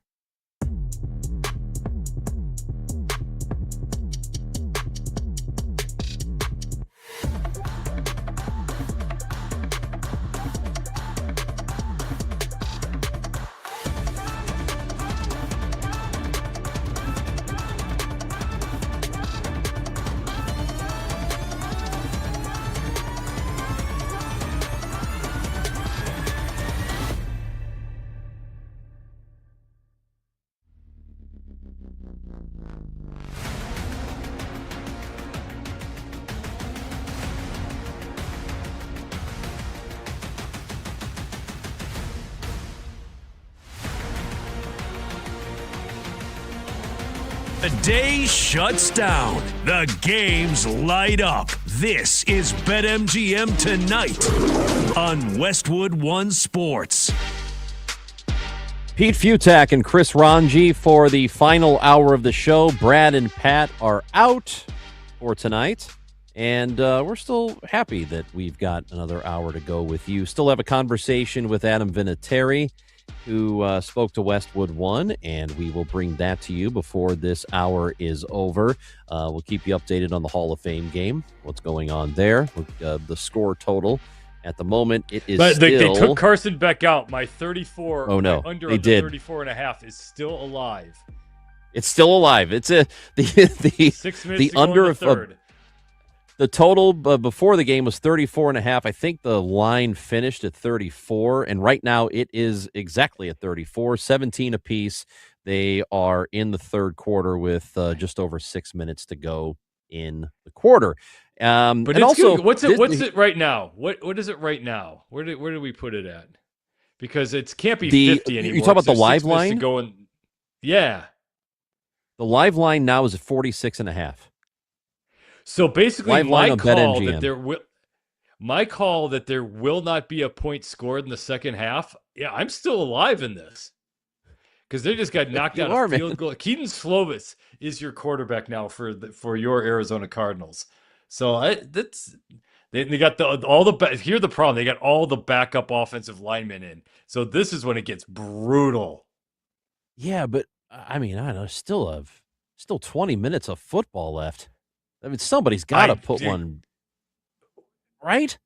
No, they don't. Come on. They just handed off on 3rd and 27. All right, so here it might end right now because here's the other funky part. They might keep going for it. They might not be going for field goal. Actually, I'm about to say this. It's probably about to end in about 30 seconds if the guy hits a field goal. But again, these games are so bad at times that it's just you're never really wrong to dive in on the unders because you have so many guys out. All right, so here it is. Ryan, I should know who this guy is. Yeah, so here you go for the field goal, and this puts it over. So if you were sweating that one, yeah, if you had, oh man, I think I'm way ahead of you on the feed, so I'm ruining this for you. You want me to ruin for you what just happened? No, okay. I got it. I figured that was Chad Ryland. Yes, okay. It's ruined it. Okay. So, but look, this is what we're here for. We're here for dreams. We're here for the dreamers. We're here for the impossible people, and for all those who thought that yes, you could probably have won on a 34 and a half because they aren't going to score into overtimes. Well, that might be it. It might be a 2017 finish. There you go. So with that field goal, 2017, Cardinals lead. The over hits from BetMGM. So congratulations if you took that over tonight. There you go. I told you, man, we're all about winners. We all got our on the hit streak. We all got that tonight. Everybody on the show got that. And it wasn't even close. Wasn't even close. I mean, it happened before we're embarrassing. The third inning. Yeah. Yeah. So we've been really good tonight. We just made it too easy. We make it just too easy. Sometimes we make you sweat a little bit. Tonight we just made it too easy on America. I'm pretty impressed with us, to be perfectly honest. We're a big deal. Like I said, hey, will you explain something to me, Mr. College Football Guy? Let's go. Why are we doing this week 0? What is with this week 0 thing? Why are we doing this? Okay, so there's a couple reasons for it. One is I don't know why they call it week 0. Well, because it's the soft opening. Because they call it, they used to do week 0 because there used to only be 2 games. And then they decided to expand it a little more to get some more teams, some more spotlight.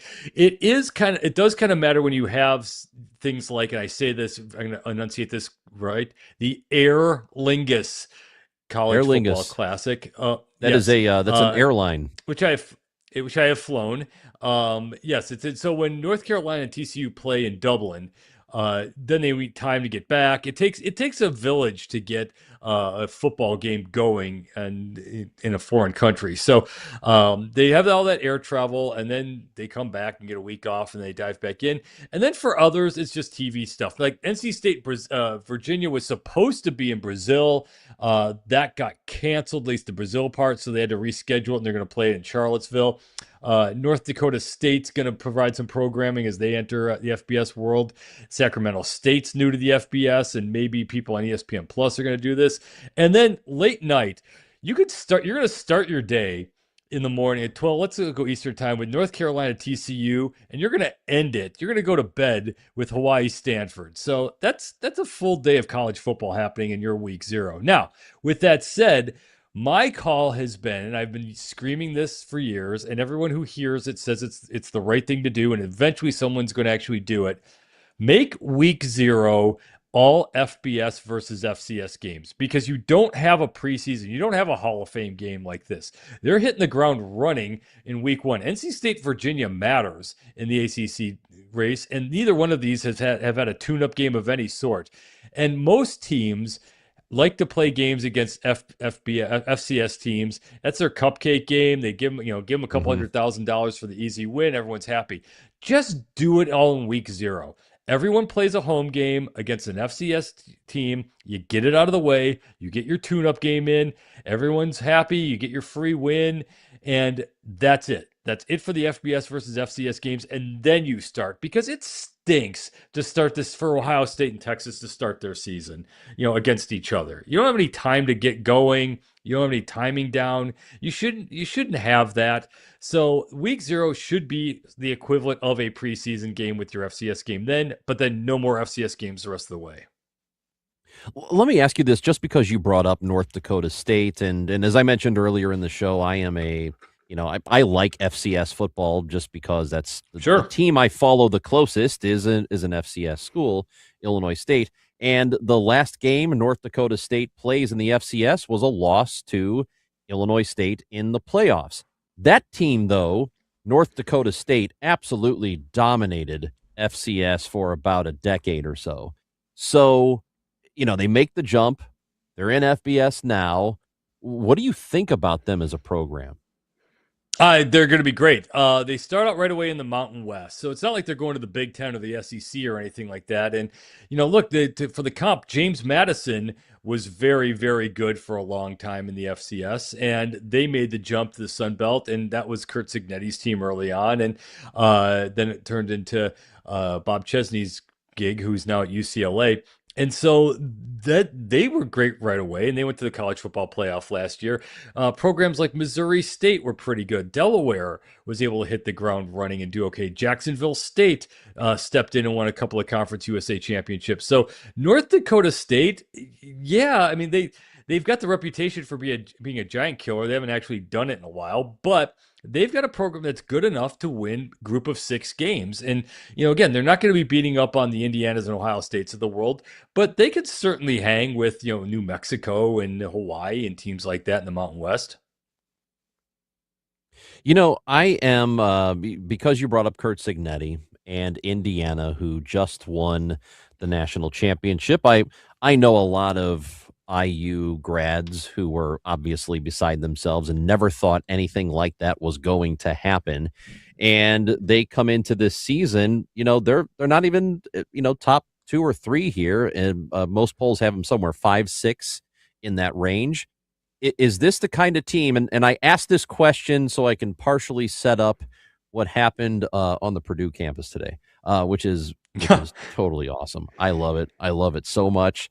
And I'll get to it in a minute, but Indiana, I know that some of these folks who are big Indiana backers are feeling pretty confident about that program. And there's a lot of them, because you do know that they have the largest living alumni base in the country of any school.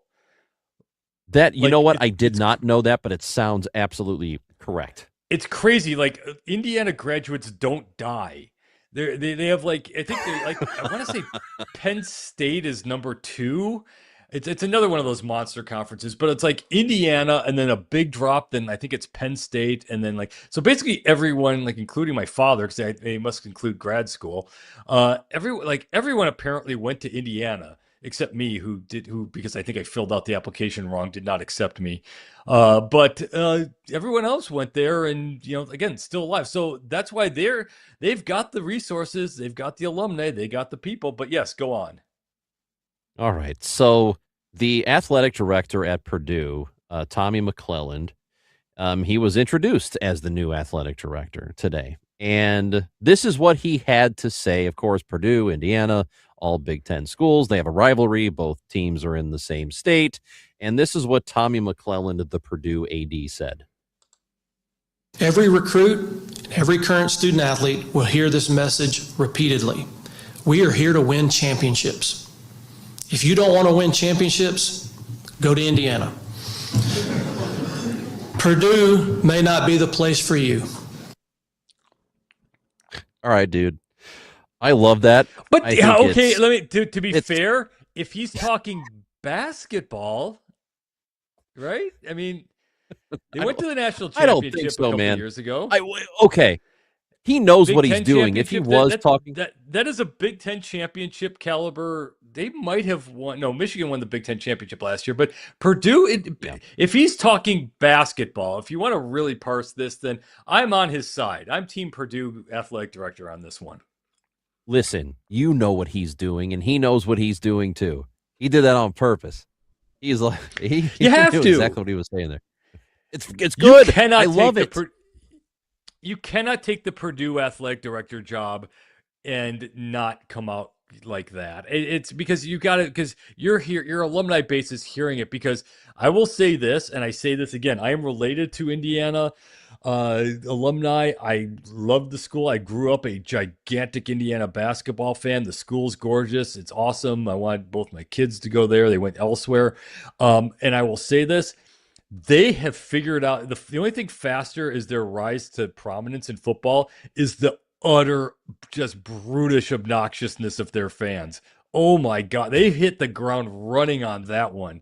They are offended by every little thing. Like I throw an obnoxious post up, just a whatever post up there about saying like they should have brought Josh Hoover, the starting quarterback, to media days, because really at Big Ten media days and all these conference media days, the only people anybody really wants to talk to are the coaches and the starting quarterbacks. Everyone else, it's nice unless there's a star player, obviously like a Jeremiah Smith or something like that.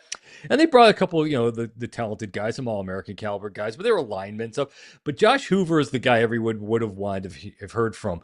I didn't think I was anything of it. I just thought, okay, and man, did I get thundered on. And that's not the only time. It's like anybody who says anything it's even the slightest bit not awesome about Indiana football, they are all over it. And look, this is not going away. Their team is gotten way better. And even you want to try to, I'm not going to be able to explain this in the next hour it'll take to do this, but Stephen Daly and Kellen Wyatt, two of their better defensive linemen from last year, I want to say graduated, because I guess they didn't, but they still had eligibility left. And because of the judge's ruling on 5-year things, they're back. So they left. They were going to go to the NFL, but they still each found out had a loophole where they got an extra year of eligibility. So all of a sudden, they decided to come back to Indiana.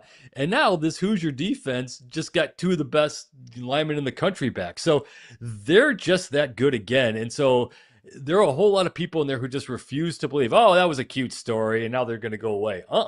This Indiana football thing is going to be really good for a while.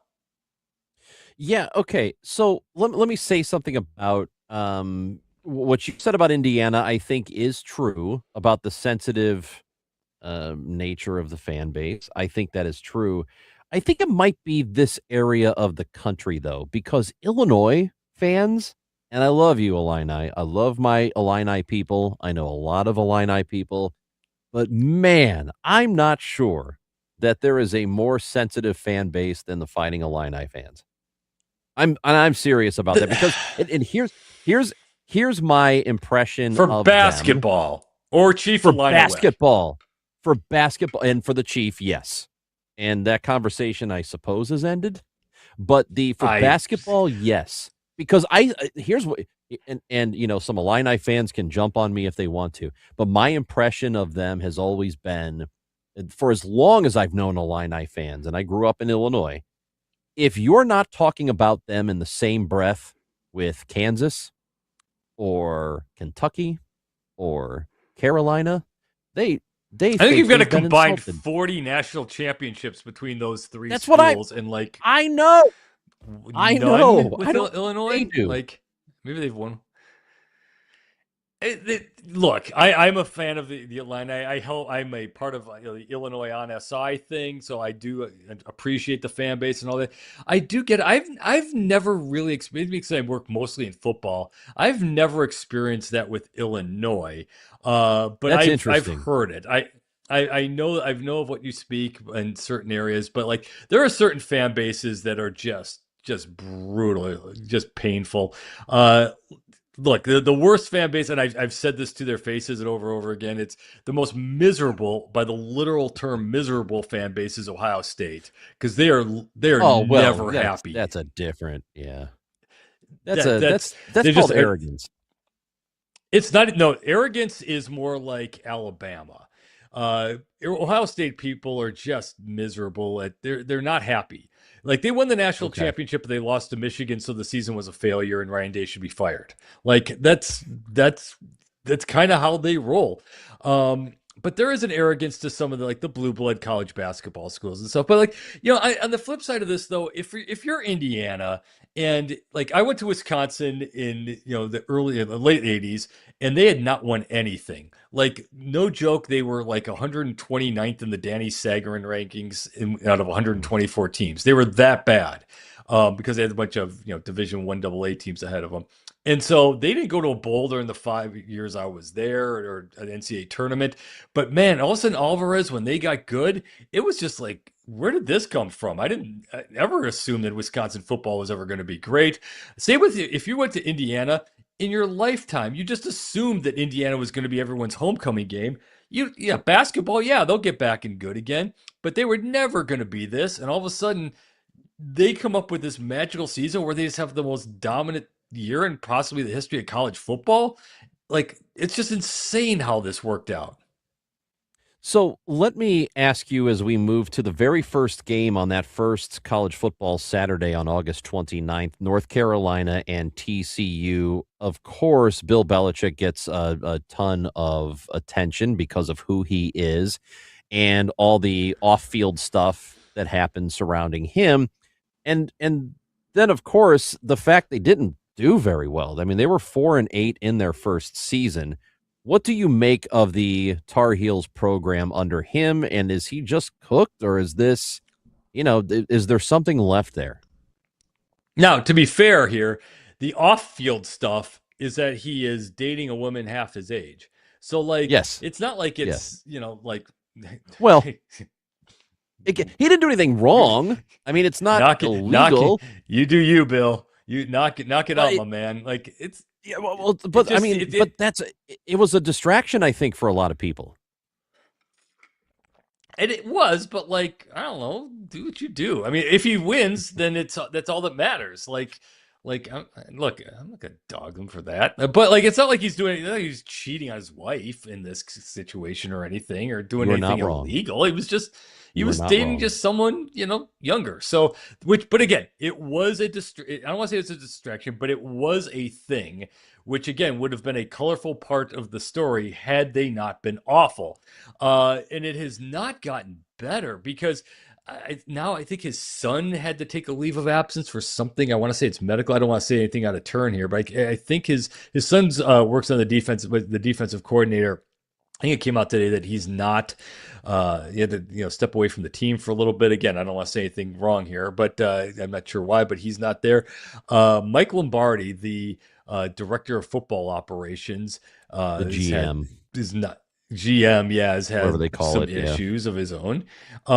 So it's just for the guy who was the ultimate, taskmaster and, the do your job guy. And, he's still, no matter what happens with North Carolina, he's still going to call him the greatest NFL head coach of all time. But the problem is the one area you would have thought he would have been awesome at is talent evaluation. And you kind of saw, though, at the end of the New England era, how he wasn't great at talent evaluation when it came to drafting. Well, last year they brought in a whole new team of players. They stunk. And so they got rid of them and got a whole new team of players. Well, you didn't evaluate that team all that well. Their defense was actually pretty good. It's a Bill Belichick team, so their defense is always going to be tough and nasty. They could not move the ball at all. The offensive side, they got this quarterback Billy Edwards Jr. who went to Wisconsin last year and got hurt right away. It just doesn't seem like the sharpest of programs going right now. Meanwhile, TCU is really good. TCU thumped them last year in the opener. It's a 7.5 line right now. It's week 0 is like picking preseason games in the NFL, but at the moment, that TCU team's probably at least a touchdown better, so I'd probably like TCU over North Carolina in this. That is a noon game, and that happens on Saturday, August 29th. That is the first game of the or I believe 8 Saturday. p.m. if you want to go out to Dublin and see it. Well, yeah, I mean, there's that too. So noon Eastern time. Yeah. So catch that one. Then we get going, and then it gets fun. I mean, it's a fun. I mean, you get to see USC play. I mean, they're gonna they'll whack San Jose State, but this is a tune-up game for them, which is nice. NC State, Virginia. Again, this was supposed to be played in Rio, but these are two legit ACC contending teams that are going to square off right away. I know you actually the one who actually probably care about this more than anybody else. But again, North Dakota State against Jacksonville State. Jacksonville State has been really, really good at a Conference USA championship level. Their running games, which used to be under Rich Rodriguez, is now kind of carried over. Not Rodriguez is in West Virginia. They're still really good. And North Dakota State, that place is going to be a lot of fun in their first game as an FBS program. The quirky game, again, I'm going deep cuts on you here, but Sacramento State is actually the most interesting story. They bought their way into life in the MAC, where I don't think they're getting paid, or if they do, they're getting paid in Bitcoin that's they got to find in a a trash dumpster somewhere. It's like a landfill in South Wales. A landfill in South, yeah. And so what they're doing is they want to raise the profile of their university. And so the Sacramento State's in the MAC, which makes it a real funky road trip for all these teams from the Midwest part of the country. But if for what they are paying to get in, if they could get it's something crazy. If you get 150 students from outside of the Sacramento area who will pay out-of-state tuition to go to Sacramento State, well, you've just made your money back and then some, and you've raised the profile back of your university. And then I'm selling this like I own something here, but I don't. Hawaii Stanford matters because Hawaii is loaded. They get everyone back. They have a tough game against Arizona State, but they're good enough to rip through the Mountain West now, even with North Dakota. North Dakota State has to make the trip all the way to Honolulu. If Hawaii wins this game against Stanford, they're going to be deep in the hunt to be that one extra team, the group of 6 team that possibly makes the college football playoff if they win this game against Stanford. So kind of an interesting storyline for each of the 5 week 0 game, 6 of the big week 0 games here.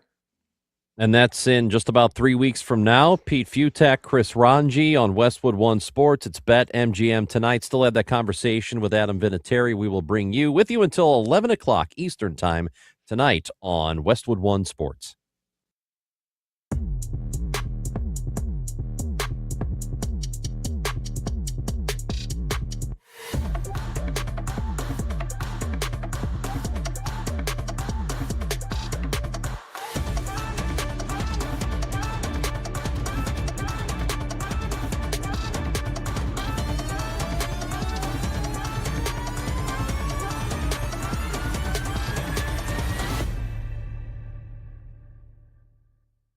Why can't the AFC South send 3 teams to the playoffs?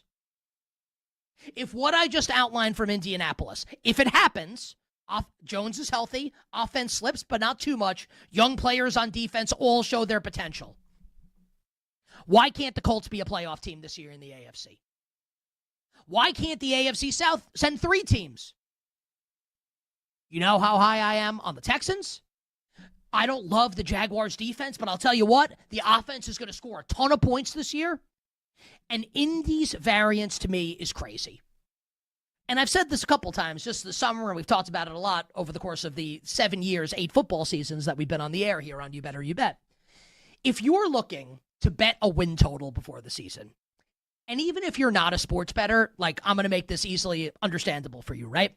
If you're going to bet a win total before the season, I don't think you're looking to bet Indy 7.5 over, right? Because you think they're going to go 8-9. You want to bet Indy over 7.5 because you think they could go 11-6. And conversely, you don't want to bet Indy under 7.5 because you think they're going 7-10. You want to bet Indy under 7.5 because you think they're going 4-13. You think there's disaster potential there. And you think you can clear it on either side by a number of games.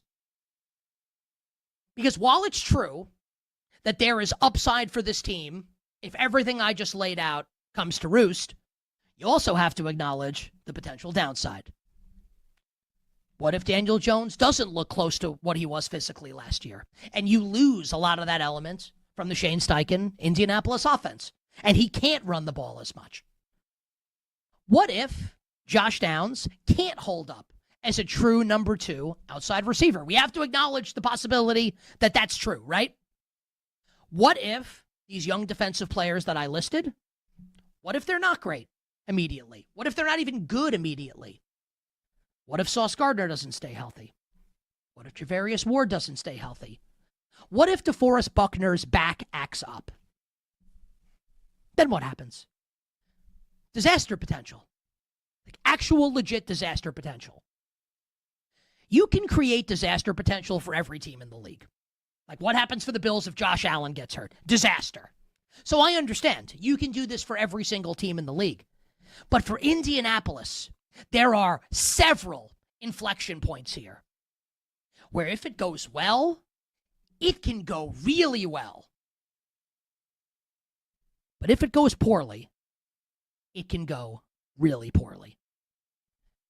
And on this Thursday morning, with Jonathan Taylor signing this extension, and optimism running rampant across, well, maybe not all 32 teams, but at least 32 fan bases that want to delude themselves into thinking their team can potentially win the Super Bowl.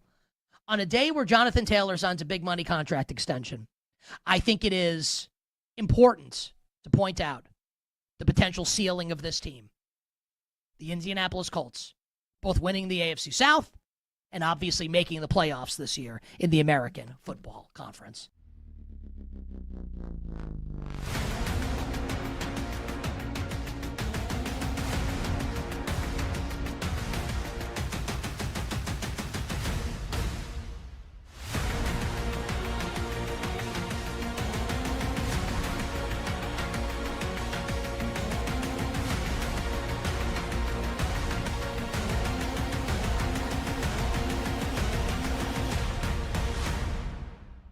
Like he seems determined to come back.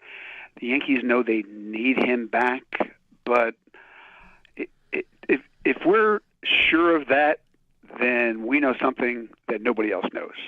I can tell you that other teams have asked me, do I think he's coming back? They don't know. They'd love to know.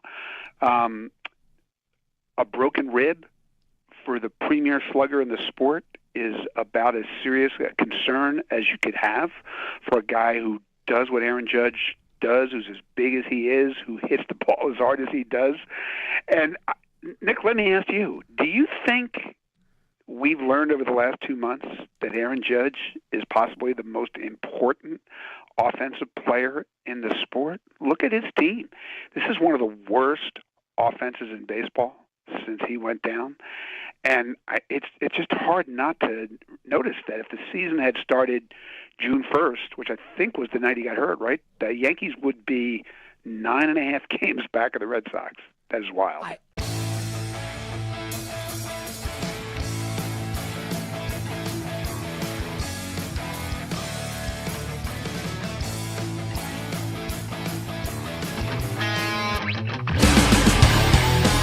Late games, loud opinions, and money time moments. BetMGM Tonight rolls on. NFL preseason tonight. Panthers and Cardinals, first preseason game of 2026. And we are late in this one in the fourth quarter, about 11 minutes to go in it. And the over has hit already. It hit a bit ago. And the live total, if you are thinking about it, is 51.5 right now. So that's went back up. 24-23. It did. 24-23. Carolina leads the game at the moment. And because this is the an Hall of Fame game, objectively good sporting event. This is actually a very entertaining game. What a great way to start football. You know? It can only go down from here. It's going to. Like, this is sure. better. This is more entertaining than the Super Bowl. You thought this half was going to stink, and it hasn't. I did. I was wrong. I was wrong. I was wrong. But the Hall of Fame game is a better game than the Super Bowl. This has been pretty entertaining. Speaking of being wrong, it's happened to me multiple times, at least 4 or 5. And one of those in my life was when Adam Vinatieri came in to kick that game winner in the very first Super Bowl that the New England Patriots won. That was over the Rams, about 25 years ago or so. And I did not think that was about to be the beginning of a Pro Football Hall of Fame career. 24 years in the league. Adam Vinatieri, a conversation with Westwood One. Another member of the Hall of Fame class who joins us here right now from down on the field, Adam Vinatieri. Adam, Scott Graham, and Hall of Famer James Lofton up here. Congratulations. Oh, thank you so much. It's a dream come true, and I'm not even sure I can even comprehend it yet, to be honest with you. I got to tell you, a dream come true. Anybody who starts out as a kicker in the National Football League, that's a tough dream to think about one day putting on a gold jacket, considering how exclusive this club is now among kickers that you're a part of. No, absolutely. You're absolutely right. Now I guess there's 3 of us now, but the other 2 were huge role models for me. Morton was one of my greatest role models growing up as a kid. I tried to emulate him, and having him be the one that knocked on the door and welcomed me into the family was absolutely incredible. I'm curious, Adam. Were you clutch in college? Were you clutch in high school? Were you clutch in the spelling bee in 4th grade? When did you become clutch? Well, I tell you, I was the guy that always wanted the pressure on me, right? Every position of every sport that I played, I wanted either the ball in my hand or whatever. So I really enjoyed having the pressure. I definitely developed over my career. I definitely was less clutch, but I always wanted that opportunity. So, I think we become better football players as we age. I think even toward the end of my career, I was probably much better than the beginning of my career. So I think we all develop over time, but I absolutely love the pressure. I loved being the guy that it came down to the last minute, and I was the one that either got to make the kick and win or unfortunately go the other way. So thank goodness there was a lot more makes than misses. I remember seeing you a lot of times when I was working Sunday Night Football for Westwood One Radio. Before the game, I'd come down, say hello, and you just seemed like you had this calm about you, that you weren't nervous about what was about to happen for the next 60 minutes.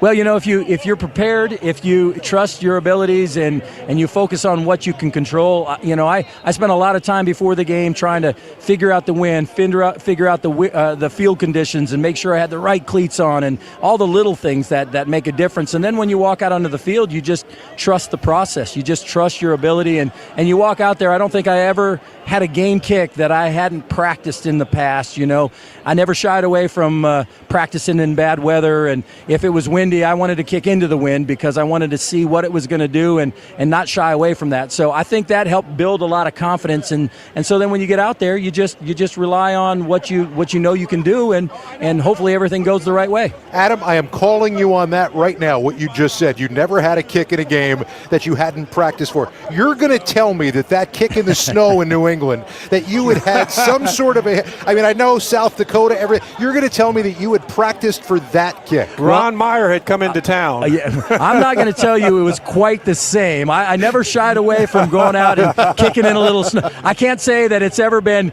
6 inches of snow, divisional game, we're down by 3, and if you miss this, you're cleaning out your locker. No, I never ever practiced that particular situation, but thank goodness we had that one. Played a couple more games in Buffalo, I think, when we had blizzards, and it never got too big at that moment. I think I said, hey, this is a low percentage kick, but do what you can do to try to give yourself a chance. And I tell you, when that one went through the snow, or when it went through the uprights in the divisional game, I took a big sigh of relief, thanking the good Lord it went through. 2,673 points. Is that the kick that most people bring up most to you, or is it one of the Super Bowl winners? Well, that's the one that was definitely the most difficult kick. I'm probably the most proud of that kick, but there's absolutely nothing like kicking that first game-winning Super Bowl kick at the end of the game, and the confetti's coming down, and you're realizing that we're world champs. That one for sure is the one that stands out in my memory the most. You mentioned about other sports. So what were you good at, like when you were like 10 years old? Well, I played soccer as a center midfielder. Baseball, I was a catcher because I wanted to have the ball in my hand all the time. I was also a quarterback, if you could believe that, but I stopped growing at 6 foot. I wasn't one of these 6'4" guys that could throw it a million miles. So you were taller than Drew Brees is what you're saying. Just barely, but he's a heck of a lot better quarterback than I ever was, that's for sure. Have you thought about what this is going to be like here in this stadium on Saturday with you getting an opportunity to command the stage and the microphone? Yeah, it's gonna be surreal for sure. I'm a hair nervous. I've practiced my speech a million times. I know it, but when I'm out there and I'm looking at my family in the crowd and all my friends and coaches, choking back the emotions is going to be the hard part. I've told everybody, I said, listen, I'm going to be looking at the teleprompter away from all you guys because I don't want to look at you when I'm talking about you. It will get me too emotional, but I'm super excited about it. I'm really, honestly, I'm looking forward to about 3 o'clock on Saturday when my speech is over. Yeah. I'm back in the green room. I can take a big, deep breath, maybe a drink, and just relax at that point. Well, of all the thrills, you get an opportunity, an extra one here tonight. You get to spend a little time with our logistics coordinator, Rob Luzzi. I know that had to be important to you, too, tonight. High on the list. Adam, thanks so much for the time. Congratulations. Enjoy every bit of this. My pleasure. Thanks for having me on. Adam Vinatieri, again, a Pro Football Hall of Famer, 24 seasons in the NFL. Starting in 1996. So impressive. We've heard from a bunch of Pro Football Hall of Famers tonight on BetMGM tonight. So, again, the Pro Football Hall of Fame game is happening now, and the total is up to 50. The total is up to 50 now. 27-23, Panthers just kicked the field goal, so they are up in the fourth quarter with just under 7 minutes left to go there. Yeah. So this a lot is of scoring in this one. Again. We talked about Roger Craig before, and this is kind of I don't want to say quietly loaded, but in terms of longevity. I mean, Drew Brees, he was the greatest passer of all time before Brady passed him. Larry Fitzgerald, the second most receptions of all time. Vinatieri with arguably the greatest kick of all time in 24 years of stuff. It's like they might not be the total wow factor of some Hall of Fame classes, but this is a pretty good one. Yeah, I mean, it's not bad. And you know what it is? Here's the thing that happens when you've got a bunch of guys that you were in your prime while you were watching, and now they're Hall of Famers. Do you know what I mean? You know what I'm talking about? Like guys that you watched in your 20s. I interviewed Drew Brees and Larry Fitzgerald when they were at college. It's just weird. It's a kick in the gut, Pete. You know? Or we're still doing it is kind of the other way. We are still so okay. So we're alive and kicking. Who is your guy? There has to. I will say this self-servingly as I have my specific guy. Who is the one guy who kind of told you that moment you're like, no, I am never going to be a professional athlete because I am not that guy. Oh, I think that ended in high school. Oh, you mean watching somebody?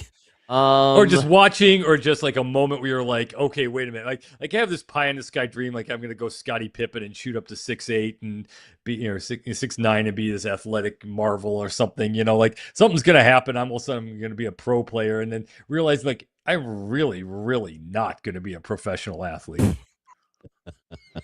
Yeah, I kind of, I think I knew that very, very early. I think I was a child, like a child. Okay. When I was not going to be that good at anything. I'm still not that good at anything.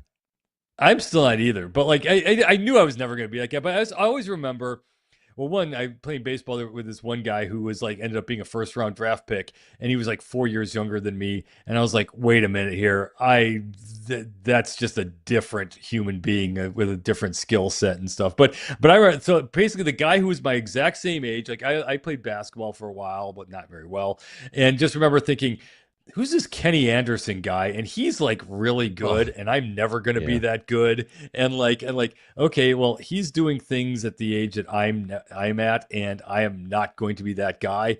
There's those moments you're like, okay, I better figure out something else to do, because that little funky back of my head dream just is never going to happen. But It is amazing when you do meet or do anything with guys who did play at a high level of a professional level or a super high level, just how freakishly athletic these guys are. It don't matter what they do.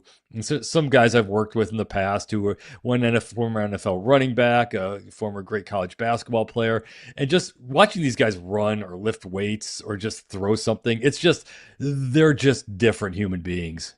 Okay. Well, to that effect, that does make me think of something. I was a senior in high school, and I mentioned Granite City, Illinois, where I went to school. It's the same high school that Kevin Green went to, Pro Football Hall of Famer. Played for the Rams and the Packers and the Panthers. And Kevin, was a beast.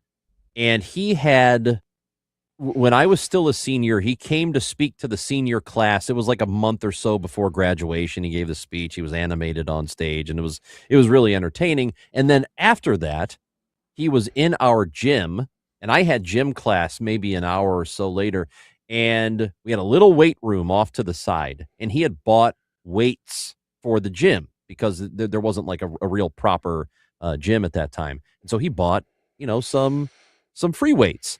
And we're standing outside, and there was a small gym that only a few people could fit inside. And you just hear this noise coming from in there, like cars, and they were running into each other. Like, what is going on? So I peeked my head in the door, and this dude is bench pressing, I don't know, 3,000 pounds. And it was like nothing insane to him. It was just, that was, I think, the first up close moment of like, oh, okay. That's what a professional athlete is like. I keep saying this every year it gets are. lost.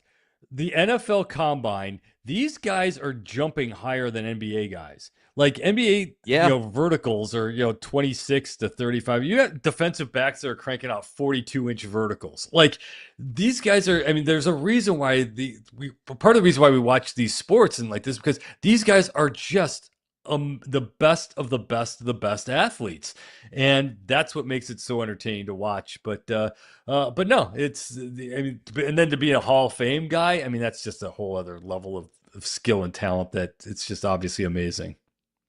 It's really awesome, and it's awesome that the football season is really getting going this weekend. Of course, it's preseason, but nice to see these guys out there in pads going at it, and we're getting closer and closer to the start of the regular NFL season. It is BetMGM tonight with you for just a bit longer. Pete Futak, Chris Ranji, and we're very thankful that you have hung out with us since 6 o'clock Eastern time. Thanks for being with us. And they should be thankful if they've been with our picks before. That's right, because we helped them out. Streaking guys. We did. You're damn right. We helped them out tonight. Christmas. Exactly. That's right. And where's our basket of mini muffins coming our way, man? Well, by the time we come back for the next segment, our last segment, I expect a gift back. I expect these people. I expect a thumb drive in a landfill somewhere. That's what I want this month. It's BetMGM tonight on Westwood One Sports.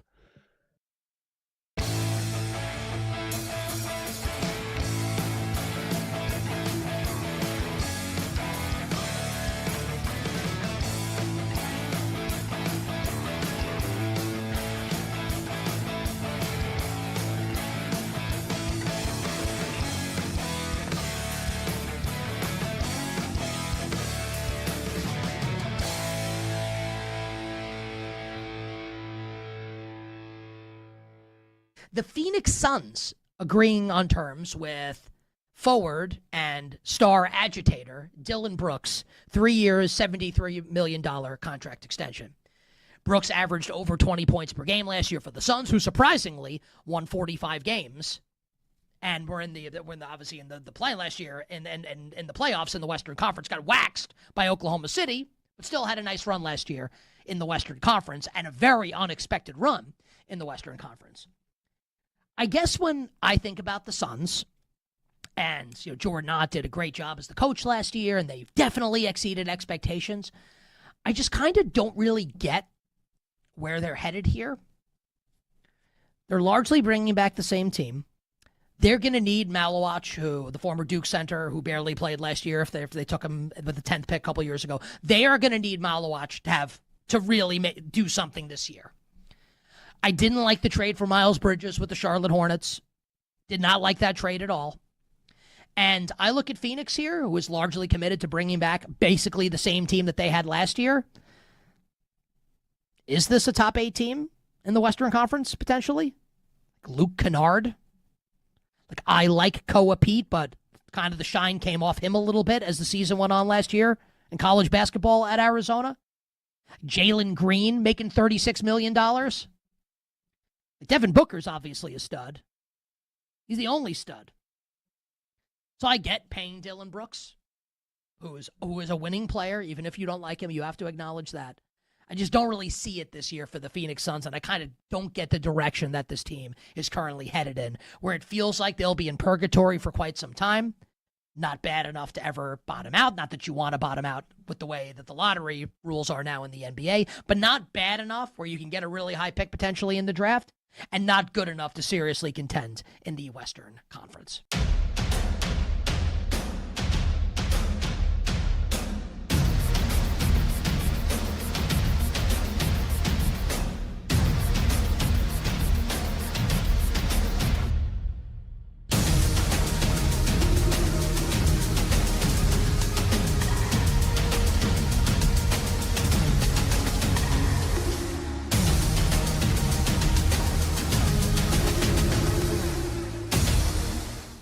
And how many of those 3 quarterbacks, Dart, Ward, Shuck, do you think will be very good this season?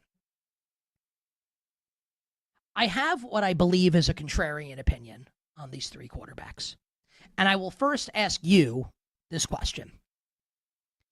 Out of those 3, which of them, Jackson Dart, Cam Ward, Tyler Shuck, is the least likely to be really good this season? The least likely to have a really good season? My answer to that question is Cam Ward. And it's because of the infrastructure in Tennessee. I don't trust Robert Saleh. I did this. I did it last time he was a head coach with the New York Jets, and I really, really, really regretted it. I'm not buying into it with Robert Saleh. I'm not buying into it with Brian Dable, who doesn't have Josh Allen. Cam Ward's not Josh Allen. I like Jackson Dart's infrastructure better with John Harbaugh as the head coach. And I know that the Titans drafted Carnell Tate and they signed Wan'Dale Robinson. I get it. The Titans also, of those 3 teams, have the worst offensive line, and it's not close. I don't like what Cam Ward's got in terms of line and coaching staff. I think Jackson Dart has a better coaching staff and offensive line, and Tyler Shuck certainly has a better offensive line and coaching staff than Cam Ward. So of those 3, make me pick 2 of the 3 this year to have successful seasons. Give me Jackson Dart and give me Tyler Shuck.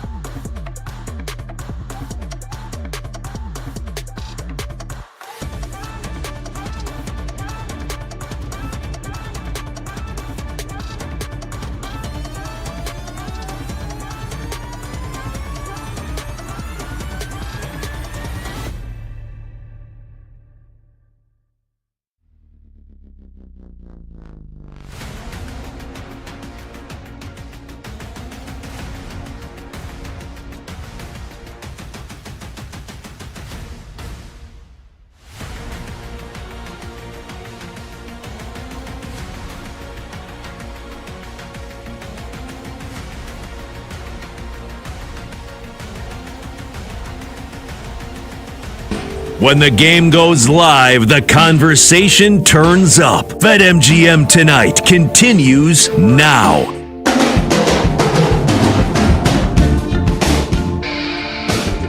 Brought to you There's by actual sports stuff MGM. happening. BetMGM. That's right. There's a lot of sports stuff happening. It's brought to you by BetMGM. Make it legendary. Download the app today. Please gamble responsibly. So we were just talking about baseball during the break here, and there are 3 games going on, and there's a wild Sox and Sox contest that's happening. White Sox are in Boston. It was 7-7 late. It is 9-9 now as they're in the 10th inning. Boston had the bases loaded, in the bottom of the 10th inning, and they stranded them all. So we're going to the top of the 11th inning. That game's got playoff implications. Well, I mean, we're talking about playoff teams. Let's just put it that way, because Boston has been playing some really good ball after a terrible start to the season. They are in wild card position pretty comfortably right now, actually. The Cubs have the first wild card in the National League. Also in baseball tonight, Braves and Marlins are two potential playoff teams. Braves are going to be. Marlins are trying. The Marlins are in they're 3 games out of a wild card spot right now in the National League. So every win counts for them, obviously. And the Padres and Diamondbacks in Arizona. San Diego is up 3-1. That game is in the 4th inning. And the Padres are 2 games behind the Diamondbacks for that 3rd wild card spot. Cubs, Phillies, Diamondbacks in the National League. They hold the wild cards now. Yankees, Red Sox, Rangers over in the American League. This will be a very interesting finish to the baseball season. Yeah. Yeah. Does the loser get knocked out by Tulane or James Madison? How does this work in the playoff? I'm sorry. You're going to make. I digress, though. I think you're going to make the people mad. I'm sorry. I don't mean to make I don't mean to make him mad. Don't make Brandon mad. He's going to. Brandon is already very upset with you.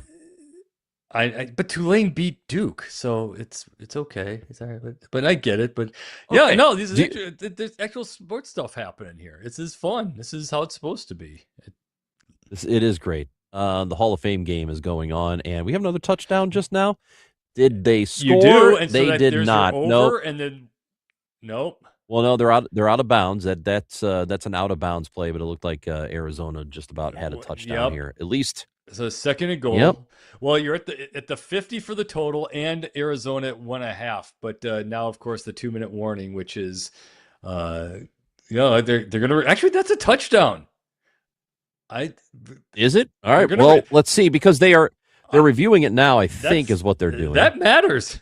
Yeah. They're actually. I think it's the 2-minute warning. Yeah. It's going to take at least. We're going to be off the air because it's going to take the next 10 minutes for them to review this one.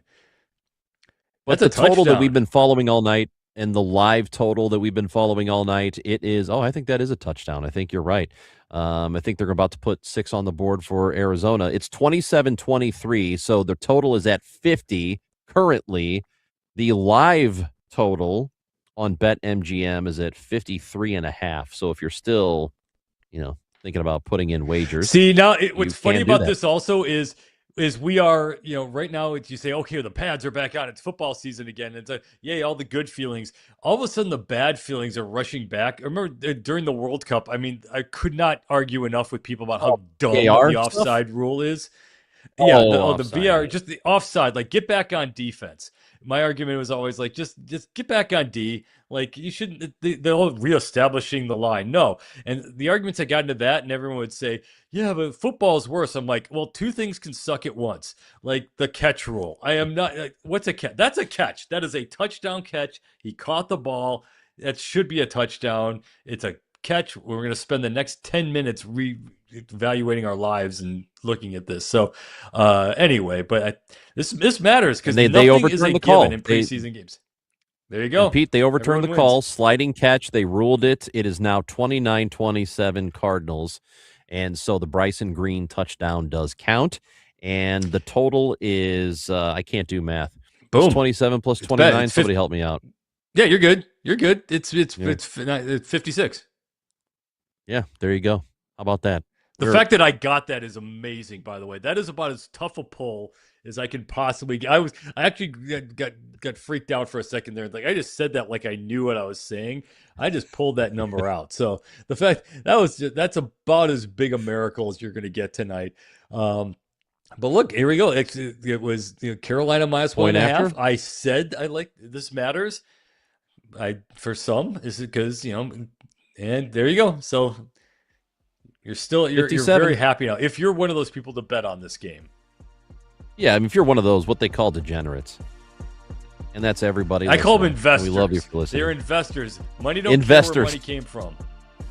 I'm going to start using that. I want to thank Brandon Combs, Monty, Michael Montgomery for producing the show tonight. You guys were great. We appreciate you. Pete Futak. It was awesome hanging out with you, man. It's been a long time since we've spoken. Anytime, sir. Good to talk to you again. Great. Pete Futak, Chris Ranji, thank you for listening to Bet.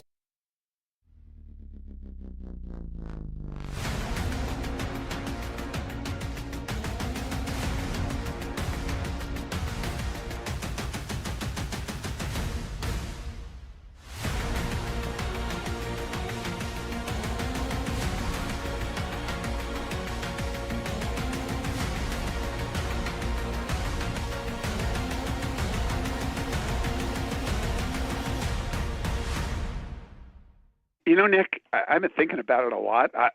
We've almost never seen anything like this.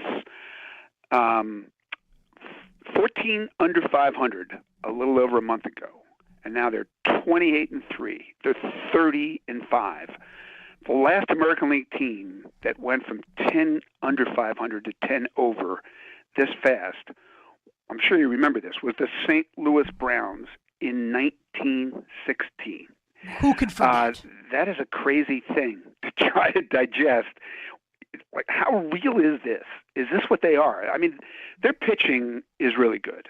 And we're talking about teams that could match the Yankees pitching in October. The Red Sox could. But is this offense who they are? Is it what they are? June 24th, that was the last time they were 14 under. They were last in the major leagues in runs scored. Since then, they're second in the American League. They're fourth in baseball in runs scored. The on base is incredible. The slug is incredible. They basically have 6 hitters in their lineup slugging 500 or close to 500 since then. I keep thinking this isn't real. This isn't quite what they are. They aren't this good, and all they do is win 9 series in a row. So is it possible they've now passed the Yankees? They've now passed the Rays? They're now the best team in the AL East? If they are, it means they're the best team in the league.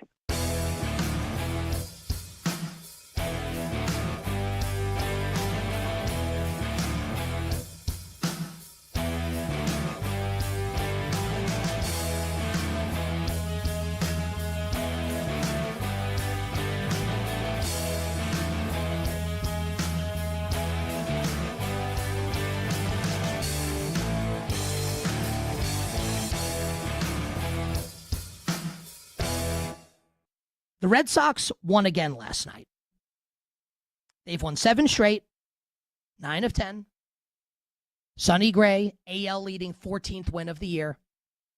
Garrett Crochet is now saying like he'll come back as a reliever if he has to, but it feels like he's going to be back for the Red Sox. I am going to stick with my prediction that the winner of that wild card series, if and when we get it, Yankees-Red Sox, will be the winner of the American League this season. And what a turnaround it's been for the Red Sox.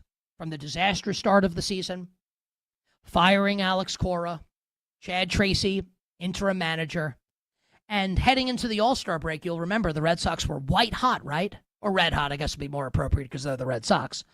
And a lot of Red Sox fans were upset, and I don't blame them. Man, the All-Star break had to come at this time when we're scorching, when we're hitting the cover off the baseball. That's bad timing. Didn't turn out to be. Because coming out of the All-Star break, the Red Sox look every bit as good. Smashed the Los Angeles Dodgers in LA this past weekend and continue to just win games, win game after game after game, now 11 games over 500 after the nightmare start to the season. For me, it's either the Yankees or the Red Sox in the American League.